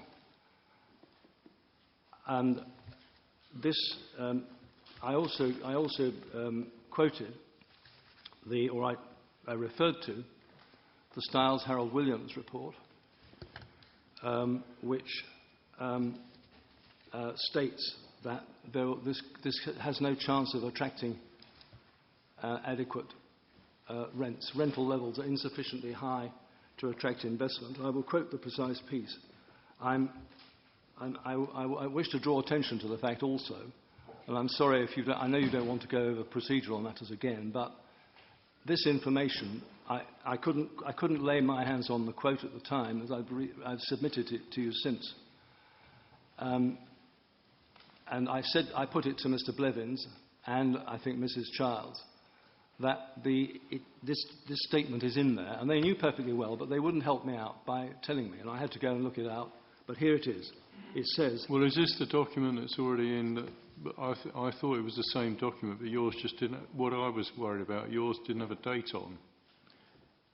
Well, I don't remember that being mentioned. I couldn't actually lay my hands on the precise quote. Well, anyway. I hope this quote... We've got a report. It's in my employment document. I will read it in case it's not in both versions of the document. But certainly the version I had did not have a date on. It says, the lack of speculative development, and this I repeat is verbatim from the Styles Harold Williams report, which was commissioned by the Council. Yeah. This lack of speculative development is compounded by current rental levels, which have not been high enough to justify development. And this, another sentence even more telling, whilst we have to accept the impact on business confidence and demand of the recession of 2007-8, even pre-2007 this was still the case. Now that backs up the point they're making higher up on the same page, that there's been no speculative development, as they call it, in this area for 10 to 15 years, or anything of a grade A quality building development. In addition... I take the point, but I mean, part of their point is that, and the Litchfield's document is that that's what there is a need for. That's the problem. There hasn't been the sort of space that they said, but that's the Council's answer. I mean, that's what I heard. Anyway. Can I just quote the Litchfield report as well? Because it essentially says the same thing. Both these reports are commissioned by the Council. Yeah. One is joint. It's very short. The gradual build-up of older, poorer quality vacant office stock has led to some oversupply of office space as a whole in Horsham in recent years, in turn resulting in falling property values, which currently stand at around £12 to £13 per square foot for refurbished stock, and viability barriers to new and redevelopment in the town. Consequently, very little Grade A office space is available in Horsham and is unlikely to come forward until rental sales values improve. Now, if anyone can say that's saying any different from what I quoted just now from the Styles Harold Williams report, I'd like to know. And it's diametrically opposed, this information, to what we were getting from the property developer on Wednesday, and I think it's diametrically opposed to what Liberties are also arguing. Okay, all right, stop there for a minute, please, and let the Council respond to that point. It's diametrically opposed to what you were saying. Thank you. We did have an extensive debate on this issue earlier, last week. I think the weight of evidence supporting the need for local employment land is absolutely irrefutable. And it's a shame that not everybody here today was here last week, because they would have heard that. Horsham hasn't been a successful location in the past for bringing new inward investment for one reason and one reason only, and that's because it was never offering the right opportunities to the outside world. All locational criteria in anyone's measure or estimate of that phrase for a business park points to North Horsham. It will bathe in the economic glow from London because it's on the right side of the town. It will enjoy local direct growth and growth driver of Gatwick Airport. Its accessibility is also irrefutable. Put the jobs in the most logical place where the employers want to be, and put the housing as near as possible to the jobs, then you have what Mr. Cameron and others would think as to be the nirvana for sustainable development.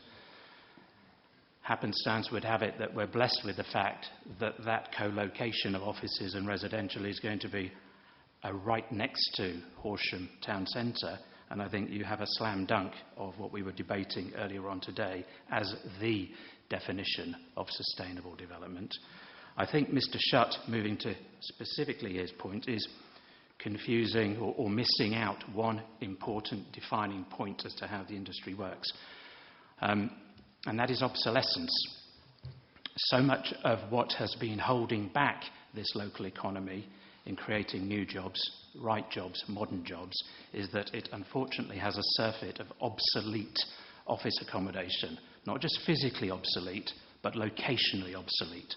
Broadlands is a grade A example of something that is locationally obsolete. What we can deliver on North Horsham is going to be what modern businesses want, what modern businesses will pay for, and what modern businesses will come to Horsham to enjoy. I think, Adam, I'll come back at you on that in terms of I would say the sustainability is part of that. Depends in part, and people might have different views as to how big a part of that is, on the station deliverability. So we're going to come on to that. I mean, you might well say, it's what modern businesses want, but I mean, it's not necessarily policy compliant just to put a new business park out in the middle of nowhere. I take your point, there's housing next door, and that there's a station, you're proposing a station next to it. We're going to come on to that.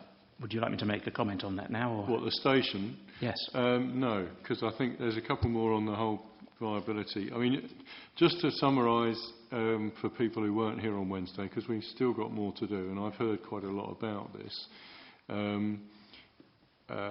Bellings was charged with his past performance in the Kent business, the Kent issue, as to why that didn't take place, and people said, well, there's no guarantee that this business park's going to carry on in North Horsham based on what happened there. And would you like to just give a very, very quick summary of your answer so that people can hear it, that who weren't here on Wednesday, as to why I think why you reduced? My understanding is you reduced in half the amount of business floor space that you were proposing. That's right. I made the very bold confession that I think in the 1980s our eyes were bigger than our bellies, and that we had overestimated the demand for business space in what is ultimately a far more remote location at Kings Hill than you have here in Horsham. I went on to make the point that rather than the 2 million square feet of office accommodation in the middle of nowhere, we've actually created 1 million square feet and created almost 8,000 jobs for local people. What we're talking about here is having learnt from some of those lessons, and I think we're not proposing something quite so 1980s and padded-shouldered. It's something more fit for purpose and of a size approaching, I think it's 500,000 square feet gross in terms of total commitment. I notice, we watch market signals, and I gave a very specific example that at the moment, take-up in Horsham alone, forget what's booming in Crawley, but take-up alone in Horsham is running at about 50,000 square feet per annum. That happens to sort of model the kind of our model for how we see business space being taken up at North Horsham. So even at the moment, if North Horsham just arrived, there is sufficient business going on in this town to deliver the amount of office space that we are saying we need to deliver to make that project viable, even if nothing else happens. Okay, well that was a sort of summary of, I tried to distill as, that as best I could as to where we got to on Wednesday. Is anything, Mr. Shutley, I stopped you halfway through something else you wanted to say. I mean, we've... yes, can indeed. you take it on a bit further? I could. May I just point out that I'm grateful for Mr. Blevins for his confession that his company is not very good at forecasting demand. but I would also point out that in his... It's quite brave of him to risk it, though, isn't it? In his suggestion that there's... It was the 1980s. In suggestion there's overwhelming evidence in favour of the viability of this project. I note that he didn't offer a single number to support that. And well, the numbers are in here. Have you had a look at this viability appraisal appended to the council's statement? Well, I'm sorry. I don't know which. I'm sorry. I may have seen those, but I don't know which they're referring to. Sorry. Well, it's the commercial viability appraisal of the North Horsham development for the residential and there's two. The commercial one is the one we're looking at in this particular. I don't think anyone's saying the housing won't be viable. But the commercial one has got some figures in here. I just wondered whether you'd seen it and wanted to comment on it. If you haven't, that's fine. Well, I don't, but perhaps you can help me there. No, I'm not. I mean, I can look at it myself, and as I've tried to indicate, got some experience of dealing with these because I have done a number of civil examinations. So, but this is your chance to have a go at that if you want to. Well, what I will say is, based on the information I have got and I've mentioned before, the Gatwick Diamond Initiative local strategic statement, which came out 2 or 3 years ago, but has still not been superseded, states that there's no requirement for further development of business space, a significant requirement for business space within the Gatwick Diamond, outside the Red Hill Crawley corridor. I've mentioned this more than once, and I have received no comeback on that. Point. And in fact, that fits also with conversations I've had, including some people agents for developers, business space developers. I have contacted in the last few days, who say the only demand is for storage and warehousing in this area. Okay. That's the only significant demand. I'm sorry, Mr. Shuttard, you might not be. I mean, I can't really take hearsay evidence like that. I mean, if I've got documentation, but all right, but if other people want to make a comment, I mean, I think Mr. Pearson wants to make a comment. Is there anything else, or can I move on to someone else to? Well, I would just like to say one other thing about this, is that if, as we assume, I mean, well, I don't know about hearsay evidence, but the GDI is not the GDI local strategic statement is not hearsay evidence. No, that's hearsay. That's not hearsay at all. No, what I'm saying is, Mr. Katkowski might explain to you, but I'll try and that I have to take evidence that's before me. I can't. It's a traditional legal principle that you can't take what someone else has said to someone else as sort of hard evidence. That's all I'm saying. All right. But anyway, it's about weight. Can I say then, if it is true, as all the evidence I've got tells me it is true, that the warehousing, the only scope for new space development is for warehousing and storage, then this will be mostly low-paid jobs of the kind which I don't think Mr. Blevins is looking to attract to North Horsham. and would not be in their area, in the area where they could afford to buy houses. Well, we did discuss that on Wednesday, didn't we? And there might be something I'm still considering as to whether the plan does provide adequately for all types of employment that might be needed. But okay, anything else? Yes, well, I wanted to make a point arising out of what we heard this morning about Southwater, and that is, it appears from what Mrs. Childs said, that the decision to switch from... Oh, no, look, sorry, stop. I'm not going back into that. I'm talking about business viability. So we can still... Southwater's still to come tomorrow. I'm going to move on. Sorry. I've made myself quite plain about that. And we've heard quite a lot about it. We're dealing with the evidence I've got before me, which includes your Gatwick Diamond statement and some of these other things. Ms. Mitchell, is it? Yeah, so about the business park, Mr. Blevins was saying about the close proximity to Gatwick Airport. It's all up in the air about the second runway for either Heathrow or Gatwick, with the Thames Estuary Airport being ruled out. All the major airlines are at Heathrow, and if they were interested in Gatwick, why would British Airways make 800 ground staff redundant in October of 2012? Virgin have got all their staff up at Heathrow, so where are all these jobs going to come from the business park? I wanted to say something on the retail. Well, hang on. I mean, you weren't here, but I think we've sort of. Yeah. It was I think it was an agreed position, unusually amongst virtually everybody, objectors and the council and all the rest of it, that if the Gatwick, if the decision on whatever happens with London airports goes in favour of Gatwick having a second runway, then there would be an urgent need for a review of the plan to assess the implications of that. And I don't think anyone disagreed with me when I said that. But if it goes to the summary of it. But and if you're going on, I mean, is there anything else you want to say about the business park viability first? No, just right, on the okay, retail hang on bit. then. Yeah. Retail we'll come back to. Mr. Dancer, do you want to say anything about viability of the business park? Thank you, sir. I did actually. I think the viability of the business park is interesting and important for a number of reasons, not least because of these jobs which could be created.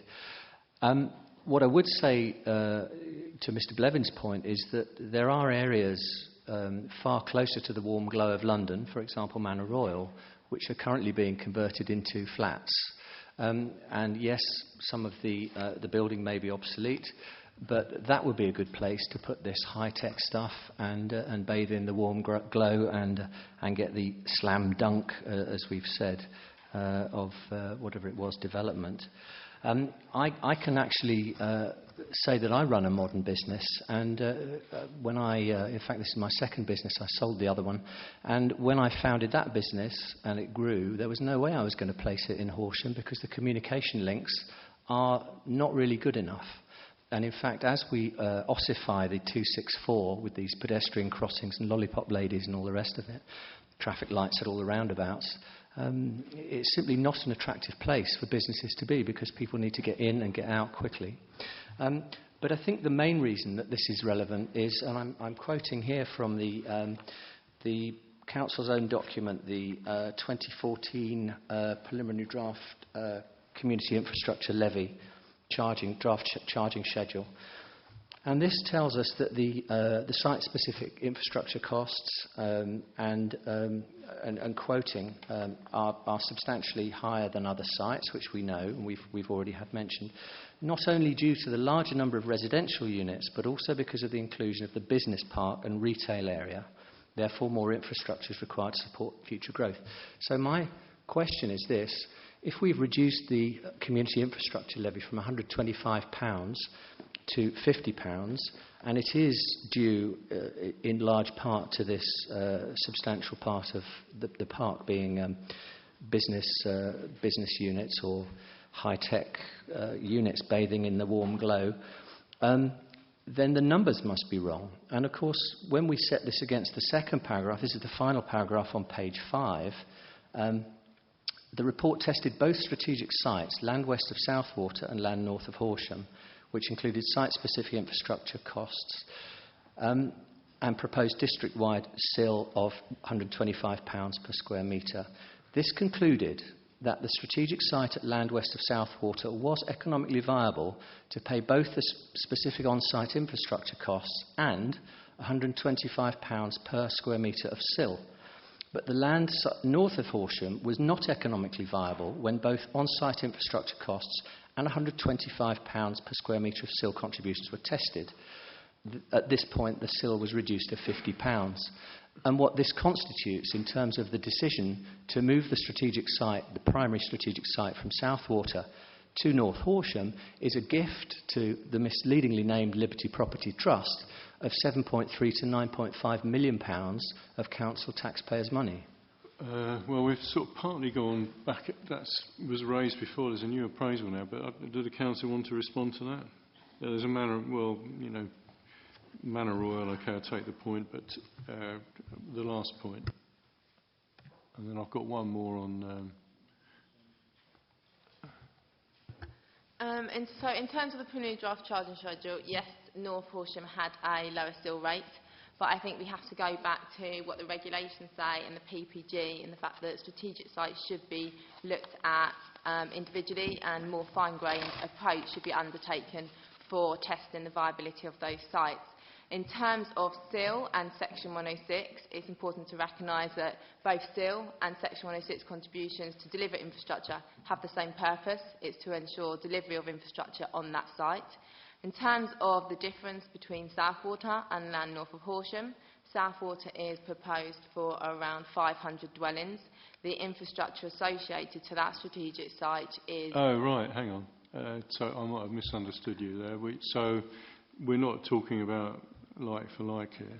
No, the fact is that Southwater in itself, in terms of the infrastructure contributions, no, are we're talking about the 500 off-site. at Southwater, yeah. not the 2,750. Yeah, indeed. If it was a larger site, then obviously you'd have to retest the appraisals, and you'd probably be in the same situation as North Horsham. The fact that you'd need more education on site, you'd need more provision of healthcare facilities on site, then you'd obviously factor that in. That's made that clear. Okay. I take the point, but we wouldn't need any flood mitigation, would we? Because Southwater's all in Zone 1, whereas North Horsham is substantially Zone 2 and 3. Well, that doesn't necessarily cost that much, actually. But anyway, do you want to comment on that? There'd still be more surface water.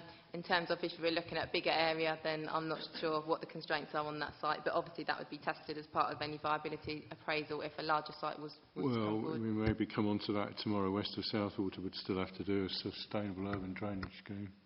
Okay. I think the substantial reduction, I guess the initial point I was going to make was that the substantial reduction in SIL rests, at least in part, on the viability of a business park and whether that park actually gets built or whether that park part-way through the plan turns into more houses or whatever else happens in the somewhat non-transparent or, should we say, cloudy process. That point, I tried to deal with that point earlier, Mr. Dance. As he said, I've heard it and tested it with them. Yeah, whose board's up, please? Sorry. It's Jonathan Steele at Savills. We're primarily here to talk about the station. I don't know if it's the appropriate time to touch on that, but there's been no. Because I'm going to break. It is a viability point. I'm going to break. Are you breaking now? I'm going to break before we Can I come back to viability? Can I come back to a viability-related point that's been referred to about the station and SIL? Right. Well,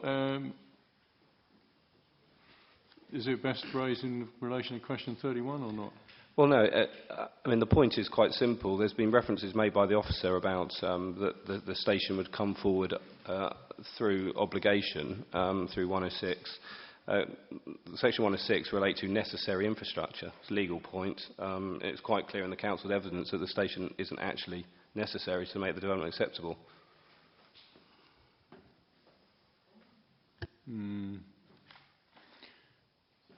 So they say it in paragraph 31 of their statement. Just a minute. I take the point. That refers to the SIL regulation section 122, is it? Anyway, which applies to say that section 106 is Before the break. It doesn't actually stop them doing it, though, does it?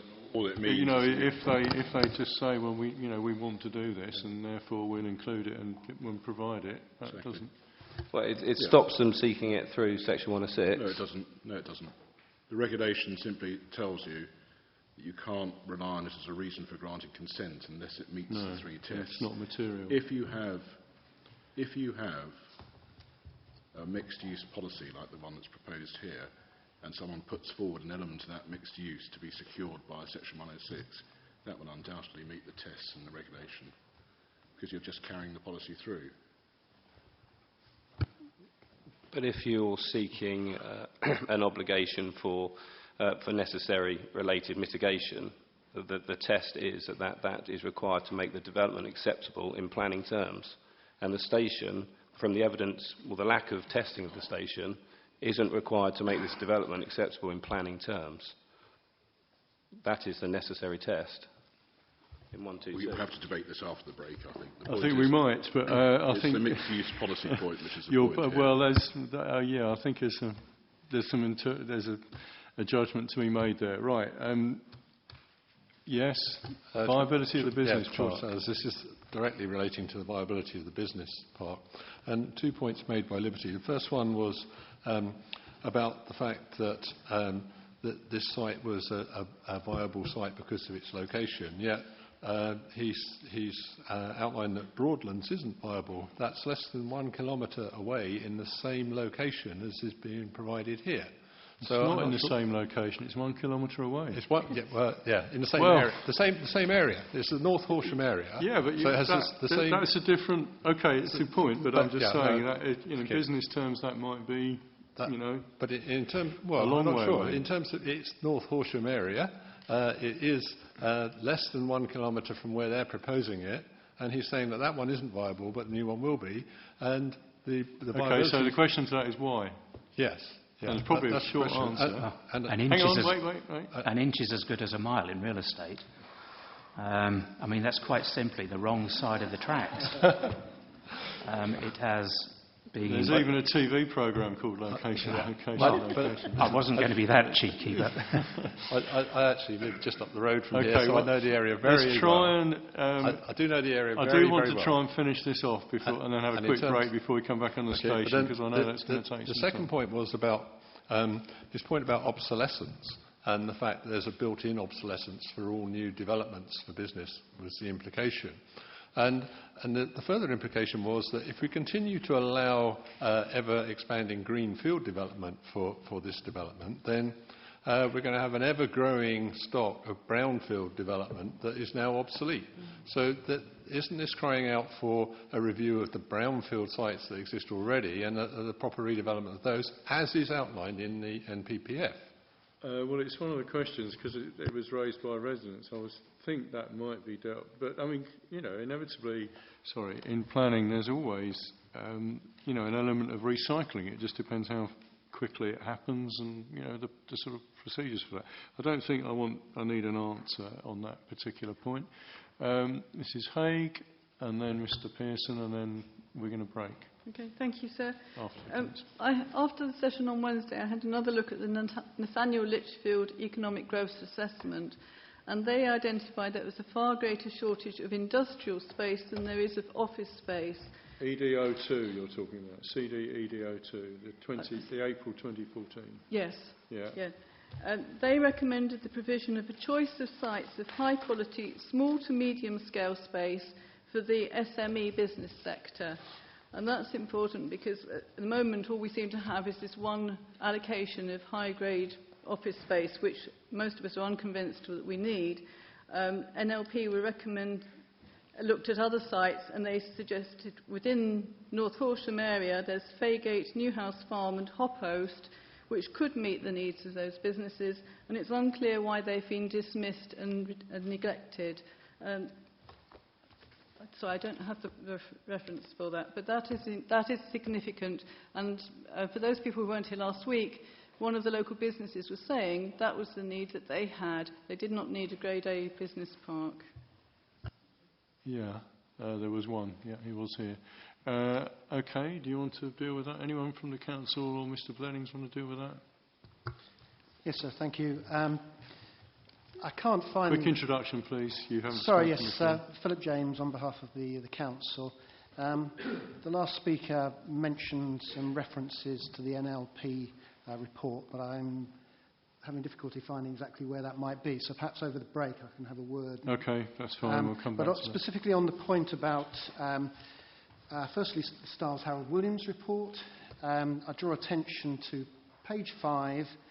The paragraphs are not numbered, unfortunately, but it's the last paragraph on page 5, which carries over onto page 6, which describes the Stiles Harold Williams view, and it's the conclusion on page 10, which is bracket 4,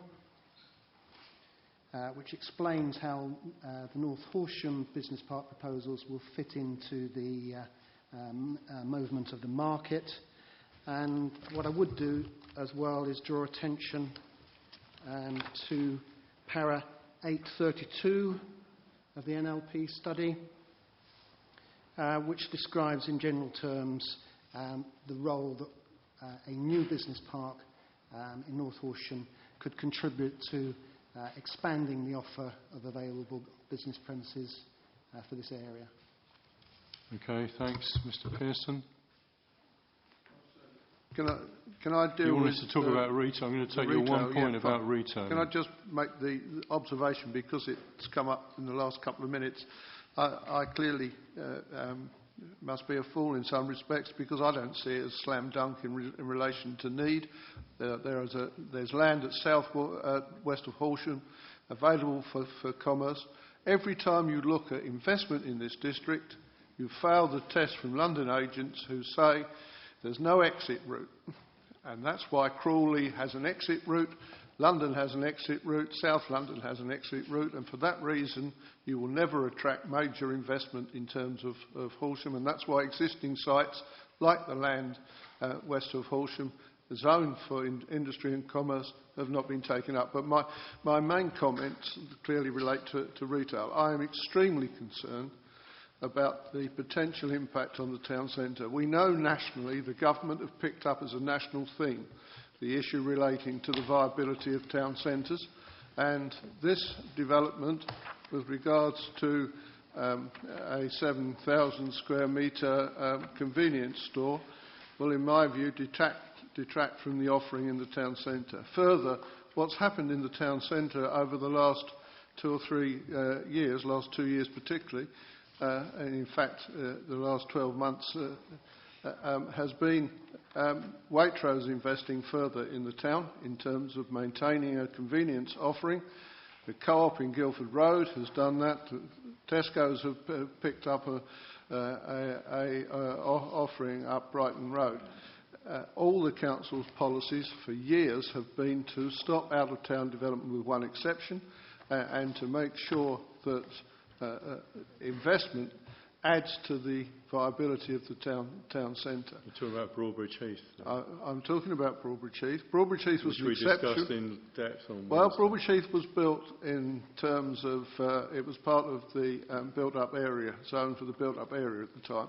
And indeed the consequence of Broadbridge Heath fitted in with the overall master plan, because the council paid for, out of the development, 2 grade separated junctions on the A24 in terms of making sure that there was integration, and indeed the money that was raised from that site, which happened to be on council-owned land, was actually reinvested in the complete refurbishment of the town centre and the town centre offering.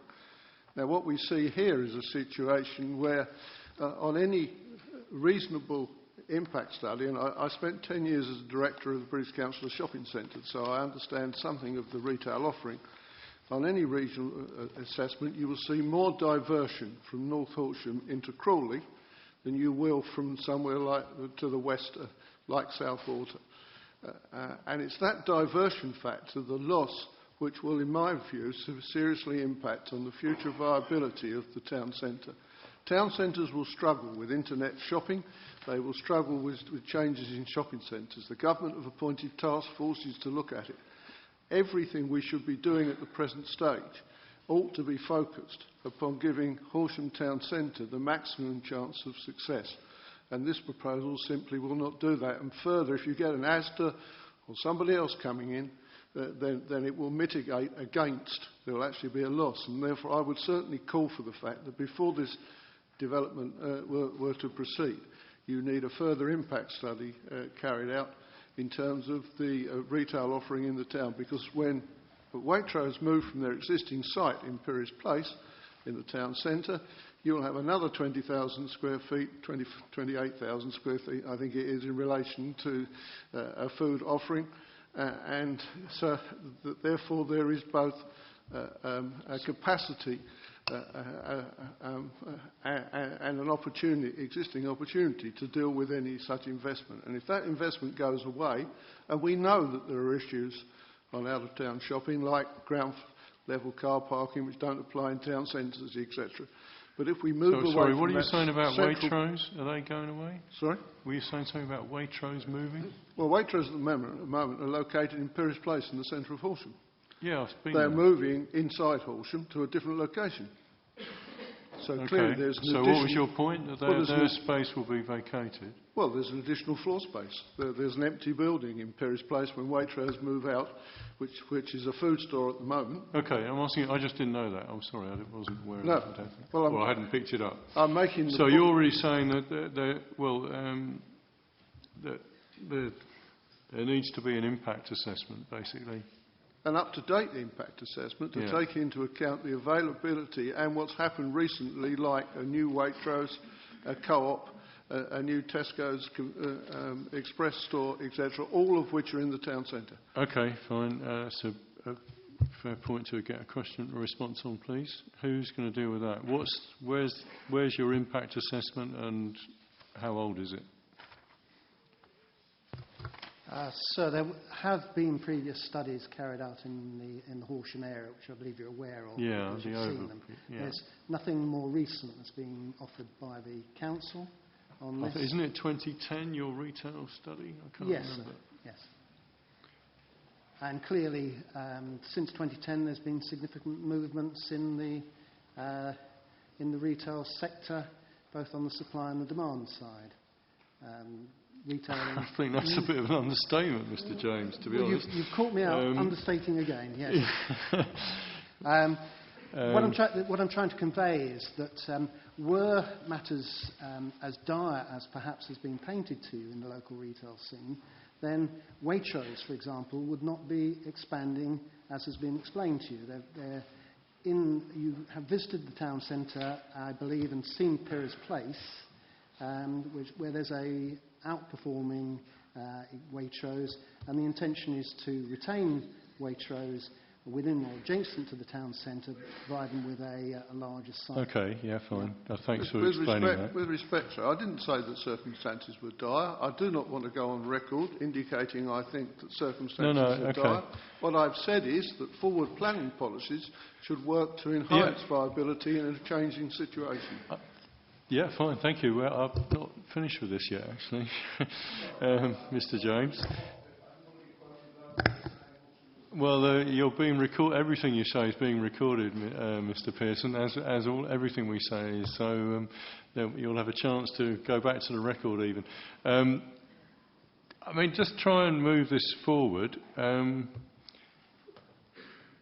do I put this? Are the council quite comfortable that having not updated their study going back to 2010 about retail needs and demand and potential impact of this, that they don't need to revisit, given, as you said, Mr. James, there's been a lot happened since then, and not just in the economy and trends of expenditure, but also in trends between different types of retailing and, the sort of increased prevalence of online shopping and, of greater availability of click and collect and home deliveries, etc., that they don't want to revisit their figure or just check, that figure of 7,000 square metres, is it? 6,000. 6. Is valid and would not have an undue adverse impact on the town centre viability and vitality. Well, sir, I would comment this, that as planners we always like to have the very latest up-to-date information and to reduce the area of uncertainty when it comes to predicting future demand for land uses. But we are where we are. There's no use-by date, if I can put it that way, against the existing retail study, but it gives us a flavour of what's the way that the retail hierarchy is structured in Horsham, the new development that's coming forward, and I think we can reasonably anticipate that new development will continue, and that's the whole purpose of the inquiry. By concentrating 2,500 homes in this particular part of North Horsham, where we believe there is something of a deficit in existing local shopping provision, we will be adding to the retail offer as well as providing a new local centre in the North Horsham area. So we are reasonably comfortable with the quantum that's being provided. At the time that we know more about specifically what type of convenience retail is coming forward, then of course we can get into a greater level of precision about any impact that may arise. But at this stage, well, you can't if the figure needs to be a bit smaller, can you? No, quite. Well, we haven't done those calculations, and that's the position we're in at the moment. We're taking what we know from the existing study and moving forward with that. You need a microphone. Sorry, to do that. Perhaps I can help Mr. James out. There's a simple way of dealing with it as far as the size of the store is concerned. Just omit it from the plan. It seems to me that that's the obvious thing to do as far as the size of the store is concerned. But there was a central second point to my bow, which I hope, sir, that I've explained adequately, and that is the very location closer to Crawley on that side will clearly mitigate against the most viable approach to supporting the town centre. And that's a risk which doesn't need to be taken with development on the western side of Horsham. Okay, but I mean, we'd need. You're not telling me that arguing that there shouldn't be some sort of local convenience provision in North Horsham. I take it, are you? Well, I'm saying, sir, that when we studied this in Southwater, which had a population of 10,500 people, we came to the conclusion that there wasn't a demand when we owned the land for more than it was less than 1,000 metres. I'm not saying clearly. Well, that depends what else there is there. That you can't have 1,000 metres store. I don't know I don't know what there would have been there already. No.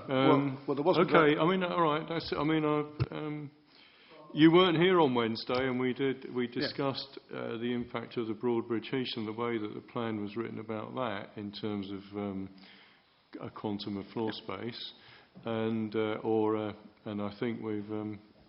The council's looking at a change there in terms of, I suggested they might want to consider including a requirement for an impact assessment of anything over 2,500 metres. Now, I don't know where we've got with that. It's obviously I'm not chasing it because, you're getting thrown a lot. I've got a lot to deal with in a short space of time. I'd like you to consider... No, hang on, thanks. I've got the point, Mr Pearson. Trust me, as you'll find out in 2 seconds. I'd like the council to consider that and also to respond, not necessarily right this minute, to a suggestion that the figure of 6,000 metres doesn't actually need to be in the plan, and that some other wording talking about other appropriate local shopping facilities should be included. Now, I appreciate other people around this table might have some comments on that, but Perhaps I could just give my initial view then, sir. The intention is very much for this to meet local needs. It's to meet the needs of those residents and also the people working in the employment floor space.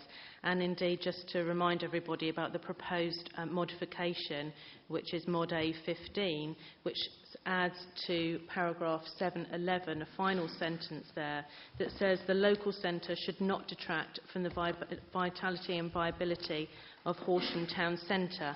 And in our discussions last week, we also talked about perhaps the addition of a couple of words at the beginning of the first bullet point of policy SD3 by inserting primarily convenience to make sure that it's absolutely explicit. But I take away your suggestion of the potential removal of the floor space, which does say no more than. It is not a requirement of that floor space. It was a cap, but we will certainly take away your suggestion and contemplate that. Thank you. Okay. Can I make a or simply have a provision that this is subject to it not causing a significant impact on the town centre? Just write the MPF test into the well, that's what I suggested. Exactly. Now, you did it by reference to the threshold. Yeah, but you don't need to do it by reference to the 2,500. Well, I think I suggested it might have been a decent idea with regard to the Broadbridge Heath issue, because I had comments that that was going to be too much there, and that it was a bit too open-ended policy, which could well have had a significant impact on the town centre. Just a brief comment representing the 1,000 homes that currently exist to the north of Horsham in Rusper Parish. Rusper Parish, for those 1,000 homes, we have a small shop in the centre of the village that services our local need and drives people to the town centre to help support the broader town centre need. This development at the north of Horsham would severely threaten the viability of our local shop that exists currently. So not only is it a threat to the Horsham town centre as a viable centre, but also the provision that currently exists for the people of the parish of Rusper. Well, it might.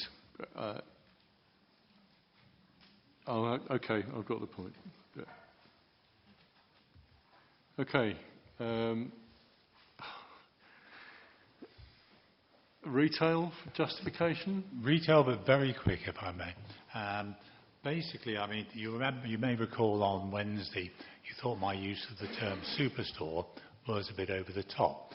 But the reason that I used it was very simply because that's how it's described in the HDPF. It's called a food superstore of 6,000 square metres, which of course is far too big for a development of 2,500 houses. It would be designed to pull in people from other areas. Second point I'd make, because it came in from what Mr. James said, in policy SD3, not only does it talk about this 6,000 square metre superstore, but it also talks about other appropriate local shopping facilities, which to me means things like convenience stores. Things like what, sorry? Convenience stores. The small co-op or whatever it might be within the development. Well, I mean, you know, or what but who means knows more what than it means. just that, doesn't it? I mean, but anyway, it means. Yeah. But just a point. Hairdressers, dry cleaners, small local, even a local estate agent possibly. But it's there's not necessarily that. But I mean, there are. It's local parade, isn't it? It's a local centre. Okay. You've still got your board up, Ms. Mitchell. I just wanted to clarify about the Waitrose. They're moving from their current site, which is 14,000 square feet, to a new site down the Bishopric, the West End Shopping Centre, and that's going to be 29,500 square feet, their new site, and that will be opening in May. So there's going to be their empty shop that they've got now, 14,000 square feet with accessible parking just a few yards from it, so it's likely that another superstore will come in and fill that premises. So is the justification for another supermarket? Well, Okay. I mean, It's- you know, I mean, the point- Sainsbury's have, okay, I've got the point. have protested against this. Yeah, but the and point so have John about- Lewis. Yes, but no, it's a different... The need we're talking about here isn't for a town centre convenience store, is it? I mean, it's not...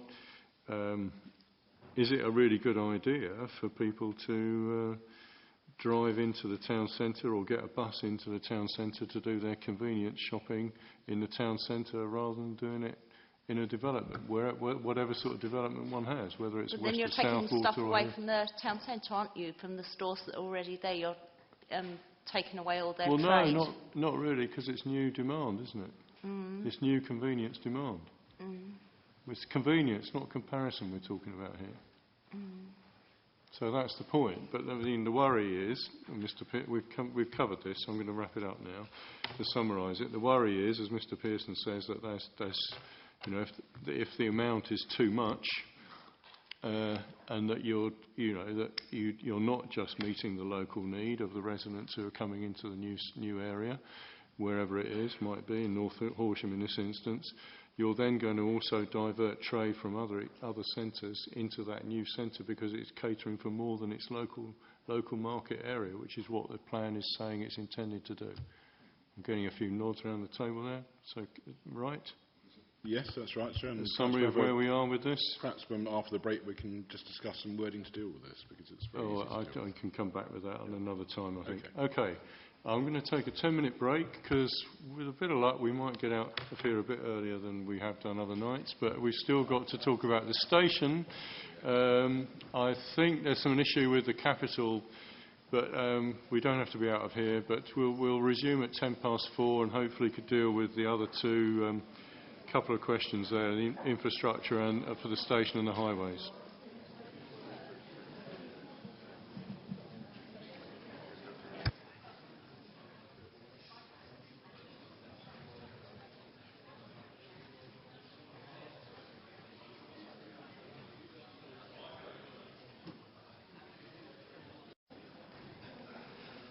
Allegedly.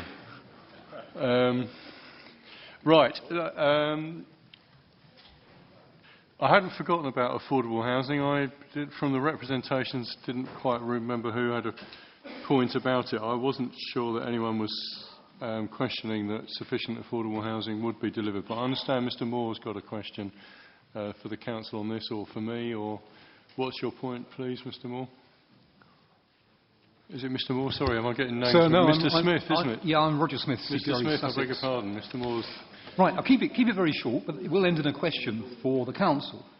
Reference affordable housing. Last year, with the Horsham District Planning Framework Preferred Strategy, we were told that 20 to 30% of homes north of Horsham will be provided as affordable. In the plan, which was submitted for public consultation over the summer, no figures were given. And this morning, that we were told that it's now been determined that a 35% rate would be viable. Now, my question on that is, well, several fall out of that, is I am aware through going through Planning magazine, I've got lots of them here, that essentially what is happening across the country, or other parts of the country, I mustn't exaggerate, that essentially affordable home numbers have been challenged quite successfully by some developers, with the consequence that the percentage requirement has been reduced in some locations. So my question to the council is, how confident is Horsham District Council that Liberties will be able to deliver 35% affordable housing, given that there are other costs that the development will require to be met? Well, OK, I'll allow that. You should really be addressing me, Mr. Smith. Oh, sir, I apologise for that. Yes, to you, sir. I'm very well aware of what you're saying about other factors. In fact, I've actually done a couple of the leading Section 106BC cases about affordable housing requirements.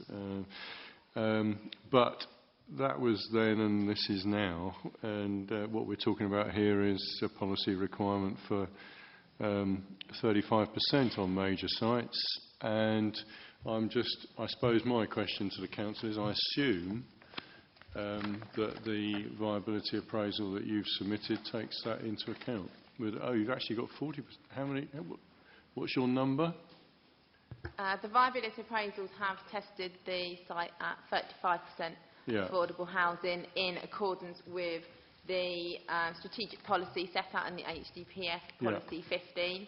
It was tested with all other assumptions and 35% affordable housing, along with all of the other policy requirements, and it identified that the site was viable at that threshold. Yeah, with a reduced level of sill on that particular site, justified by the viability exercise. Okay, anything else you wanted to add? Yes, sir. I mean, if I could just add something. I think one of the most important things when we're looking at this is the whole issue of deliverability, and I welcome Mr Smith's question on that. And if I may, I'd like to introduce Mark Crosby, who's the Business Development Director for Saxon Weald Homes, our major provider of affordable housing, our major registered social landlord, who with us has been working closely with Liberty for over 3 years to bring forward a scheme of affordable housing that we trust will be deliverable and resistant, at least in part, to the issues of funding, government policy, viability, the economy. Because what we're looking for on this development is a mixture of certainty, a certain delivery partner and strategy, and flexibility, so that over the length of the development, should it go ahead, the developer and the social landlord and the council can respond to changes in need and the other things that I have mentioned. So I'm just going to pass over, if I may, sir, to Mark. Yeah, please. Yeah. Sir, good afternoon. I'd add to what Mr Smith has just said. I think you have in the evidence, you have a collaboration agreement that's been signed between Liberty and Saxon Weald, which sets out our intention to work collaboratively together to maximise the outcomes here, and the roles of the parties are expressed in that agreement. I think it's a very positive sign from a registered provider point of view to be involved so early. Mr Smith has mentioned 3 years ago we were first involved in discussions. That's really unusual and very positive, and I think a good sign that sufficient affordable housing will be delivered here, because the intentions of the parties are quite clearly set out there. If I may add one more point without delaying you too long, I think there's a very interesting synergy here between the long-term interests that Horsham District Council has in this site, the long-term interests of Saxon Weald as a provider of affordable housing in perpetuity in the district.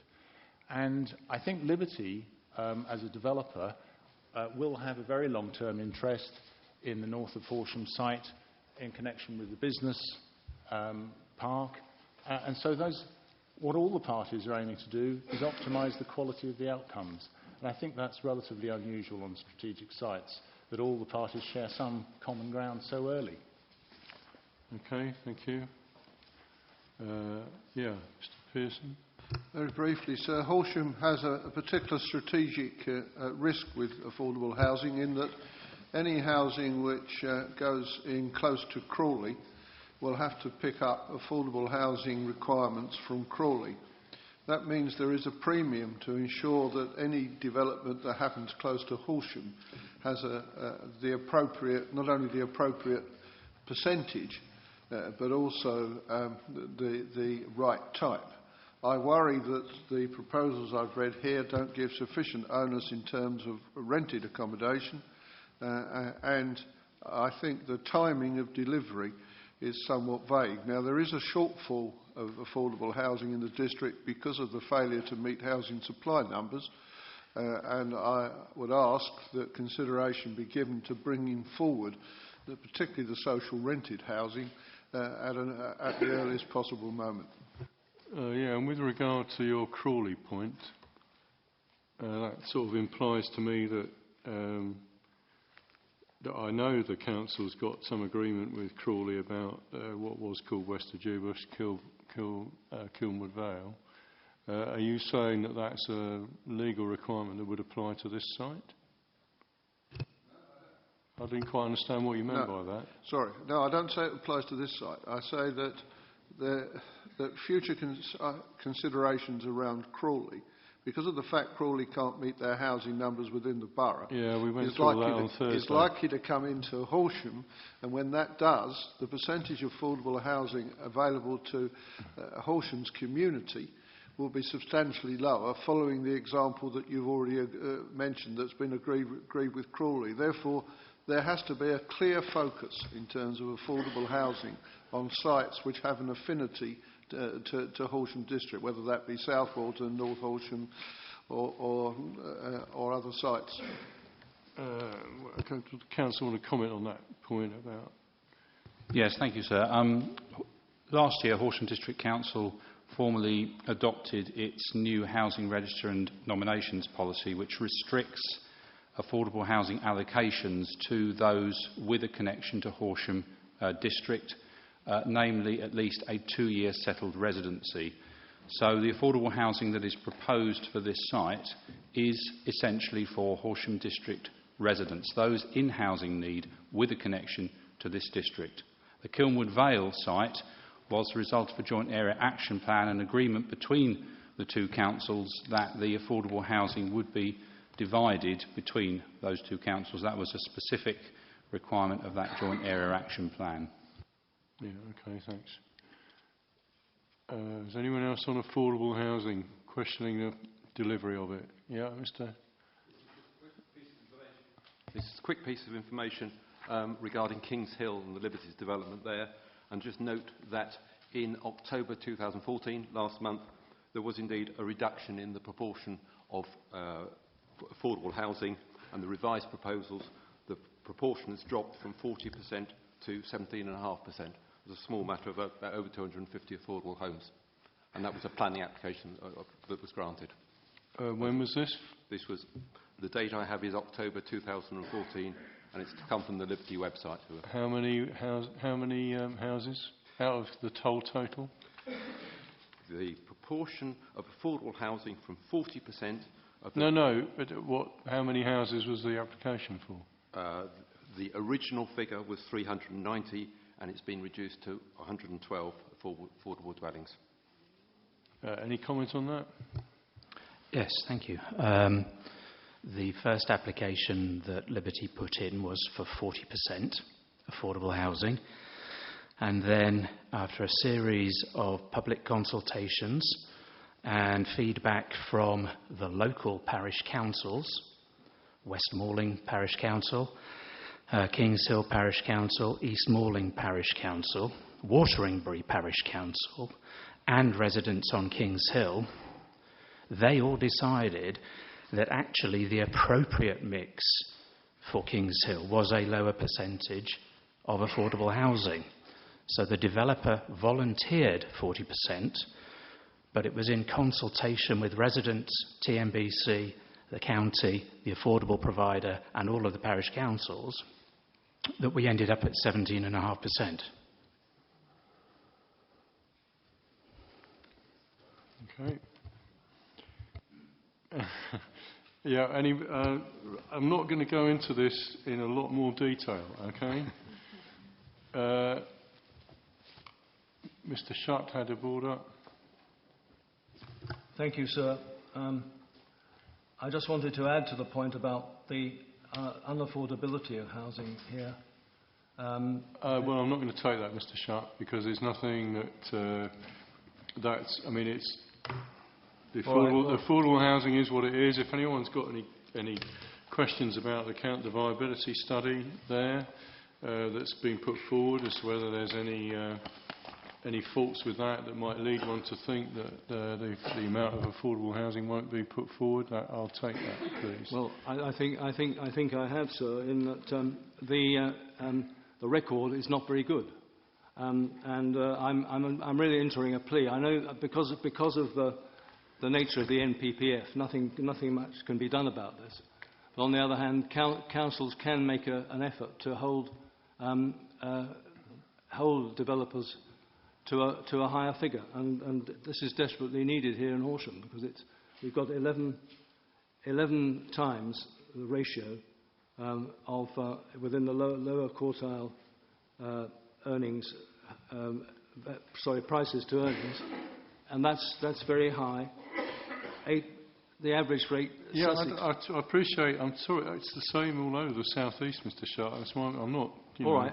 I think it's not a point in dispute. I mean, what's the Well, only thing? well, the only. It's not a point in dispute that there's a need for affordable housing. The question is, will this site deliver at the rates that it says it delivers? And has anyone got any evidence to say that it won't? Yeah, Mr. Dancer, what's your evidence that it won't? Well, my evidence is if you think it won't. Do you think it won't? I do think it won't. To use a sort of almost a partial double negative there. I do think it won't because I know of no site which has ever delivered 40% or even 35%. It tends to be much more in the 17 to 22. I was drawn to the microphone though to just put a little counterpoint here, which is that it's nice to see how delighted the developers are to have been got going so early on all of this, and how nice it would have been had the public been afforded the same delight through the community involvement, just to put it on the... Because I have no other way to put it on the record. Well, you've already put it on the record. You're just wasting time, Mr. Dancer. Sorry, my apologies. I've told you. Please. Ms. Mitchell. Yeah, just one question. Will this level of affordable housing be delivered with the Wickhurst Green project, 963 homes at Broadbridge Heath? The level of affordable housing was severely dropped from what it was originally planned. What's to say it won't happen again in North Horsham if this proposal goes ahead? Well, you can deal with that, but that was then. We've got to look at what the likelihood is now. We can only go on the evidence we've got, and the evidence we've got is showing what it shows. And none of us have got a crystal ball. We're talking about the material that's in front of you at the moment, so which shows that it can support the affordable housing it's been put in for. Mrs. Haig. Thank you, sir. The Coastal Capital Local Enterprise Economic Strategy says that the station is going to cost in the order of 13 million. Yes, please bear with me. And that 3 million of that was being requested from the local growth deal. And it wasn't successful. So basically it looks as though Liberty are putting in about 9 or 10 million and the government was supposed to be putting in 3 million. If that's not coming forward, does that affect the deliverability of the affordable housing? Okay. If it helps, Mr. Inspector, I've got a quotation from the actual application made by HDC to the Capital to Coast body for the funding of the train station, and it quotes that the key to the success of the new business park and the neighbourhood will be the creation of a new railway station. This would be a costly item which would limit the scheme's ability to deliver the appropriate level of affordable homes. So if the application is proved unsuccessful, there's bound to be an implication on the level of affordable provision by Horsham's own admission. What was the shortfall? You're saying 3 million? Yes, 3 million. Okay, anyone want to deal with that? I think the latest price we've had quoted from a direct comparison from PBA is 7 million, so I'm not familiar with the figures. Or certainly the figures have been revised since then. Sorry, from who? DPA? From PBA. Oh. Sir, can I just clarify just a few points there? The 13 million that's referred to over there was based on the original appraisals that were formed part of the preliminary draft charging schedule. In the updated viability appraisal that you have there, £10 million has been associated to the train station rather than 13 in the original viability appraisals. And that cost has come from Liberty based on Peter Brett Associates looking at comparable schemes for that. Sir, can I just add some more evidence that we act on Kilnwood Vale for Crest Nicholson, reason why we're here with regard to the station. Our business case that has been advanced with Network Rail and is through the first two stages of the GRIP process shows the cost of our station between 11 and 12 million. So I'm not quite sure where the 7 million figure has come from. It was a £10 million figure, I've been told. A £7 million figure was just mentioned as a Peter Brett Brett figure. Liberty mentioned 7 million. The council's workers put 10 million in for it. So. Yeah, our numbers have 10 million, and I was just giving a comparison of another station. So as you can tell, there's a range, and I guess it's you get what you pay for. Okay. You get what Network Rail require. Right.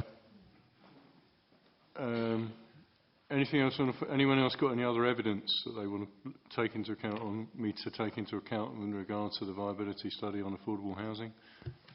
Well, just to point that the evidence from Liberty's own mouths was that their 40% has gone down to 17 elsewhere. I'm curious as to the evidence of the decisions of the parish councils, because our communications with the parish council indicated... I'm not at all curious about those. No, because that's somewhere else. I've got to deal with this one. But Russell Parish Council has been in communication with the parish councils over there about the quality of provision. And so what are you saying, Mr. What are you saying? The question to you, sir, is that his suggestion that the 40 to 17 reduction was purely on the basis of parish council decisions, and I'm questioning the validity of that fact. On what basis? Have you been speaking to the parish councils? Yes. Their parish councils? Yes. And what did they tell you? Not on this specific point, but on other points. They've been commenting on the lack of quality of provision provided by Liberty. So what evidence have you got that isn't true? I'm asking for his evidence, sir. Well, he's given it. Where? Well, verbally there. Mr. Bledding's just said that they asked him to reduce the number. What else can I do other than take that evidence in good faith, unless I've got other evidence? Sir, I can just read the opening lines from Kings Hill Parish Council's statement. No? I don't. Where they supported the application? Well, I've said what you've taken in faith, I've written it down, and that's the reason. So no one's got anything against it. So I'm now going to... I mean, we might... When I've heard... OK, we'll move on to the station. The evidence is that if the station doesn't come forward, you might want to, if anyone else wants to come back with evidence about how that might affect viability appraisals, I'd like to hear that said. I might have a question about does it affect values, actually?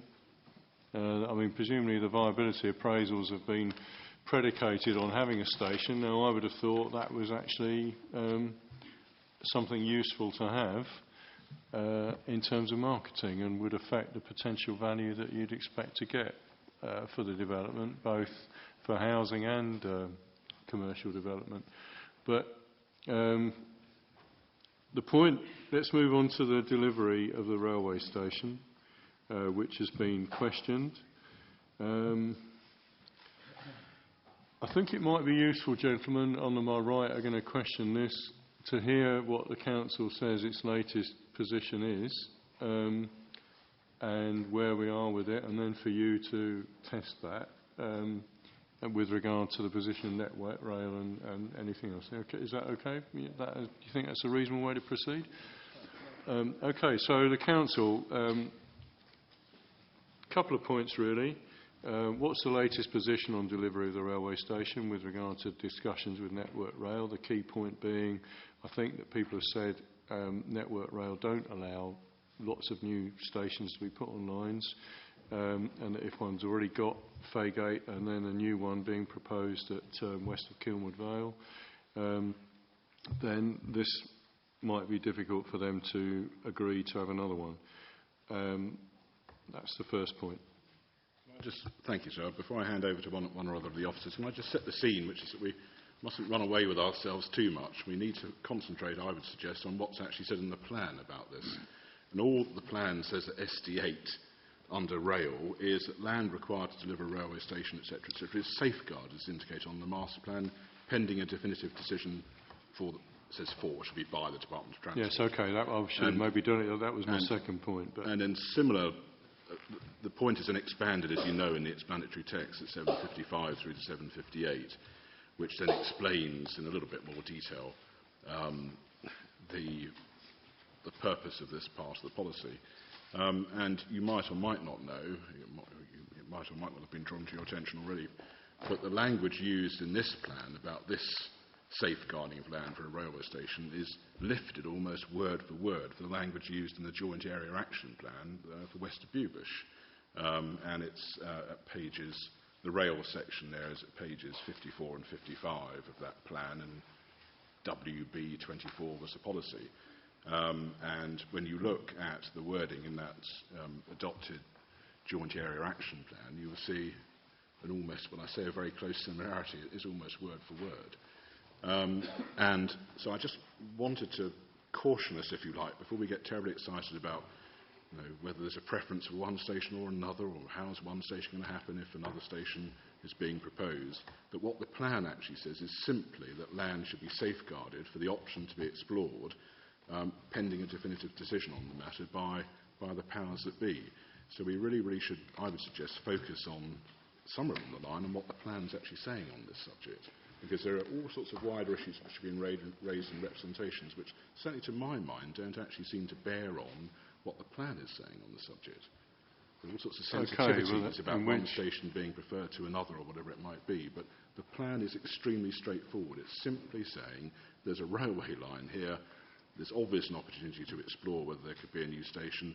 A new station would be desirable, although not necessary, and we want to safeguard the land for a station pending an examination and exploration of the issues. That's all the plan's saying. Okay, but what if this? I understand that it's not a sort of like a firm commitment in the plan, but what are we to do then to make sort of two appraisals, if you like, as to whether or not, with regard to the merits of the site and the allocation, one with a station and one without? And if it's without, will the other measures that have already been mentioned be a suitable safeguard, provide a suitable alternative justification in terms of sustainability? Does anyone want to comment on that? And then the council can come back. If I can just comment on the point that the wording of the Joint Area Action Plan and the draft plan before us today is the same. That is correct. But one mustn't miss that there are some fundamental differences between now and then in terms of the position of Network Rail, and that being the first point, and that at that time the station for Kilmwood Vale was very much a station to serve the neighbourhood and to resolve issues at nearby Ifield Station as well in terms of car parking, etc. It's a much smaller park and ride facility, if you like to use that phrase. It's only a 200-space facility. And at that time, Network Rail had not made the point, and this is the key point, that only one station on the line between Horsham and London via Three Bridges was acceptable in terms of timetable and business case. So at that time, a lot of discussions were had with Network Rail and consultation about the possibility of the closure of Faygate, and so the safeguarding position had gone through a level of testing, whereas before us today we've got a very different scenario where the council have gone on record and written to Network Rail, which is in the back of our statement, saying their preferred site for a location is North Horsham, which effectively has, excuse the pun, derailed what we're doing at Kilmwood Vale, because we are at very advanced stages of the process, which has taken a number of years in terms of the securing. Obviously, we secured the allocation, we secured the planning permission. The planning permission includes the description of, in the description, a station.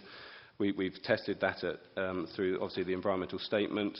We've gone then to Network Rail and spent 2 years negotiating the business case and the timetabling through the GRIP processes.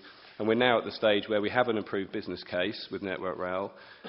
So what we are left with is to go through the design process, which is the next GRIP stages 3 and 4, which will take more time to deliver because it is a very lengthy process. So to say the words are the same now as they were then is quite misleading, because the situation is very different. And what hasn't been tested, that if the station is delivered, and effectively if it's safeguarded, the policy allows it to be delivered, what are the implications for the lack of no station potentially at Kilmwood Vale, and also the potential transport and highway implications of a 600-space park and ride facility at the station, which will clearly be an attractor of additional vehicle traffic. So to say that it's like for like is very misleading. Yes, okay. It's tied up with question 32 then on the implications for traffic safety. You referred to something in the back of your statement. I've got a letter to Network Rail from Mr. Crowley, 2nd of May. Yes, sir, that's a letter from Horsham confirming their preferred status of the North Horsham station. And then a letter from... Oh, that's an email, isn't it? That's an email back from Network Rail effectively saying that it's let until Horsham District Council make their position, or they've made it clear, but they will not advance with the station designs now effectively until it is clear whether North Horsham is deliverable or not in station terms.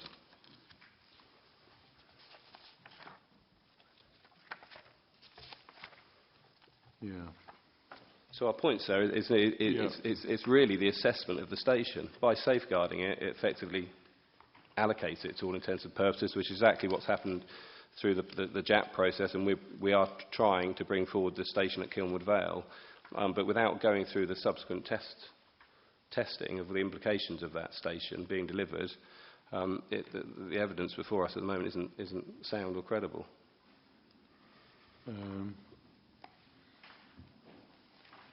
Okay, I'm not quite... What's the lack of soundness? What?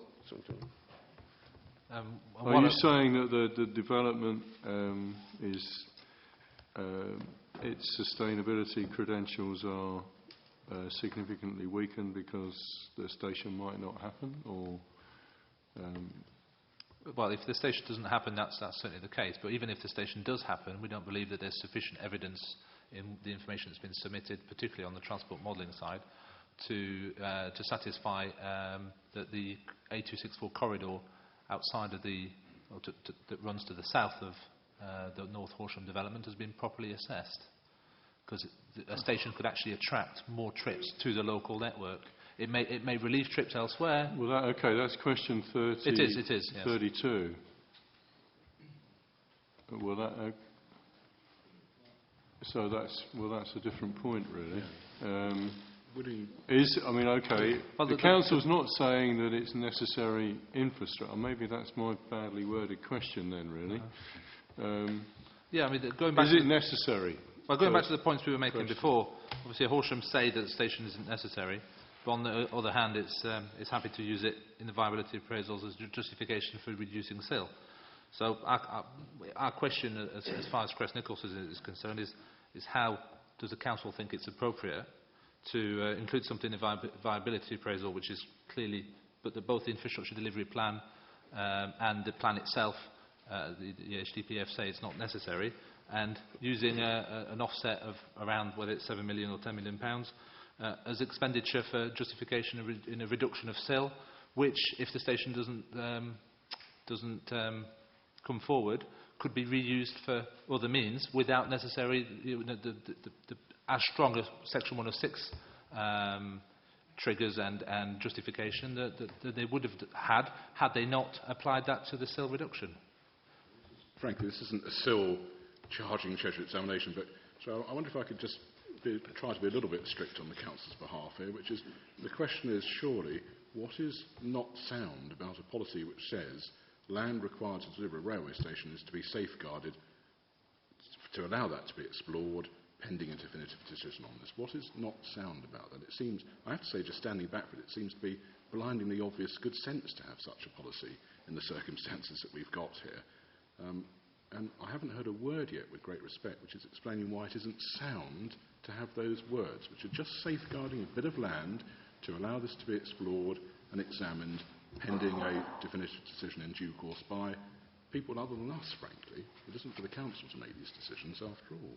No, I suppose one could argue that it might not be effective for planning because it leaves too much in doubt. It might be an effectiveness test, but let's have. Does anyone like to answer Mr. Katkowski's question? Well, yes, sir.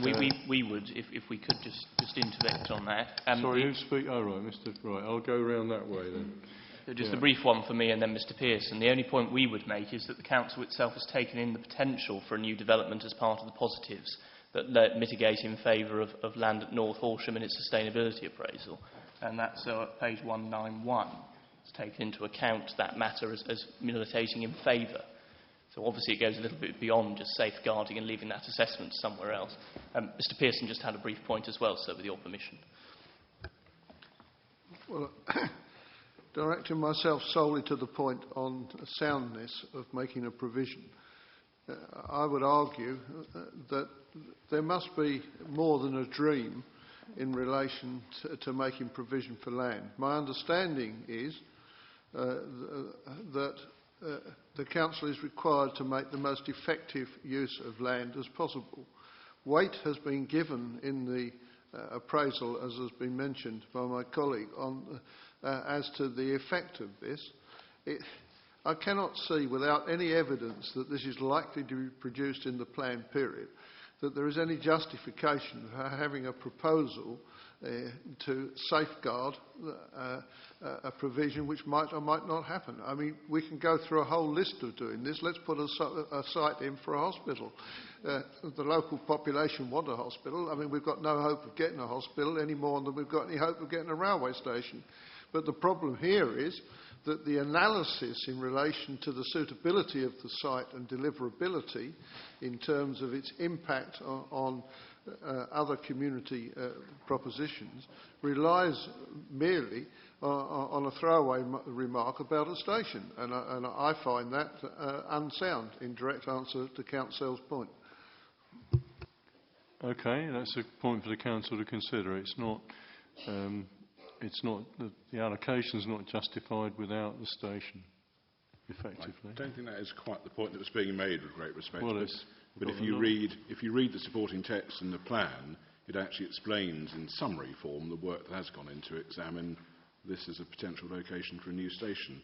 And the sustainability appraisal, simply, by the way, all the sustainability appraisal says on page 191 is that there is potential to extend these, that's rail links, into the site, including the potential for a new station. I mean, that's the top and bottom of what's said on this subject in the essay. And by the way, the essay's overall conclusion in relation to transport was a negative impact. So it's hardly being used as a big plus in the essay work. So, I mean, I would just caution that when these points are made, it is always very useful to actually read what's said in the documents, because there's a great deal of assertion based on things which don't appear to be on the page. But with respect, sir, it's not just the station. You've got, coupled with that, the issue of park and ride that goes with it, and another significant land take. The park and ride on the west of Horsham is not succeeding in terms of its aspirations, and certainly without a station, there can't be any justification for a park and ride. So what we're dealing is we're building up a layer in terms of there, which is leading us wide open to requirements later in the plan process for changes to residential. And I think the public will not be fooled by that approach. You yourself have said, sir, that if the airport strategy comes in any event, the plan has got to be urgently reviewed. These issues could surely be picked up then if the Council has managed to progress to the fact that this is more than a dream. Well, okay, we're going round in circles a bit here. Yeah, but let's carry on. Any new points? Yeah, I think questioning the soundness of the station, on your initial opening remarks about being justified, effective, consistent and positively planned, I can't see how we can have a plan that has two significant sites in Kilmwood Vale and North Horsham that both speculate on a railway station, when Network Rail's initial position was they couldn't tolerate another station between Crawley and Horsham, and I only hear recently that they're prepared to countenance potential for one of those, and I think that's albeit at the closure potentially of Faygate if this new station goes ahead. So Network Rail's position hasn't changed that much. It's just that they're prepared to apparently close one and open one in one of these new two sites. But so you can't justify a plan that has two speculative sort of counter arguments when neither of them, that they both can't be delivered. Well, we're only talking with with respect, the JAAP's been and gone. That's there, and I mean I can understand why Crest are here, but let's move back onto that to see whether doing this might have any other negative impacts. If the council, let's say it doesn't go ahead, and your alternative scenario comes into play that other measures need to be done. How do you say that affects, if at all, the justification for the site, its sustainability credentials, and its value as opposed to other sites? And has that been tested? I'll let the council officer speak about it in a second, but obviously the plan at 7.58 deals in terms with that very point. The plan at 7.58 tells you the council's answer. Obviously, I'll leave it to an officer to expand that in a few moments' time, but and the answer is given. One might or might not agree with the answer, but it is set out. Yeah, okay, well, it might be a bit of... But we'll have some elaboration of it from someone. Thank you for yes, that. I think so. That's a good way of putting it. I think this again goes back to the sustainability appraisal and the fact that the train station isn't necessary as part of the development as set out in paragraph 7.58 of the HDPF. In terms of Horsham itself, Horsham is the main town. It is set out in the settlement hierarchy. It is the most sustainable location, again set out in the sustainability hierarchy. And again, it really is page 191 of sustainability that sets out that the train station isn't required as part of the proposal and still remains at a positive on that page. And I'm just going to pass you over to Darryl Hemmings, who's just going to add a bit on that in terms of transport. Yes, I think that would be useful. You're on. Yeah. Thank you. I suppose there's just a couple of points I'd like to make. And firstly, to sort of deal with the Kilnwood Vale station proposal. My understanding, and this is reflected in the Joint Area Action Plan, is that permission for development at Kilnwood Vale is not contingent on delivery of a new railway station. And that is the same proposal that's being brought forward here for North Horsham. The North Horsham strategic development location is not contingent on a new railway station being built. The technical assessments, the transport assessment work that's been carried out to support the plan, so that's reference CDIN01, does not make the assumption that a new railway station is delivered at North Horsham or Kilnwood Vale. So in that respect, the plan is underpinned by a body of evidence that doesn't require a new station. The fact that the council may like to see a new station along the Arun Valley line is the reason why this clause in the policy to safeguard land for a new station has been included, as far as I can tell, and that's the same approach that was taken in the Joint Area Action Plan for Kilnwood Vale. Can I just clarify that when we went through the JAP process and that the transport assessment was prepared for Kilnwood Vale, both scenarios were considered within the overall assessment, with and without a station. Insofar as the North Horsham proposals are concerned, no assessment has been made of a with station scenario, so it's very difficult to say that something's not contingent on its presence or absence when the required assessments haven't been carried out. And when a planning application comes forward for the North Horsham site, if there is a proposal to bring it forward with a station, it would be expected to be reflected as one of the assumptions in the assessment. Given that a new station cannot be guaranteed, I would expect it to take a very similar approach to Kilnwood Vale, and that's to look at with and without a new station. Yeah, I would obviously just note that there's certain implications for the infrastructure delivery plan and the infrastructure that's shown as being required for the plan as a whole. Could be quite different for the local, the actual mitigation schemes for the A264 in the vicinity of the North Horsham site could be very different in their configuration and cost, reflecting itself in deliverability and viability issues, should a with station development come forward. And therefore, this is probably the right stage for those costs for the district as a whole to be picked up within the plan itself and not leaving it to a planning application, at which point viability issues may have implications for things like affordable housing, which I think are the points that people have raised today. Yeah, but with regard to cost, the council said, well, let me just make sure I've got this right. The council's answer is the cost isn't any different. Is that right? It's moved into something else. So how do they know that if they haven't tested the with station scenario? That's subjective. Any comments on that? I don't think it's for you, Mr. Katkowski. It's for...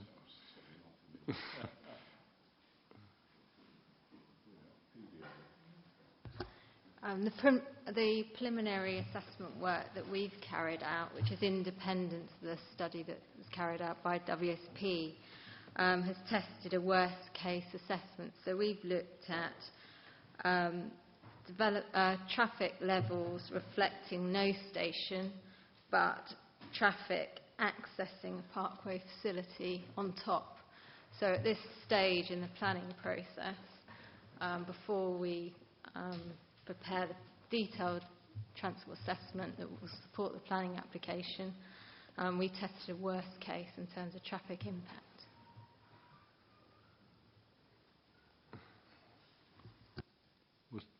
Right, but there's no detail at this stage, as has been said, about what other measures. So have you not factored? What have you factored in your transport? In your preliminary transport assessments. No station and nothing else. And the point made there about traffic implications. Have you? Is that the assumption that you've taken? Well, we've obviously identified a package of transport measures which would include walking and cycling improvements, would include public transport improvements, along with highway... Okay. Sorry, so what, does that mean, I don't know, providing a new cycle route to Faygate Station or something? Or, if there's no station on the site, what are you... my initial... what are you going to provide? What's the £10 million going to go towards? Yeah, there is a cycle route that operates between North Horsham and through Faygate and on to Crawley. So that facility exists. We would look at improving bus services as well, potentially to Littlehaven. But our bus services that we're proposing at part of this package provide links to Horsham railway station.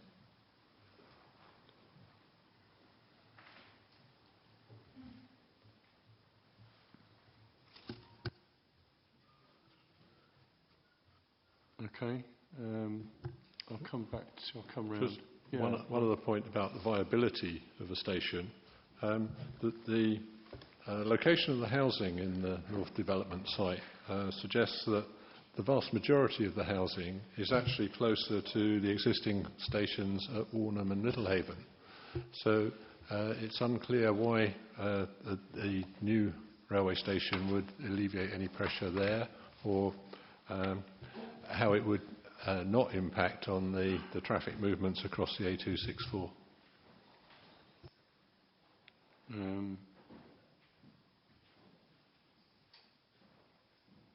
Okay, the council argue that. Would you like to, has your modelling taken that into account? Have you done that? Sorry, can I? The modelling that underpins this plan does not include a station at North Horsham. So the infrastructure package which is associated with that study, to the mitigation of traffic levels on the A264 and all the other roads in the local area, assume there is no station at North Horsham. Okay, and does it assume then that there's £10 million worth of transport measures instead of the station, which include extra bus services, presumably across the A264 to the stations, or to link into Faygate, or even to Kilnwood Vale or something? Policy SD8 sets out in a number of different ways infrastructure that would need to be provided associated with this site. Pedestrian and cycle infrastructure, bus infrastructure, the land allocated for a railway station and a set of highway improvements. With respect, sir, it seems that they're arguing both cases. It seems that if they haven't done any of the assessment of the impact, if there is a railway station there on the road network and everything else, and yet they're saying they're allocating in the plan allocation of space for a station, and it would seem from the evidence we've been given today that the preference of Horsham District is for a station in North Horsham in preference to one in Kilnwood Vale. So I think if that's their preference, and that's what they're saying in their plan, they're allocating space for it, why has there not been that assessment on the impact on the road network if there was a station there? Just cut across on one point. The plan says nothing about a preference. That's very important. Doesn't say that we examine the plan and not correspondence that some people are very agitated about. The plan says nothing about a preference. But it does clearly allocate space. Safeguards land for a station option to be explored. That's all that it does. But we have to take other evidence that gives us the credence whether that would happen or not, and what Horsham District's view as to whether they would prefer that or not. And it would seem from the evidence we have received that they would prefer that. Well, they haven't said that, have they? Apparently they have in correspondence. It's in the plan, that's the point. We must focus on what the plan... That's the No, we have to focus on the evidence that is presented to support the plan or to justify it. Because one of the key points is justification. That's not... Okay.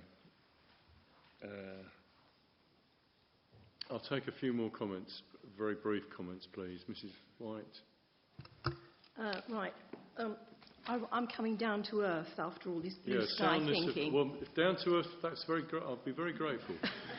Okay. For me, down to earth is soundness of the plan. Well, just as a local resident of some 40 years, now Liberties have really marketed this North Horsham plan on the basis that there would be a station there. You've only got to look at their marketing material. However, when pressed, they said that if they couldn't get agreement for a new station from Network Rail, they would try to make other arrangements, such as providing a link from the North Horsham site to Warnham Station. Now, Warnham Station is a tiny little station. It's situated about a mile from the centre of Warnham village, on the other side of the A24 from the village. It's accessed from the A24 via a narrow country lane, at that point the A24 is a single carriageway road. It's a notorious single carriageway road. There's a few terrace cottages sitting alongside one side of the country lane close to the station. The station is not much used, and the reason it's not much used is because it takes an hour to get to Victoria. It takes the scenic route from Warnham. Yes, okay. I'm aware of the issue. So, is that anyone want to deal with that point? Is that a realistic proposition if there's no station at North Horsham? Sorry, there is no station proposed for North Horsham. Safeguarding of land for a station is proposed. The plan does not include a new station at North Horsham. Okay, but the point is, I suppose. Okay, my question is, if it doesn't have a station, would not from your point of view, the West Transportation point of view, the sustainability credentials of the site be weakened quite significantly because it hasn't got a station? If a new station is provided at either Kilnwood Vale or North Horsham, it stands to reason that the sustainability of travel patterns from that site would be improved. Well, I was talking about North Horsham. So are you saying if it's not at North Horsham but it still goes ahead at Kilnwood Vale, then that's still good sustainability credentials for North Horsham? The plan is based on a principle that a new station is not provided. The assessment that's been carried out assumes there is no station, and the mitigation package which is put forward, in our view, is sufficient to meet the NPPF transport test, that the cumulative impact of the development on the transport network would not be severe. No, right. But with respect, you haven't answered my question. And the reason I asked it is not necessarily just about North Horsham, but I've also got to assess competing sites. But so I asked it for a reason. I'm aware that that it's not. You don't have to tell me again that it's not. That there's no station actually definitely in the plan. It's safeguarded land.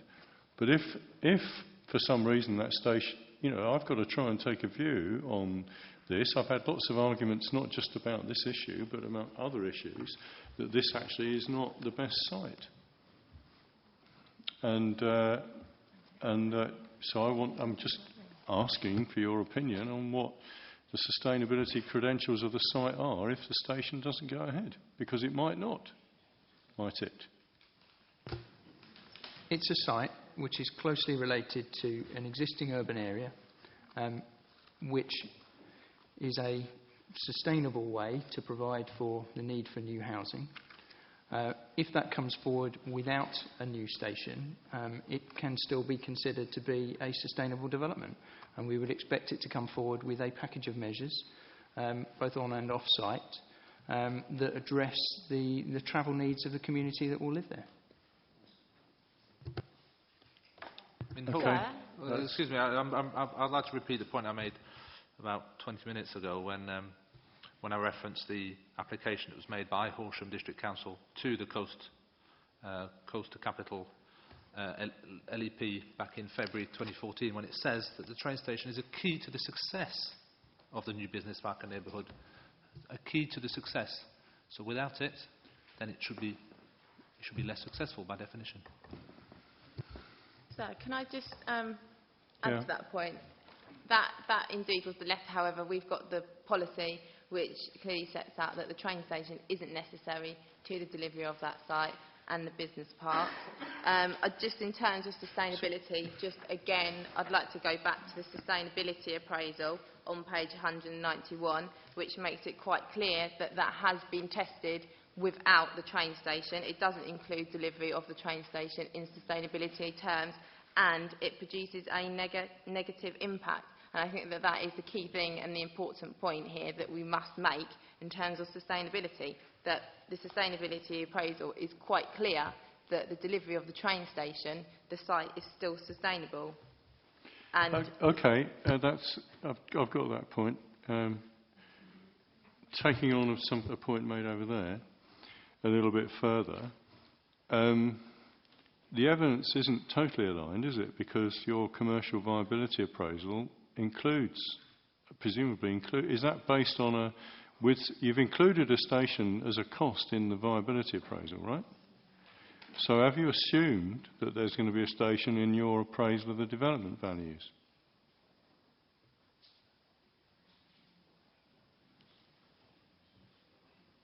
can I just pass you over to our viability consultant, Adrian Kerrison, who undertook the viability appraisals. He's just going to give you a update on that. And if it doesn't, I suppose can you answer that one first? How are the values been? What's the assumptions underpinning the values? Would you like me to answer that? So yes, please. Adrian Kerrison from NCS. Hello, thank you for turning up. Viability appraisals. No, there was no weighting given to the values on the assumption because, as a point's already been made, it was just a safeguarding. It would have seemed wrong to assume that there was going to be increased value either for the employment office space or for the residential. And that's demonstrated, if you like, by the same value figures being used in the Schlar appraisal assessments and the generic SIL assessments that I think you've seen. They were all the same value. There was no additional value placed on the strategic site assuming a station. Okay. That's a very helpful and clear answer. If there was a station, would you expect the values to increase? Yes, I would. care to give any figures? Broad percentage terms? 1%? I wouldn't want to speculate. 2%, I'm assuming it'd be between maybe 5 and 10% on the residential employment. I'm not certain. So I can just back that up. We've obviously, with the recent knowledge we have of our potential loss of station, we've done the similar exercise. Presume it's been exercised in your mind. It has been, and our agents have told us it's a loss of 6% in value without the station. So that's residential values. So I think the point I was probably really making there was that from our perspective, the site is viable without the station. Yeah, okay, thanks. No, that's just... Yeah, with a reduced sill. Sorry? With a reduced sill. I think there wouldn't be a reduced sill for the business part, but with a reduced sill for the residential, yes. Yeah, I think the point Jonathan's making, obviously, with higher values, you could potentially afford a lesser reduction in the sill, but that's obviously not being taken into account. Should the station be... Sorry, say that again, with higher... If the station came forward, yeah, then the developer would expect high values to materialise, but the actual discount on the sill, owing to infrastructure, has been set on a without station scenario. Okay. Well, that's a fair point, but that's not for this examination, is no, it? Absolutely not. That's for my other examination, where maybe you might want to think about arguing for some clawback mechanism, or the sill can be reviewed, or looking for an early review of the sill if the station went in would be the way to try and claw back some of that value. But Sarah, it's very clear. It's very clear in the Woking Inspector's report that literally came out last week that the sovereignty of infrastructure and where it's set is at the local plan examination, and all the sill examination deals with is the viability aspects.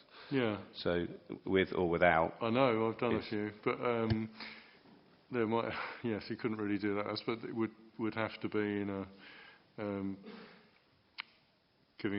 The council would have to just do it on their own bat, really, on their own initiative to have a review of the sill. It would change things, and that's district-wide. But in this particular instance, if it's justified by the viability evidence, then they can have a reduced rate or an increased rate, depending. Has anyone got any other points on the soundness of the plan without a station? Okay. Yeah, Mr. Hayhurst. I think you've picked up there. The question is, so what with the station and its effect on sustainability that worries me, because the national planning framework requires these developments to be based in favour of public transport. Public transport includes railway stations. So without it, it undermines, in my view, the sustainability credentials.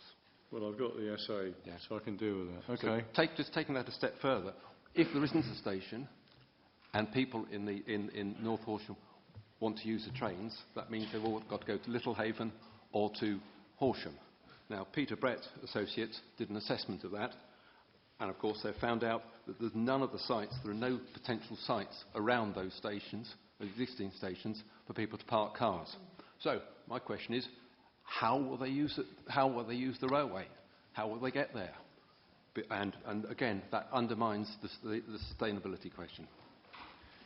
Well, okay. I'm not sure we're into answering questions. The obvious answers are that they can cycle there. You would say braving the A264 or using the bus service that's going to be provided. Well, I could. Do you want me to respond to that, or? I'd be very interested to hear what the council's answer to that is, because seriously, I think that's a serious concern. Well, am I right? Have I missed anything? Right. Okay. You've had a go, Mrs. White. Mrs. Rovenhagen. All right. Aye. Okay. I was going to go to the lady next to you, Miss Rovenhagen, but go on. Both of you have a go. Have a say. Well, I just talking about will people should get on their bikes to get to, Horsham Station or Littlehaven Station. The fact is they won't. We already have problems with parking around Little Haven Station. There's no parking at all at Warnham Station. For what? For Cycles? cars. There's no... people won't be able... there's no... Well, where I come from, there's cycle parking problems. Yes, but I mean, they can be overcome. People jump in their cars to get to the station, whichever station it might be. I mean, they also walk and cycle, don't they? Beg your pardon? And they also walk and cycle and catch a bus. A lot get in their cars, and a lot of people get in their cars and go and want to park near Little Haven Station. It's a problem there already. I have friends who have people parking across their driveways and that sort of thing because they happen to live in the residential roads around Little Haven Station. It's a big problem. Well, so the council can do something about exacerbated. that, actually, but that's not for this examination, is there? So No, but I'm just saying, without a station, it's going to be a problem, and the problem is going to spread and impinge on the whole of the Horsham town area. All right. I don't. Let's move around. I'm going to take a few comments and then get the council to respond, and then we go on to the others. I'm coming. Yeah, no, Ms. Rojo. Sorry if I keep pronouncing your name wrong. No problem. I will leave the deliverability of the station and its viability to others. I will leave it that it has already been said that this plan is not a sound one without a station. It is in contradiction of wider policies. What I wish to comment on, that hypothetically, in the very unlikely event that Network Rail decides to put a station here, I fail to see the use of the station in its location for the so-called intended main user, as has been said by the council, the new residents of this estate. The reason being, it is too far even for them. So the people closer, in the middle of the estate, and even at the other end, closer to Langhurst Wood Road, have a very significant distance to travel to get to the station. The map that we have, the site plans that we have, the distances are quite large, and it's quite deceptive to think that the location of the station within this master plan is, if it did materialize, is actually of any use to the people in that proposed future settlement. And likewise, it is too far for the people from North Horsham to get to on foot or on bike. You cannot force people on bicycles who are not, or onto foot who are not up for it. And besides, they have to, as has been said, brave crossing the A264. So I fail to see how the location of the station, if it did materialize, in the unlikely event that it would materialize, is of any use to anyone. Thank you. Okay. Mrs. Haig? Ms. Haig? Thank you, sir. Could I just put in a plea here about the accessibility of the stations? We have new developments west of Horsham, and we have new developments at Southwater. Little Haven Station is packed, as Mrs. White said. Horsham Station is packed. There's nowhere to park. We already have all those new people coming in who will commute to London. They want to park by the stations. That's how it is. They may not cycle or bus. If we have another development on top of that, we have a real problem, and we need it addressed, whether it's at Parkway or Kilnwood Vale. Something needs to be done, and I'm glad that West Sussex County Council are here to hear that, because we need a solution, please. Yeah, okay. I'll just carry on taking the comments. Mr. Moore. Yes, thank you, sir. I see basically the real problem as being the HDPF has within it this comment on the railway station, land for a railway station. And also the Stiles Harold Williamson report, of course, spells out the beauties of a development, a commercial development, of a business park, because of a railway station there. If one's really starting from a point, as has been said, of you don't need one there, it's not really included. It should never have been within the costs of the infrastructure costs, of course. But secondly, it should have taken into account what the current loading on our railway stations are. And the last figures that have been produced for Network Rail show that just over 350,000 entries and exits occur every year at Little Haven, and over 2.5 million in Horsham. Now, the concept of having a development like this, where it was said on Wednesday, I remember, there'd be a large number of commuters, on top of that is horrendous. Okay. I don't know if the council want to take a note of these. If you want to respond to any of them, please come back. Yeah, Mr. Smith. Sir, policy SD1, to me, clearly indicates that a partway railway station would be necessary in order to provide a sustainable form of travel to the wider area. Now, without it, and we're told that without it, it would make little difference. The site would still be sustainable. However, 2,500 houses, perhaps 6,000, 7,000 people, they're not all going to work in the business park, assuming that the business park is successful and attracts high-paying, high-salaried businesses. Some people there will wish to commute outside of it. There will people be wanting to come into it. That's a mass of people, and they're not all going to get on their bicycles, and they're not all going to get a decent pair of walking shoes and walk elsewhere in order to catch a train from Warnham or any other location, sir. Thank you. James Mitchell. Yeah, I've heard about the railway station not being delivered. What provision do the council foresee for disabled people like myself if there isn't a railway station? You've talked a lot about walking and cycling. I can hardly walk more than a few metres. I need a double lung transplant, and I'm on 17.5 hours of oxygen a day. Have you thought about people like me and the elderly? Are we all meant to get on our bikes and walk and cycle into Horsham? Because, you know, lots of us can't do it. What policies have you put in place?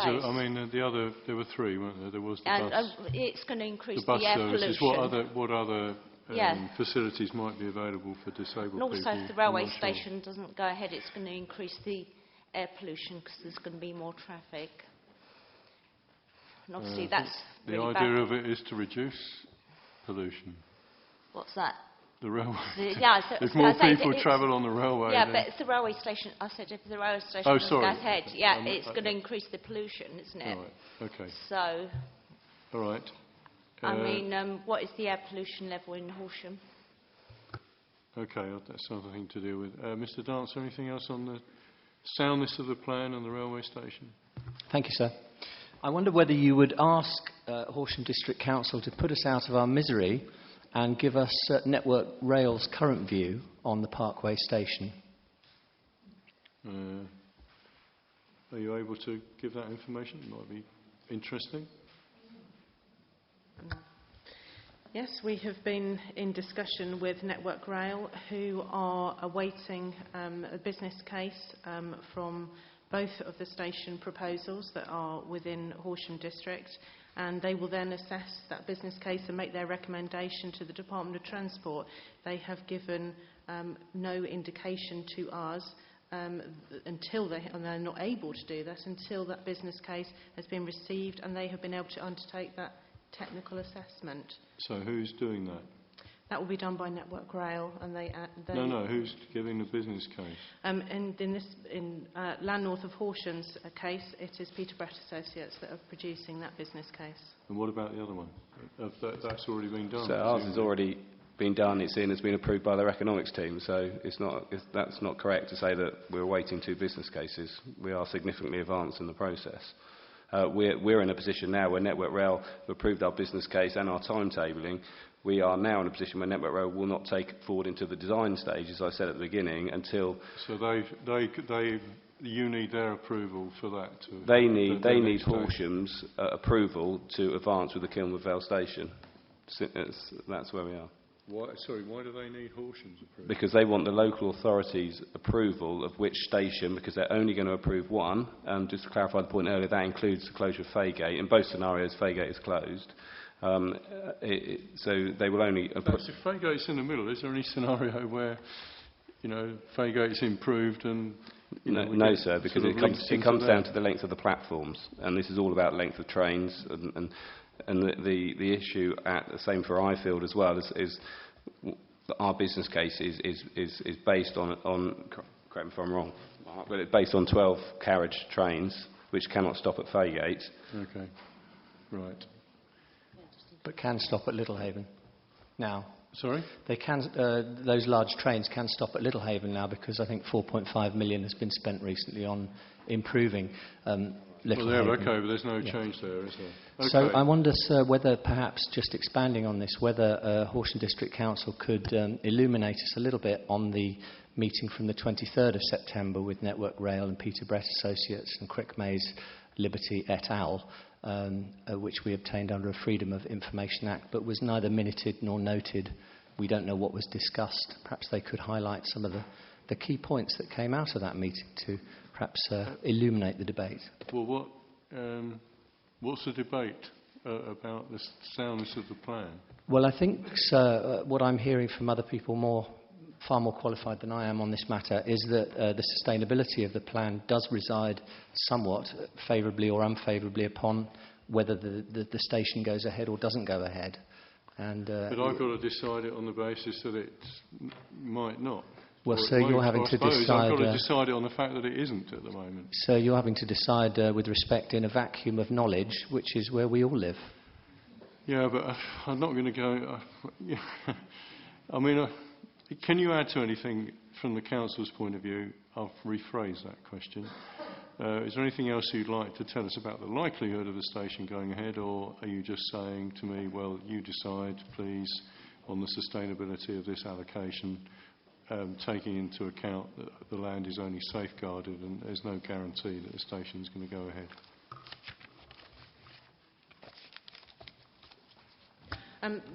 We have received no correspondence from Network Rail that indicates that they think the station could come forward or not. Neither have they asked us for a view in terms of Kilnwood Vale. So what we are... So there's no correspondence. Is there anything else?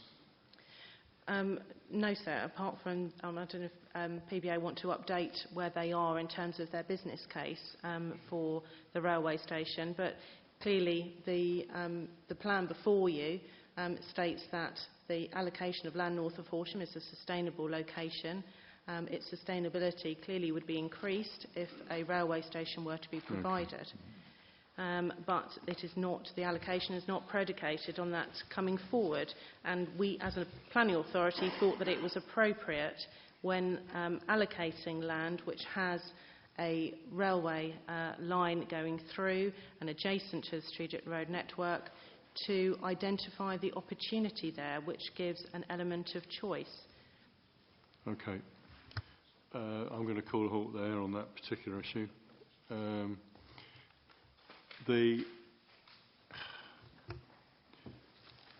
So your question related to infrastructure as well. Well, is there anything else that's in question in terms of infrastructure? Yeah, I have a major concern, sir, in relation to the foul sewerage, and I would refer to the assessment that the council have done in terms of their submission of sustainability.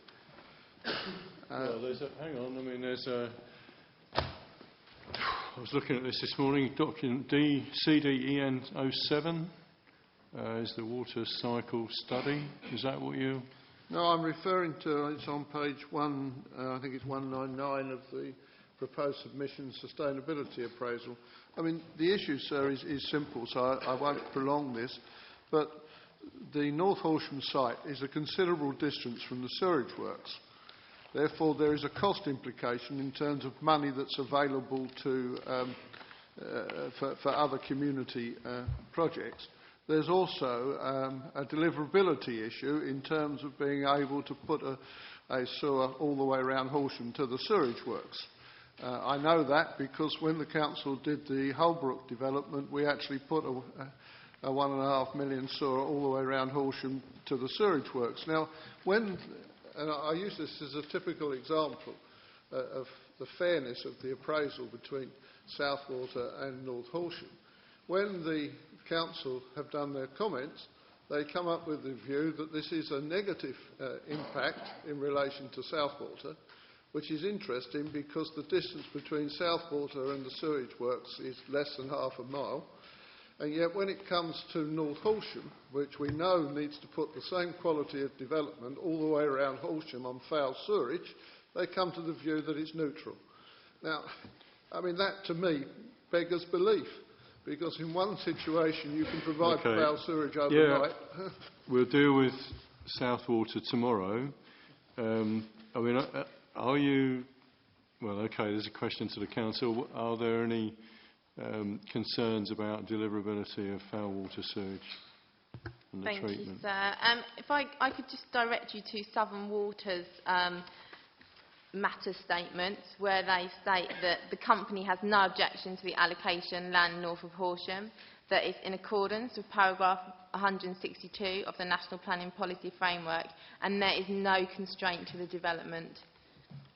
So therefore we're of the view that we've worked in accordance with Southern Water and that they are happy with the proposal and that it can deliver appropriate facilities on that site. Was Mr Pearson right? Is it going to have to... So with respect, sir, that's not answering the question I raised. I mean, clearly, if they haven't got a problem with 2,750 in North Horsham, they won't have a problem with 2,750 in Southwater. It's a lot closer, and I worry about a sustainability appraisal which comes up with these differentiations. At the best, it should be neutral, and indeed, on the worst, it should comment that the North Horsham proposal is significantly worse because of the length of foul sewerage that would have to be constructed. You were talking about which page? Mr Katkowski's asked me for your reference. I'm talking about page 197, as far as west of Southwater is concerned. Well, I'm not concerned about it. We can deal with that tomorrow. Well, it's the comparison I'm making. Well, it says there possible negative... I'll look at that tomorrow, and as I said, I'm going to have to look at all the comparisons in the end with other ones. What I'm worried about... The other reference is there an infrastructure constraint with foul water? The other reference is on page 189. Here. Where it merely says a development of this size will be required to minimise waste through a site waste management plan. Well, that's not foul water, is it? It's waste. Well, no, but I mean, it must. This is the only opportunity Right, I've got. Wastewater. Sorry, it goes on to wastewater. Yeah. It's the only place I've got to raise the question of foul sewerage. No, that's fine.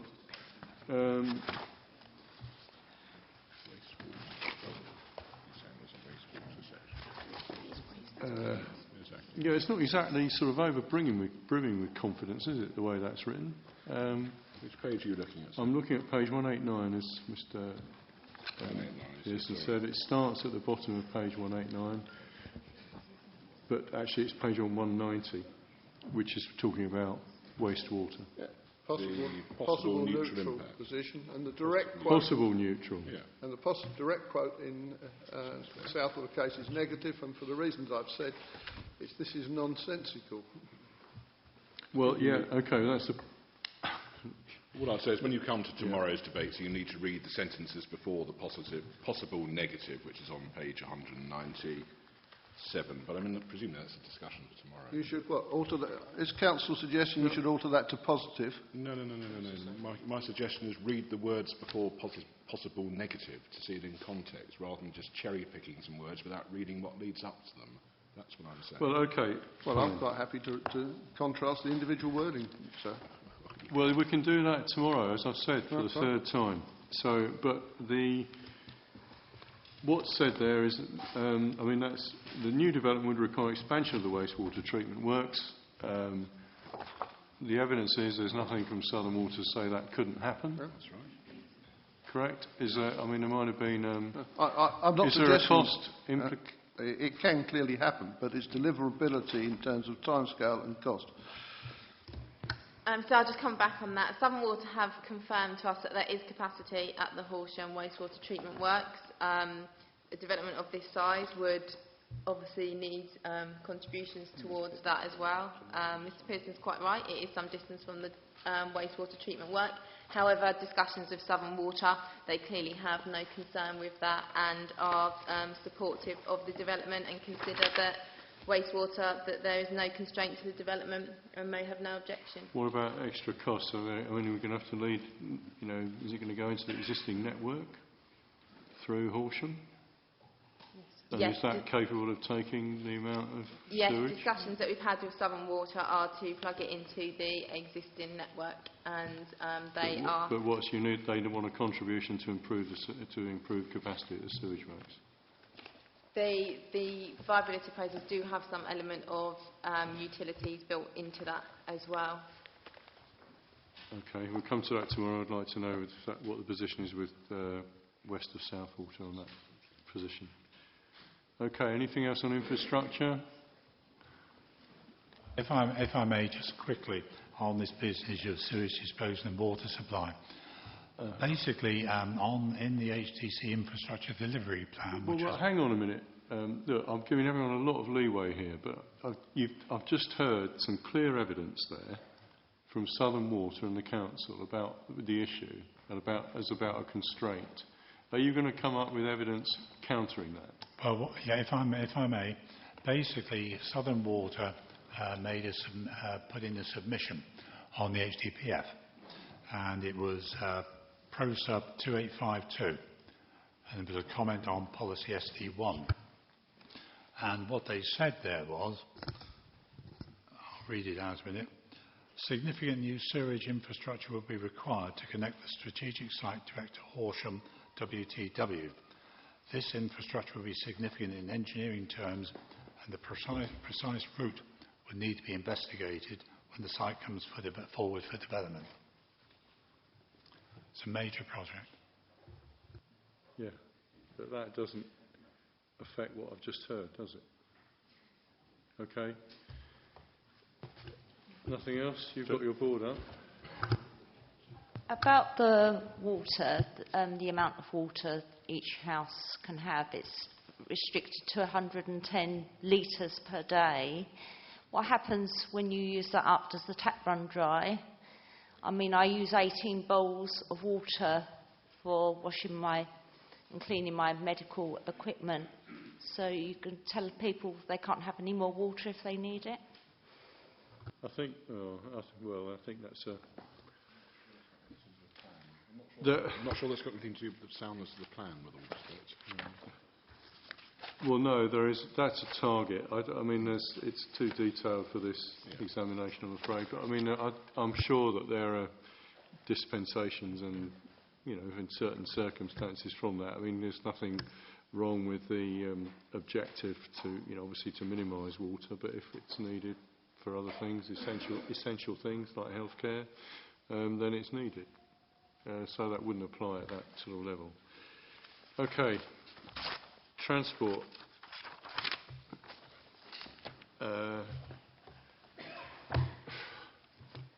Now again,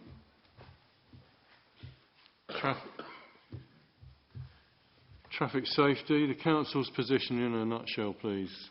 They've done the traffic modelling without the station. Residents are concerned that there's going to be unacceptable impacts. It was raised earlier on this morning. Has the modelling been done that you've done, taken into account the potential impact on flows with 3, I think it is, traffic lights in this stretch, along this stretch of the A264 for starters? So the assessment that's been carried out has used the West Sussex County Transport Model to undertake an objective assessment of the impact of this site and the other development coming forward in the plan. As a result of that assessment, we've identified the need for mitigation at a number of junctions, essentially because of increasing congestion as a result of strategic development and background traffic growth that will take place in the future. And the technical evidence in CDIN 01 identifies a number of mitigation schemes, including mitigation schemes for I think it's the Langhurst Wood Road junction with A264, the Rusper Road roundabout on A264, the Great Door roundabout on the junction between A264 and A24, and the Moorhead roundabout on A264. those schemes will need to come forward alongside development, alongside the phasing of the development, in order to ensure that the impacts on the transport network are not severe. Okay, I had one question, and then I'm going to open the floor up. There's a couple of boards. Yeah, just a minute. Your Council Statement 32.5 talks about this issue which Mrs White raised about, and others, I think, Mr Kernock, about the traffic filtering northwards from the site, the potential problems of that on the highways impacting on, necessarily might not even be a highway safety issue. It might be highway safety, but it also might be an amenity issue, I suppose. And you talk about physical measures to limit traffic, choosing to access the rural lanes to the north of the site. Could you sort of elaborate on that? What might those be? I'm sort of struggling, really, to sort of, how are you going to discourage traffic from doing that? Sure, it is one of the, I suppose, one of the consequences of this site coming forward, and certainly through the technical work that's been done and subsequent discussions with Surrey County Council, we have identified that there may be there is potential for there to be an issue in the future that will need to be mitigated.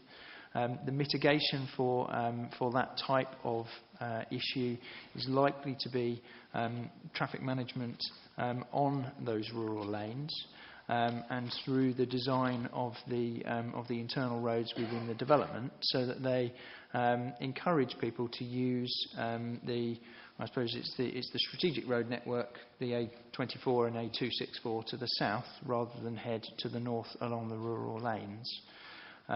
And that would be backed up by speed limits and sort of measures that you would usually expect to see in traffic calming schemes.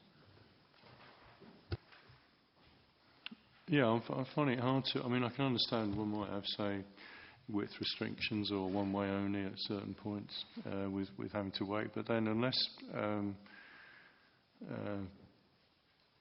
you were trying to build into the system, well, I suppose, such slow speed restriction measures, is that what you're saying? That the combination of those would make it so unattractive for a motorist to go north up Rusper Road, say, through to Rusper, compared to going down and then along the A20, up north along the A24?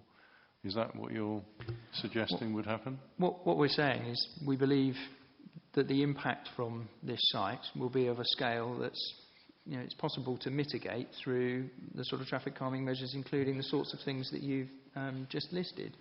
And the detail of those measures will need to come through as part of a planning application for the site. Well, they wouldn't necessarily, would they?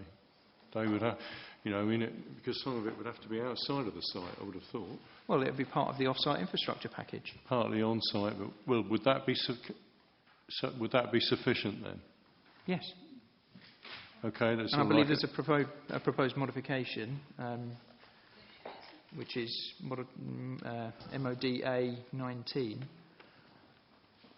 which adds some additional supporting text into the plan to reflect the position that's been agreed and the approach that's going to be taken. Okay.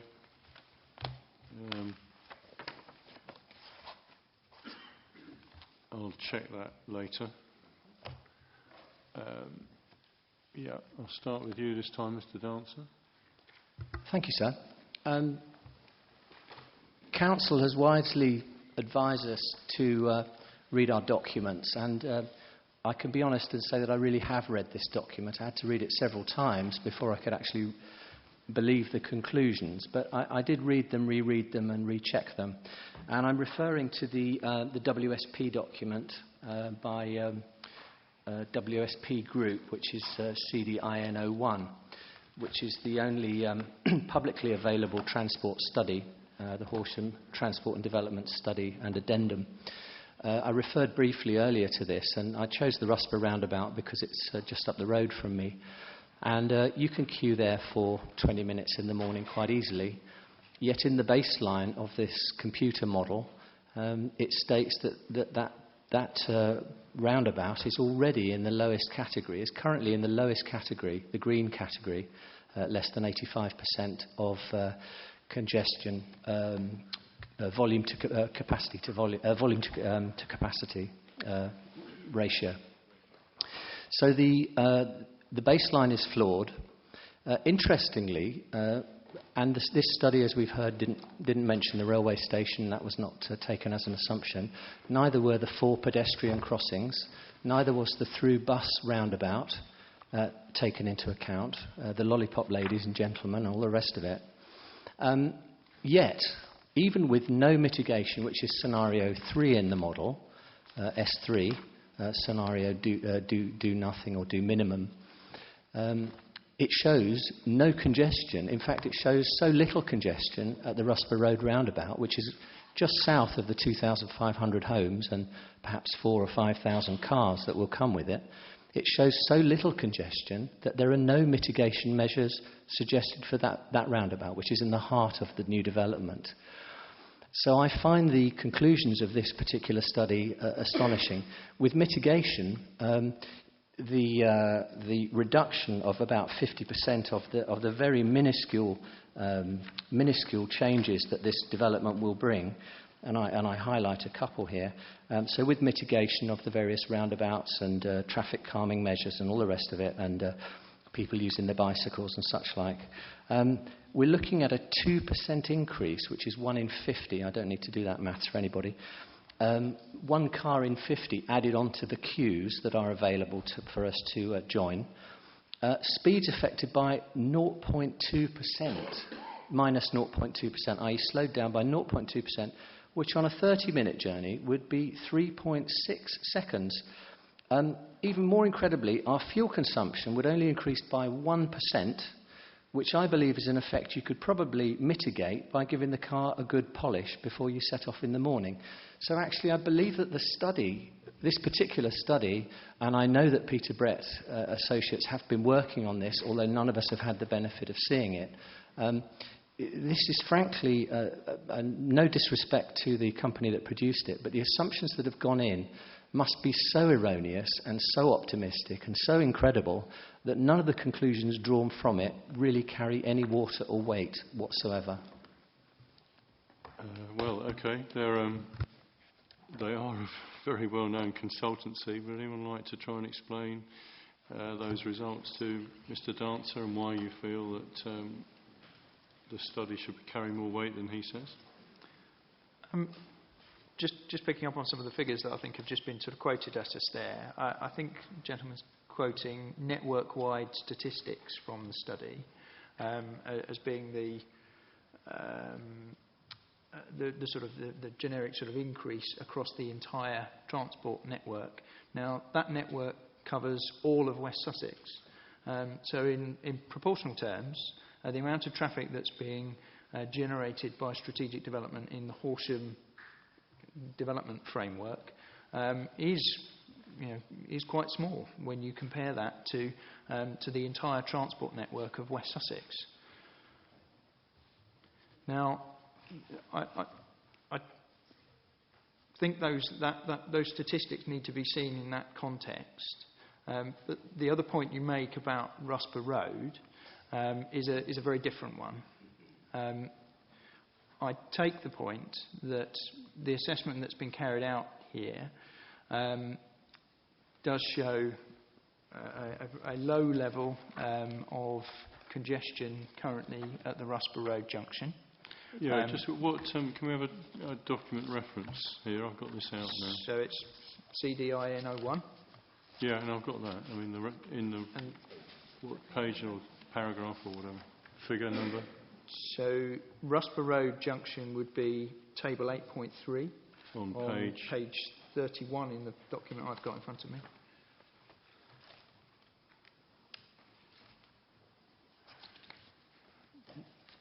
Okay. So what that currently shows is a relatively low level of congestion at Rusper Road. But again, this assessment has to be taken in context. This is a strategic transport model that assesses the strategic roads across the county. It is intended to provide us with a guide and to show us, in general terms, what the impact of strategic development would be on the transport network. And in that regard, it does that. And what we've done here is to draw out and undertake further junction assessments using some of the flows in that model. And as I understand it, mitigation is identified to address issues at that location. Someone said this is an AM peak only model, is that right? Sorry, I didn't quite catch that. It's an AM peak only model, is that right? Yes, that's right. It's an AM peak only model. Okay. And that's showing that you've got a ratio to flow capacity, well, the worst one is going southwards. Is it, sorry, is that... sorry, no. South, presumably going north. Is that what you're talking about, Mr. Dancer? Rusper Road South. It's the Rusper Road junction, which I think is so you're travelling north from North Horsham onto the network via Rusper Road South. I think is it junction 5 on the map. I haven't got. I've got so many papers here. I'm not a barrister. It's junction 2. According to this. On the map. Sorry, it's junction 2, isn't it? Yeah. I think it's junction 2. Yeah. Well, on this page 31, okay. On page 31.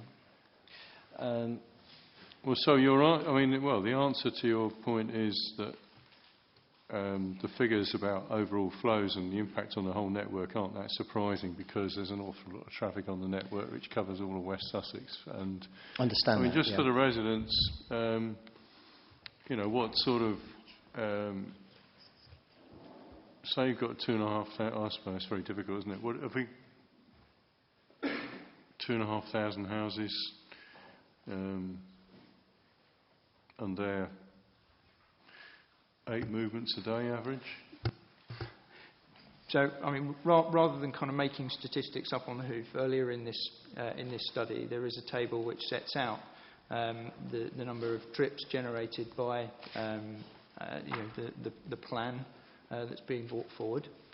So this is plan-wide, not just. That's right. North of Horsham. Sorry, yeah. I think perhaps I did misunderstand that it's about the network, but surely anybody living in Horsham wants not to know what's happening in the rest of Sussex. They want to know what the implication is for them. So I do believe that Table 7 is relevant because Table 7 refers to the various junctions and what the impact on each junction will be with and without development, and indeed with or without mitigation. And I was delighted to read. In fact, I almost thought I should not come along today. It was so positive. Table 7 in the report tells us that with mitigation, we can achieve all this development, all 2,500 homes, a car and a half each, presumably, 8 trips a day, or whatever else, and bring 8 of the 13 junctions, which is 60% of the junctions considered, all the ones along the key part of the strategic road network, within their capacity limits, which I thought was a magical formula, but I didn't believe it for a moment, and I don't think any right-thinking person would. I do quite a lot of computer modelling myself, and, frankly, if I did this kind of model for my clients, they would throw me out straight away. Well, do you want to comment on that? What's been used here is an accepted methodology. We've used transport modelling software, which is industry standard. We've used industry standard approaches to look at the generation of trips from the development and how that assigns to the network and the congestion issues that would create. And the consultants have identified mitigation measures at a number of the junctions, including Rusper Road, which will need to come forward with the development.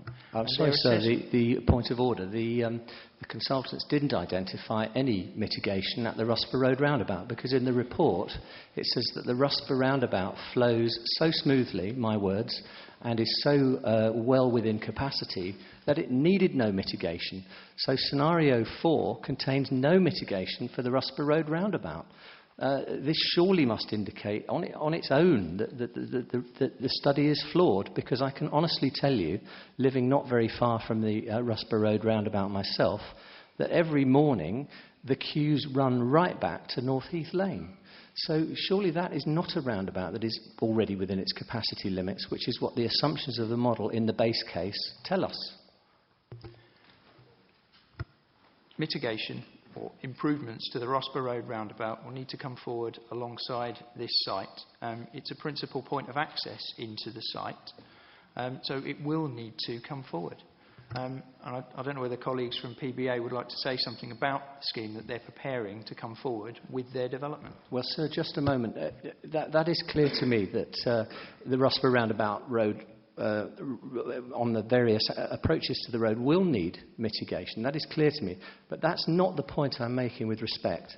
The point I'm making is that for the study, the WSP study, which is the only one we have, which is quite recent, for the WSP study to conclude that a roundabout, like Rusper Road roundabout, at peak time is within its capacity limits when it plainly is not, can only indicate that the study itself is flawed. It's a point of simple logic and deduction. If the baseline study and the model with the little beads whizzing round it or the numbers flicking round or whatever it uses, if that model said, well, the Rusper roundabout is already over capacity and the queues run all the way down to Langhurst Wood Road and halfway down to Littlehaven Station, then we would perhaps believe the model. But the fact that it states that the Rusper Road roundabout is so far within its capacity limits that even with 2,500 homes built above it, it's still not going to need mitigation, implies to me that the study itself must be flawed. That's the point I'm making. Well, I've got the point. I know you have, sir. I can go there and have a look. What could be a possible explanation for Mr. Dancer's point that he has to wait? What time do you do this every day? I don't actually, because to avoid the local congestion, I tend to leave home around 6:30. So I don't see it. But from 7 o'clock onwards, Rusper Road round about 7 o'clock to about 8:30, it's absolutely chock-a-block. Well, how do you know? Who does go there? Does anyone I make the journey. My wife, plenty of people. My wife and I make the journey in the opposite direction. So we're coming from Rusper into Horsham, and I can confirm that once you reach that Rusper roundabout and you go down into North Horsham, the queues of traffic coming the other way trying to get onto that roundabout are backed up all the way through the next roundabout, because it often causes congestion. Okay, and because presumably there's a lot of traffic on the main road that's on the A264 that's stopping them getting onto the roundabout. That's obviously part of the problem, yes. Yes, so that roundabout is congested. PBA, do you want to comment? Sorry, Ms Matthews, yes. Sorry.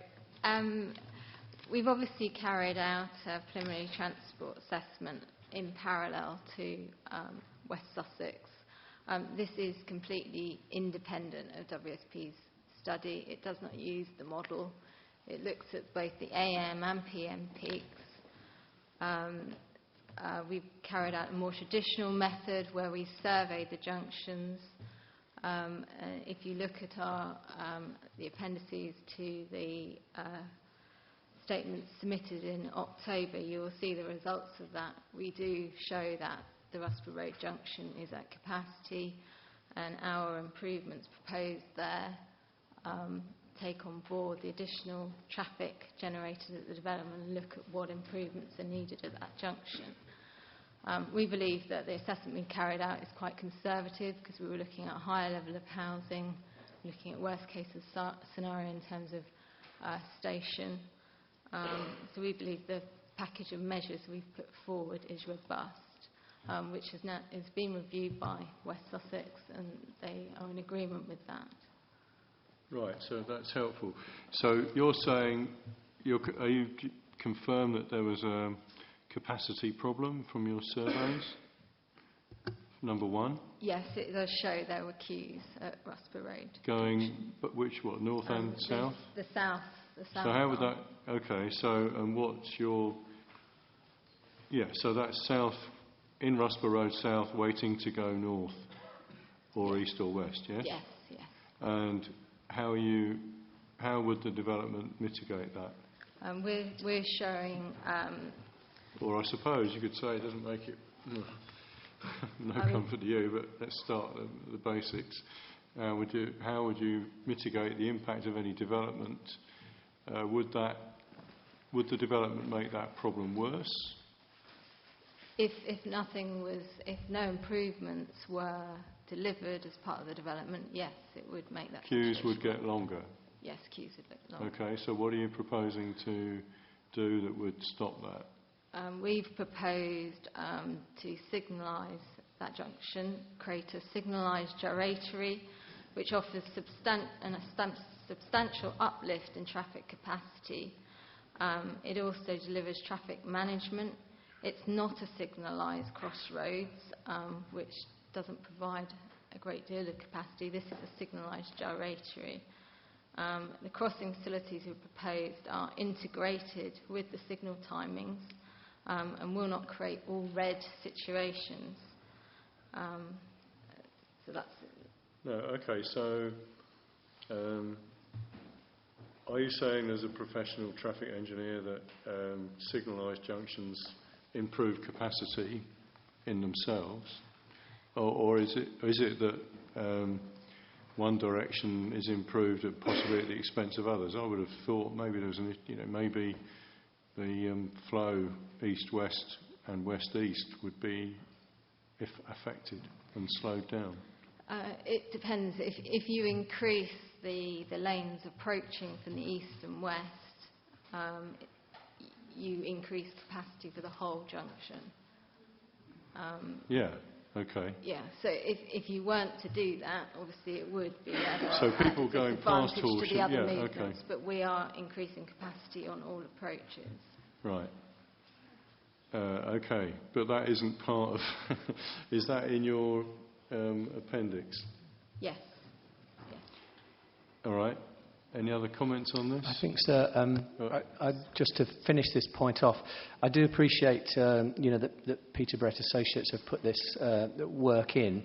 I have to, not to presume, of course, but I must say that if I were making an assessment, it would have been nice to have seen all this information and had a chance to review it and peer review it and all the rest of it, because perhaps had I not spoken out against the WSP report, that would have been carried forward as being totally robust. So these things do require, scrutiny from the public, which is back to my earlier point, which I won't press. Well, that's part of the process. I've picked up on this from the public, so that's why I'm asking some questions about it. That's why it's on the agenda. Okay, I'm going to try and carry on to finish, because there must be some more baby on traffic. There's question 34 is a bit difficult. We could be here all night with that, but I've got a couple of other points. But anything else on highway congestion? Brief points. Ms Mitchell first. About the highway congestion, with all the alterations to the roundabouts, all the pedestrian crossings and the traffic lights on the Great Docks roundabout, the nearest accident and emergency is East Surrey Hospital, 20 miles away. Surely patients' lives will be put at risk with all these new sets of traffic lights and congestion on the roads. Well, maybe you want to deal with that in a minute. Just a quick point, please, if you can. Just following up on Mr. Dancer's point about the WSP report, I too share similar concerns over it. I won't repeat those, except to say it's nice to hear Peter Brett Associates really confirming that some of the estimates in here do seem slightly look as if they need reworking. I suppose the other thing just to look through here is just the results of it, because I've just taken out a section here with the S4 with mitigations. And even with mitigations in this report, at least half of the junctions are still showing bright red. So it rather suggests to me that it's overcapacity. Sorry, which table is that? And Table 7.5 in the WSP final report. But if I just take that a step further... Yeah, I've got a black and white copy, but I mean, I suppose the figures are there. I presume the red figures are 100 or over, yes. But then, if you just take that a step further, then and you look on section 13, page 45, this is the impacts of developments over the rest of Crawley and Mid-Sussex. And there's a huge amount of red on there. So we do seem to be passing on... What table is that? That's table 13.1. And even in the with mitigation, the majority of the colours are red. So what that suggests to me is that we're just passing a problem on. Let's move them through Horsham, and they'll just get bunged up on the roads going into Crawley itself. And I have to say, it comes back to what's happened to cross-border cooperation. Worries me. Now, just coming back on to within Horsham, of course, this fine study here doesn't take into account any of the signalised crossings, any of the at-grade crossings, any of the pedestrian crossings, any of the lollipop ladies or men. And really, my view is that this really needs completely reworking in order to prove whether what they say is actually true. And when I get the opportunity to see Peter Brett's reassessment of it, if it's now available for the public, because it hasn't been up till now, then I'll be interested to read that. Then I just had a quick scan through there. Mike, I mean, I'll consider all this. I'm going to take all this away and think about it. Can I had a quick scan through there for the word pedestrians. No returns. I looked for foot. The only place I found for foot was footways. One footway and one footbridge. I looked for cycleways. Nothing. But there was one comment about putting in a cycle and footbridge, which was regarded as a quick win. And they took into account a 2% reduction in the overall figures, assuming there are footbridges. Well, apart from the fact those haven't been agreed, there is a principle here that this report has not really taken into account the full nature of it, and certainly not taken into account all these cyclists who need to be getting across to Littlehaven or Horsham Station. Even, I say, with crossings, signalised, there's nothing in there. So what we have is a traffic survey which really takes into account only the morning peak, no crossings, no traffic lights, no cycles. And I do question whether this is a sound piece of evidence. You can probably judge from my tone, I have my views on it. Well, yeah, we don't assess whether evidence is sound. The evidence goes if the evidence is flawed, then you take that into account and come to a view about the soundness of the proposal and its potential impacts on highway congestion and safety. I'll take a couple more comments and then ask the council to respond on this. Ms. Rohager? I'll try and be quick. I find it very disappointing to know that the proposal has proceeded to this stage without a particular study on the future of traffic in the area should this be allowed to go through.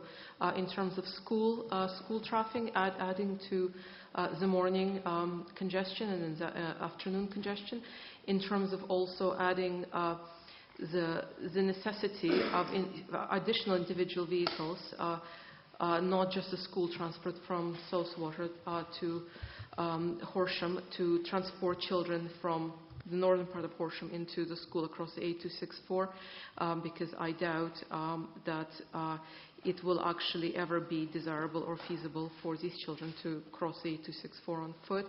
And I wonder if the future of the area has been adequately considered in these studies in terms of all of the houses and all of the cars which are yet to enter the area when presumably the dwellings currently in construction on the A24, adjacent to the A24 and in Broadbridge Heath and elsewhere are occupied. What will be the air quality and what is really the impact on this area, and does it make the grade? I would also very much question the traffic study which has allowed the proposal to proceed to this stage. Same, Thank you. Same point. Any new points? No, Mrs. White, I'm working my way around. Thank you. New points. Well, my concern is the A24, because with this large development, people will want to get, if they want to drive up towards London for work and so on and so, commuting, rather than going on a train from the non-existent station, they may end up on the A24, which is a notoriously narrow, twisty road. I've lived on the A24. It's okay, I've driven it, so you don't need to explain to me what it's like. Well, it's you know what it's like then. Yes. You've been up there. Okay, I drove fine. down last night. Well, you know what it's like then. Yeah, I do. The trouble has always been move things on quickly. Yeah, the trouble has always been there have been plans, while I've lived there, about 3 or 4 times, plans have been mooted to upgrade or realign the A24 to make that section of it a dual carriageway, to join up the 2 dual carriageway bits. Okay. Mm-hmm. And the problem is that West Sussex County Council and Surrey County Council have never been able to get their heads round it at one and the same time. So we're still left with that narrow, twisty, dangerous road. And I just wonder if Liberties would like to cough up the money to upgrade the A24, that section, into a dual carriageway so that they could relieve, the pressure on it. Because it's... All right, okay. I'm going to ask the council, I hope you're noting these down, because I'd like the council to answer a point. Has the impact of the development on highway safety on the A24 been modelled, and what does it show? That's the way I would ask the question to the council to test this. Right, 2 more.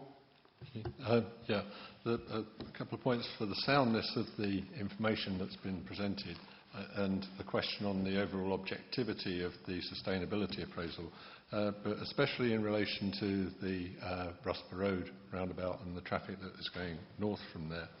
That by their admission, the one study seems to have taken no account of the current situation. The other one, admittedly, has taken account of the current situation, but it, as has been pointed out, does not make any allowance for the increased traffic that will be coming with Kilnwood Vale and the west of Horsham developments. But more importantly,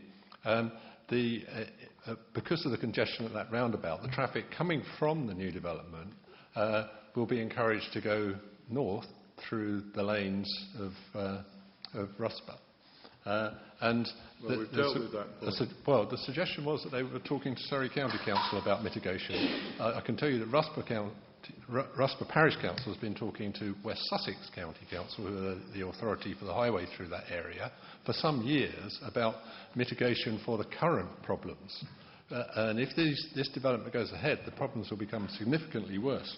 And none of the appraisals seem to take into any assessment of the current problems along Faygate Lane that happen every morning during the rush hour time and through Rusper Village. So those areas haven't been investigated, and the impact of this development north of Horsham would be very significant in terms of that, especially in terms of safety. It's a rural set of roads that is well used by horse riders, cyclists and I've already asked about that, but if you want to add anything to your earlier answer, please do. Okay, Mr Pearson. So I understand that Surrey County Council's objection to this is based on the strategic effect on the A24, not necessarily the rural roads, and particularly the effect on the roundabout in Dorking. I didn't appreciate Surrey County Council did object to this. Well, I thought they'd objected. I read an objection. I don't know whether they've withdrawn it. The Mole Valley District Council and Surrey County Council. Well, I'm not aware that I've got an outstanding objection from them. It's not an outstanding objection. It's an objection that's been resolved, and there's a modification in the plan reflecting the agreed position. Which one? Mod A19. A what? 19, okay, the same one as before. Okay, anything else, Mr. Pearson? Well, the point I wish to make on that is that the consequence of putting the business park there will be a proliferation of heavy lorries on that situation, and that will affect both the safety and the impact. If you put the development nearer to Crawley, you would avoid that additional effect on the 24, which has long been one of the worst accident records in the district, and because of the impact on the Cock Lane. Yeah, I guess sadly there was a fatality of a cyclist, wasn't there, just the other day? But that was further north at Bear Green, wasn't it? I assume it was on the dual carriageway. You can't avoid the fact that if you put any development in Horsham, because the fact is the shortest distance is to go up through Dorking and then onto the motorways, you can't avoid the fact that ordinary cars will go on it. Well, you know. But you do have a say about where you put heavy lorries and commercial vehicles, and you can do that by siting the development so that it steers it away from going on that road. And without that road being dual, there are real issues in regards to accident records and capacity on the Cock Lane. Just to be clear, there aren't any heavy vehicles. It's a business park. Sir, a point of clarification. I thought on servicing business parks you had commercial vehicles to be able to service it, and I thought those were effectively heavy, whether they're stationary supplies or all right, otherwise. hang on. I mean, there's an issue about where heavy vehicles might or might not go, I suppose, depending on where they're going, whether it's easier for them to go the other way eastwards and then up. Sir, just a final point of clarification on this strategic point about the impact on the strategic road network. At 6:30 I can attest to the fact that A24 is already chocker on the way north. But actually the point which I wouldn't want to lose is that the east-west-west-east part of the strategic road network, i.e. the A264 leading onto the A24, with this gyratory, which we haven't heard about until today, thank you for that, the 4 pedestrian crossings, the signalised roundabouts at each end, will significantly reduce the flow of traffic through that sector. And if you ever stand near that road at sort of 8 o'clock in the morning or whatever, it's already backed up. When it's not backed up, the cars are doing motorway speeds along that road. So I'm wondering what the impact on the strategic road network, and as we've heard from West Sussex County Council's own report, this is viewed as part of the strategic network and one of the 2 key north-south roads. What will be the impact on towns like Worthing, the ability of people from Worthing to get north and south, when this road will literally be thrombosed, apart from traffic that's making its way through rat runs in Rusper or through the town? Sorry. Okay. I'll take that as a question, what's the impact on the A264 of this development? There's a few. Can you just deal with those all in order? That's all I'm going to take on those. So put your boards down, please. And then we're going to try and finish by about 6:30. But Sir, could Mr. Seal replace me as representing the Horsham Society, please? Yes. Thank you very much. Thank you for your contribution. Right.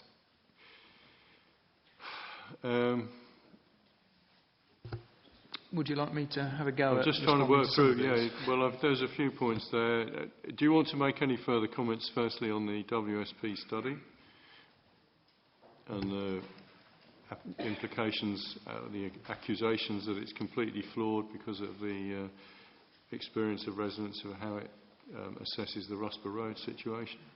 It's fit for purpose, given that this is about site allocations at this stage in the plan-making process. Anything that's coming forward as part of a planning application need to be supported by more detailed work, which is precisely what PBA and others representing developers of the strategic sites will need to do in preparing their transport assessments. Okay, well, as part of that fit for purpose, you've got, as the Highway Authority, you've got to be satisfied that there wouldn't be any unacceptable impact, taking Mr. Dancer's last point on the A264, and that if at-grade crossings with traffic lights and roundabouts are to be instituted, then that would have some effect on the capacity.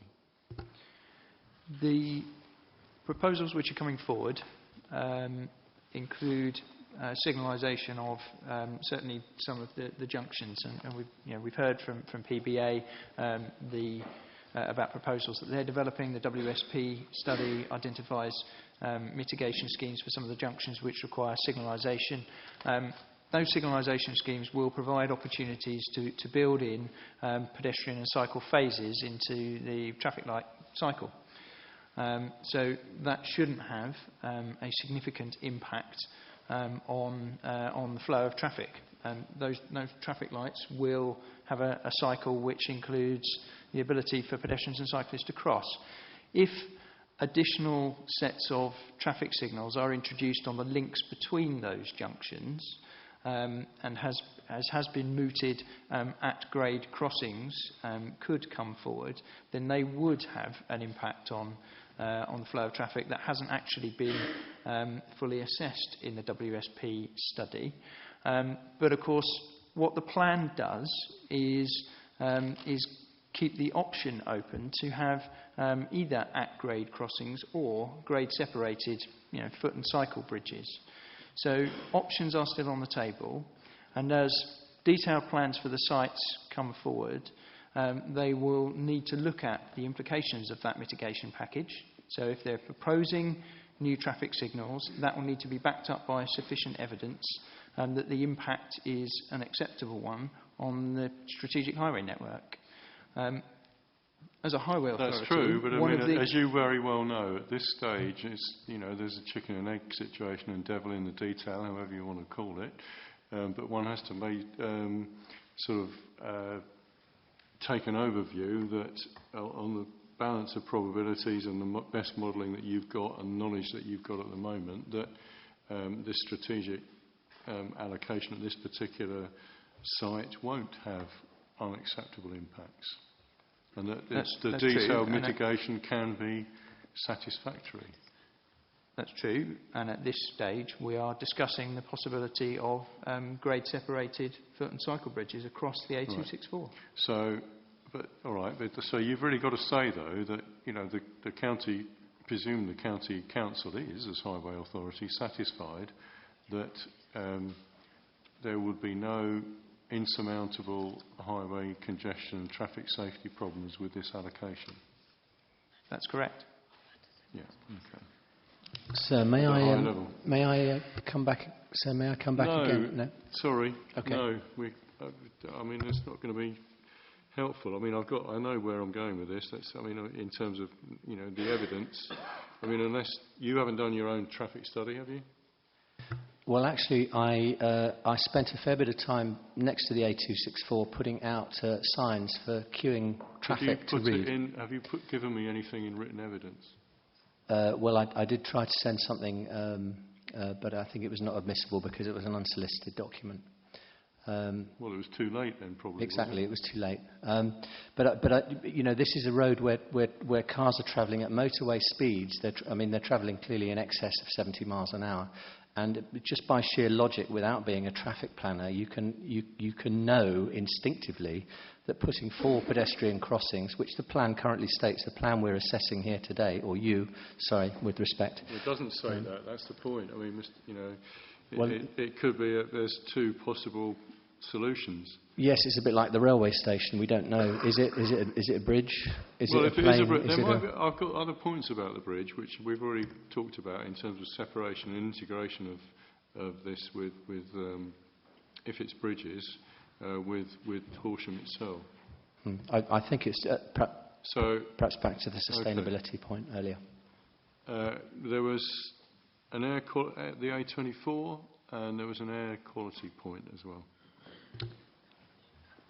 It is quite, I suppose, challenging for us to quantify exactly what the impact of this particular site allocation would be on highway safety on the A24. What we can do at this stage is try to understand what the traffic impact would be, so the number of vehicles that will be using the A24. And I think we're confident that we do understand that more traffic will use the A24. And we will expect the package of off-site measures that comes forward with that development to include mitigation for the impact on the A24.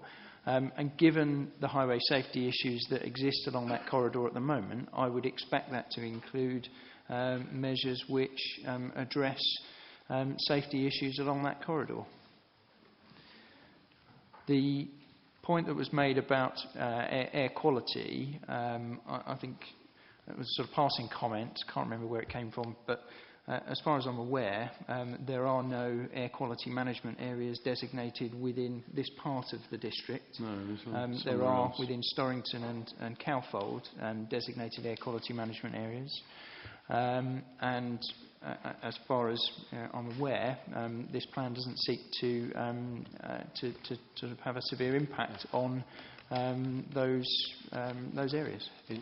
That's one of my points about air quality. And if you've got queuing traffic, either at signalised junctions or at grade crossings, you're going to get a lot of air quality pollution going on.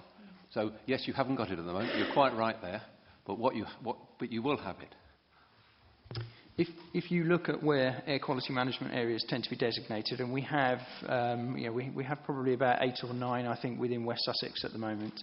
Actually, it is not just the volume of traffic which is the cause of, the need to designate an area for air quality management. It is just as much about the proximity of residential dwellings to that, those high volumes of traffic. Now, there is nothing in here that says we're going to see high numbers of dwellings built right alongside the A264. These are issues that occur in areas where the highway is very closely related to those residential dwellings. I think that's exactly the point, that there are going to be a lot of dwellings. No, they're not. They're absolutely not. We're not talking about this being an urban area and the A264 becoming an urban road. I'm sorry, we must be talking about... The whole point of this is North Horsham with the road running through the middle of it. I mean, if you're saying it's not going to be an urban area, then I'm slightly bemused. I think I know what you mean. I mean... You can't compare the A264 to the centre of Storrington. It's a completely different situation. With respect, we're talking about North Horsham, and this new development is proposed to be a part of Horsham. So the A264 will be going straight through. Yes, all right. I know where you're both coming from. I understand both your points about this. So, I mean, I'm not going to get whether it's... I take the point you've made, but I also understand why there are evidence. It is an urban area. It might...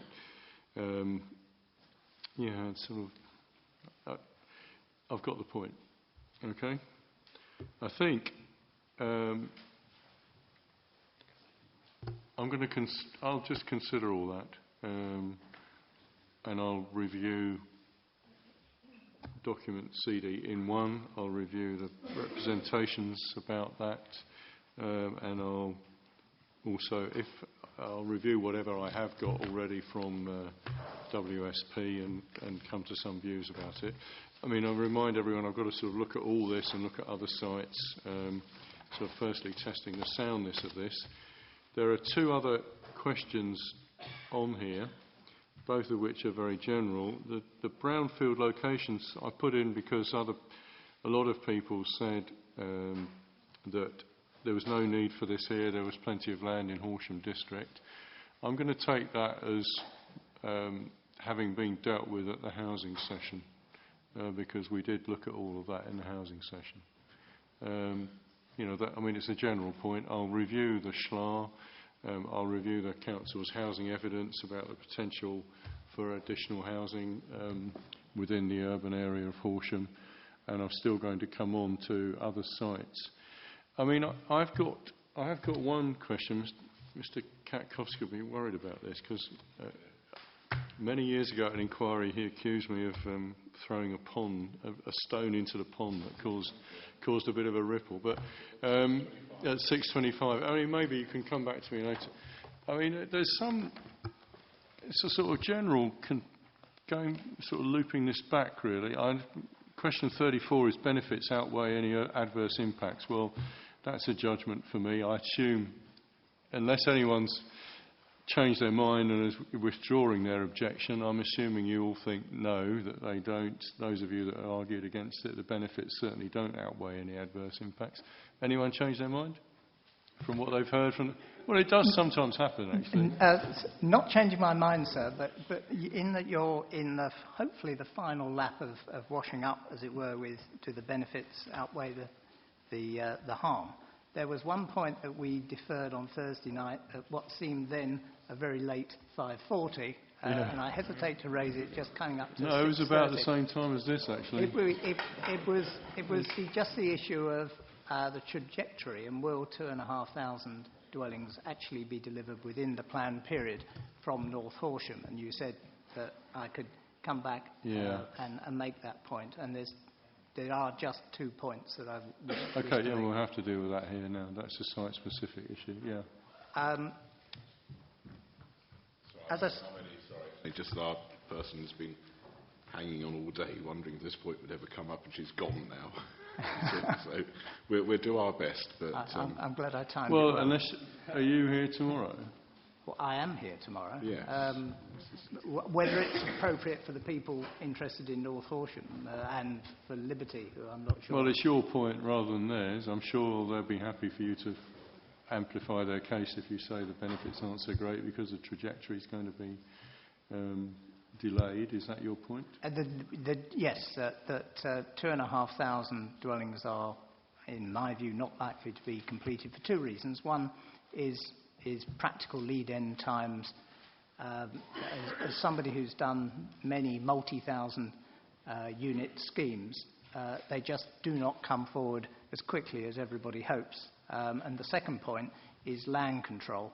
So on the practical lead-in times, Table 4 of PS5 talks of 50 completions from North Horsham in 2016-17. That just is not in the world of practical reality. With Liberty talk of submitting a planning application in 2015.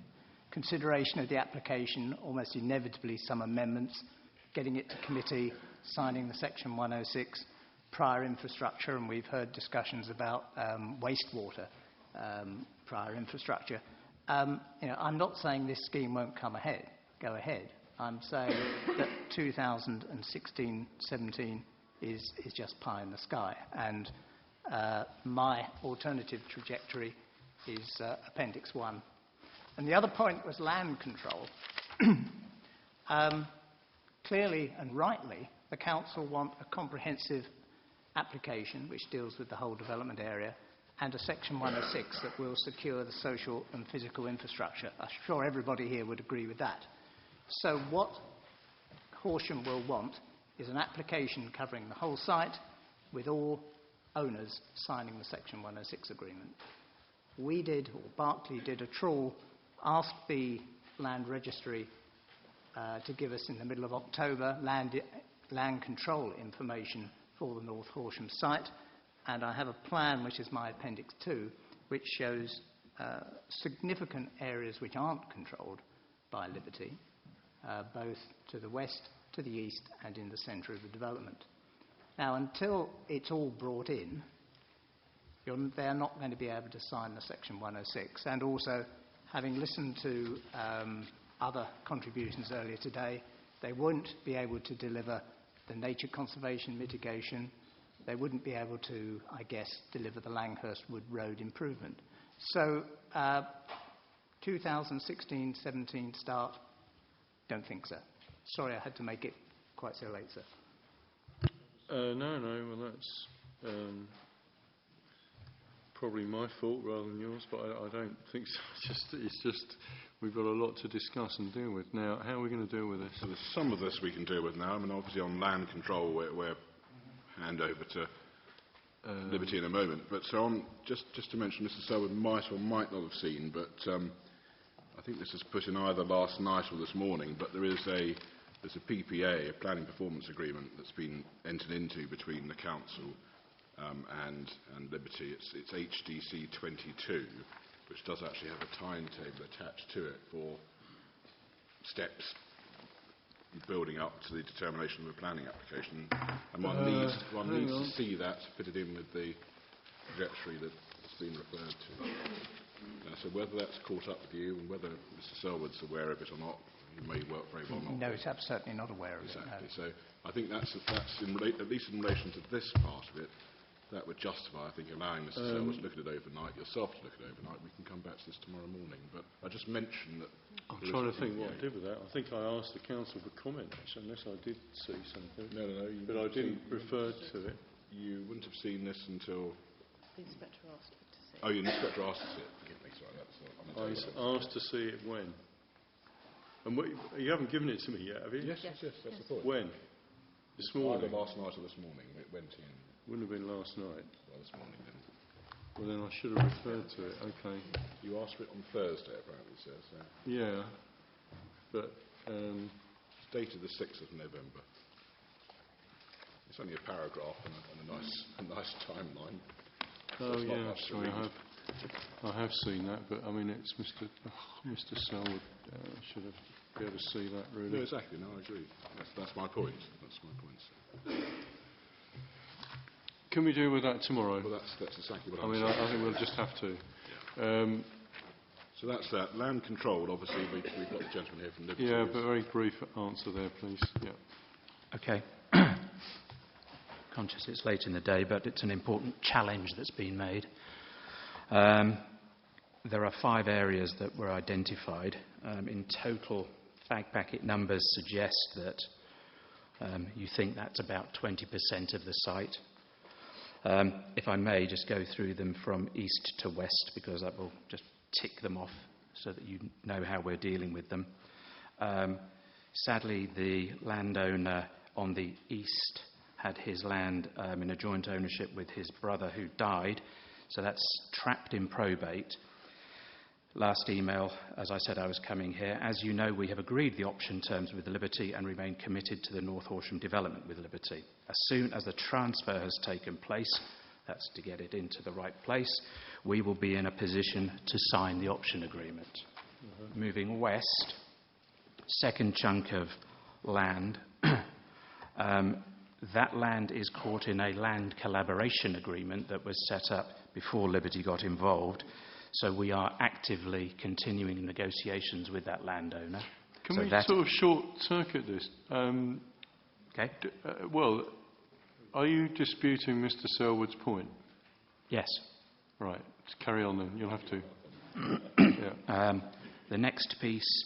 So you're still confident you can get on site in your trajectory time of 2016? Absolutely. Yeah, and we have a planning performance agreement in place as well. I just thought it was important to deal with ownership issues. Yeah. Third piece of land, which is controlled, I believe, by Divine Homes, who have a representative here today, and we are in discussions, and I think a simple process of equalisation will see that those houses will be developed with an appropriate pro-ratering of costs. That's not an issue. I'm confused by the next piece because that was never in the North Horsham project, so that's an erroneous inclusion. And the piece You're obviously working to a document I haven't seen. Is that something Mr. Selwood put to you? It is. Yes, it was in his... oh, sorry, that document. In his document. Yeah. So that's not in play.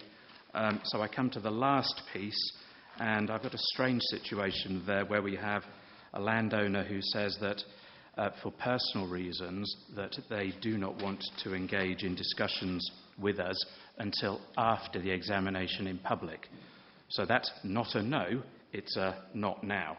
And in any event, I make the point quite pointedly that we control the land to deliver the junction to stop up Langhurst Wood Road and could have an alternative plan B if the world was to end and we could deliver that road anyway.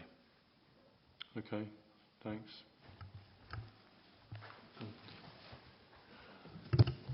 Can I just add to that comment? I missed the comment as regards to talking about the timescale. Is that something that's going to be talked about tomorrow, or is that something that you would... Yeah, I thought so. I think yes, so. I will be here tomorrow, so I'd like to make our contribution as regards to... You mean the timescale of our trajectory for North Horsham? Yeah, I'll be here tomorrow for that. Probably best, and I can have another look at this document. That's fine, thank you. Thank you, sir. Okay. Do you want to make any other comments? I'll look at the PPA overnight, although my experience with PPAs is, as we all know, they're not legally binding. They're an aspiration on both parties, and a lot can happen between the heady days when it's signed and actually getting to the point of a resolution to approve. And similarly, from other large schemes, the words equalisation agreement, probate and collaboration strike fear into my heart. I've seen those sort of discussions with the best will in the world drag on for years. So, I pretty much stand by what I say, that as things stand today, there is no guarantee of a 2000... Well, I do not believe there will be a 2016-17 start. All right, but that's just... If I could make one additional point, because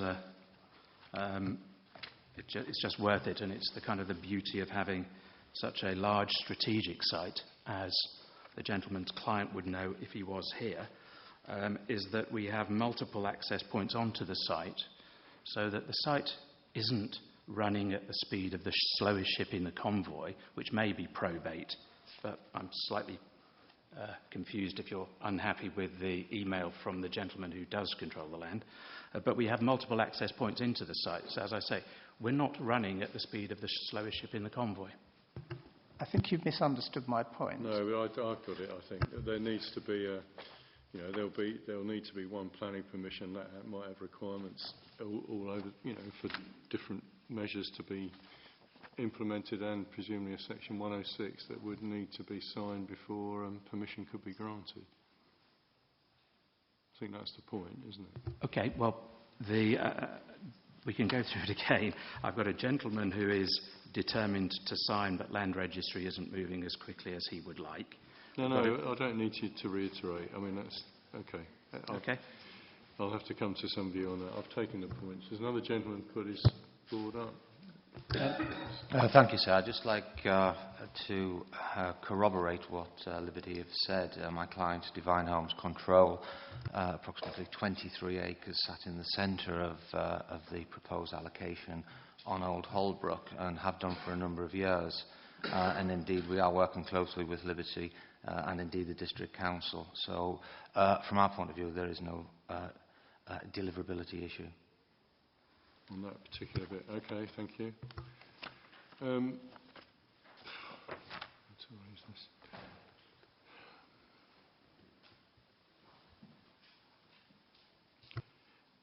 Okay, you might even want to come back on this to me tomorrow. I'll maybe leave it overnight. One thing that occurs to me, and actually I don't know whether it's been raised by the residents, but there's a sort of issue about the way, looking at this master plan, to me it looks a bit disjointed, right? The site's constrained by the hillside to the north, so you've essentially got quite a linear development if you look at the overall package, stretching along the north of the A264. We've heard both sides of the story about how easy that is to be linked into Horsham. I mean, I was just thinking within the site itself, where do you see in terms of sort of creating a cohesive community here, or where do you see the centre, or do you see 2 or 3 little centres here? Because it looks like you've got at least 2 or 3 different areas here for residential communities. Yeah. The allocation of the site was very much landscape-led, as my colleague Matthew Bright talked you through, which is why, if I describe the northern boundary as looking rather wiggly, if I was just doing it from a planning perspective, one might expect perhaps a smoother northern boundary. However, we have followed existing features and they are supplemented where necessary. That's not my point. No. In terms of the community provision and where is the centre of the development, there are 2 centres. There is one adjacent to Rusper Road, where you'll see that there are community facilities, retail, the secondary school and primary school and special educational needs educational hub area has changed, which was on the plan that was submitted to you with a statement of common ground between Liberty and the Education Authority County Council. So that site is now adjacent to Rusper Road. So there is a hub in that vicinity with community facilities, retail, education, as well as leisure. And the other centre, neighbourhood centre, is on to the west, where there is a primary school with some local facilities, including open space and community facility in that particular area. But the main heart of the development centres around the Rusper Road area. Okay. I'll look at that again.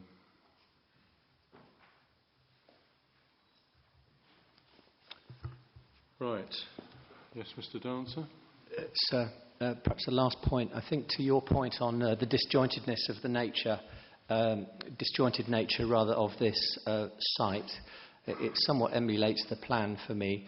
I think there are so many areas of having to protect newts, green infrastructure, bat runs, things that need to be protected, that it will be patchy, a little bit like the plan. But I would like to thank you for your forbearance today and reassure you that I shan't be here tomorrow. No. You misunderstood me. I don't have to be. I'm not forbearing. I'm just very pleased to get everyone's contributions. Thank you. And I'm glad eventually we've got there. I'm sorry again it's been so late, but I realise it's very contentious and that actually I did not want to stop anyone saying anything that they had to say for me to consider. We're not at the end of the process yet by any means, and as I've said right at the start, I'll be looking at all of this evidence today. We're going to come back tomorrow with the other major allocation, and then I'll be looking at other suggested alternative allocations and the way of meeting the housing need in particular and employment need. So I'm sorry, again, it's too late. I normally would ask for possibly a roundup, but I think we've covered everything, and unless the council feel desperately that to have the last say, which I usually give them, all I'm going to do is say thanks very much, and I'll be here again tomorrow morning at 10 o'clock for those of you that are here then. So thanks for your contributions. The session's closed.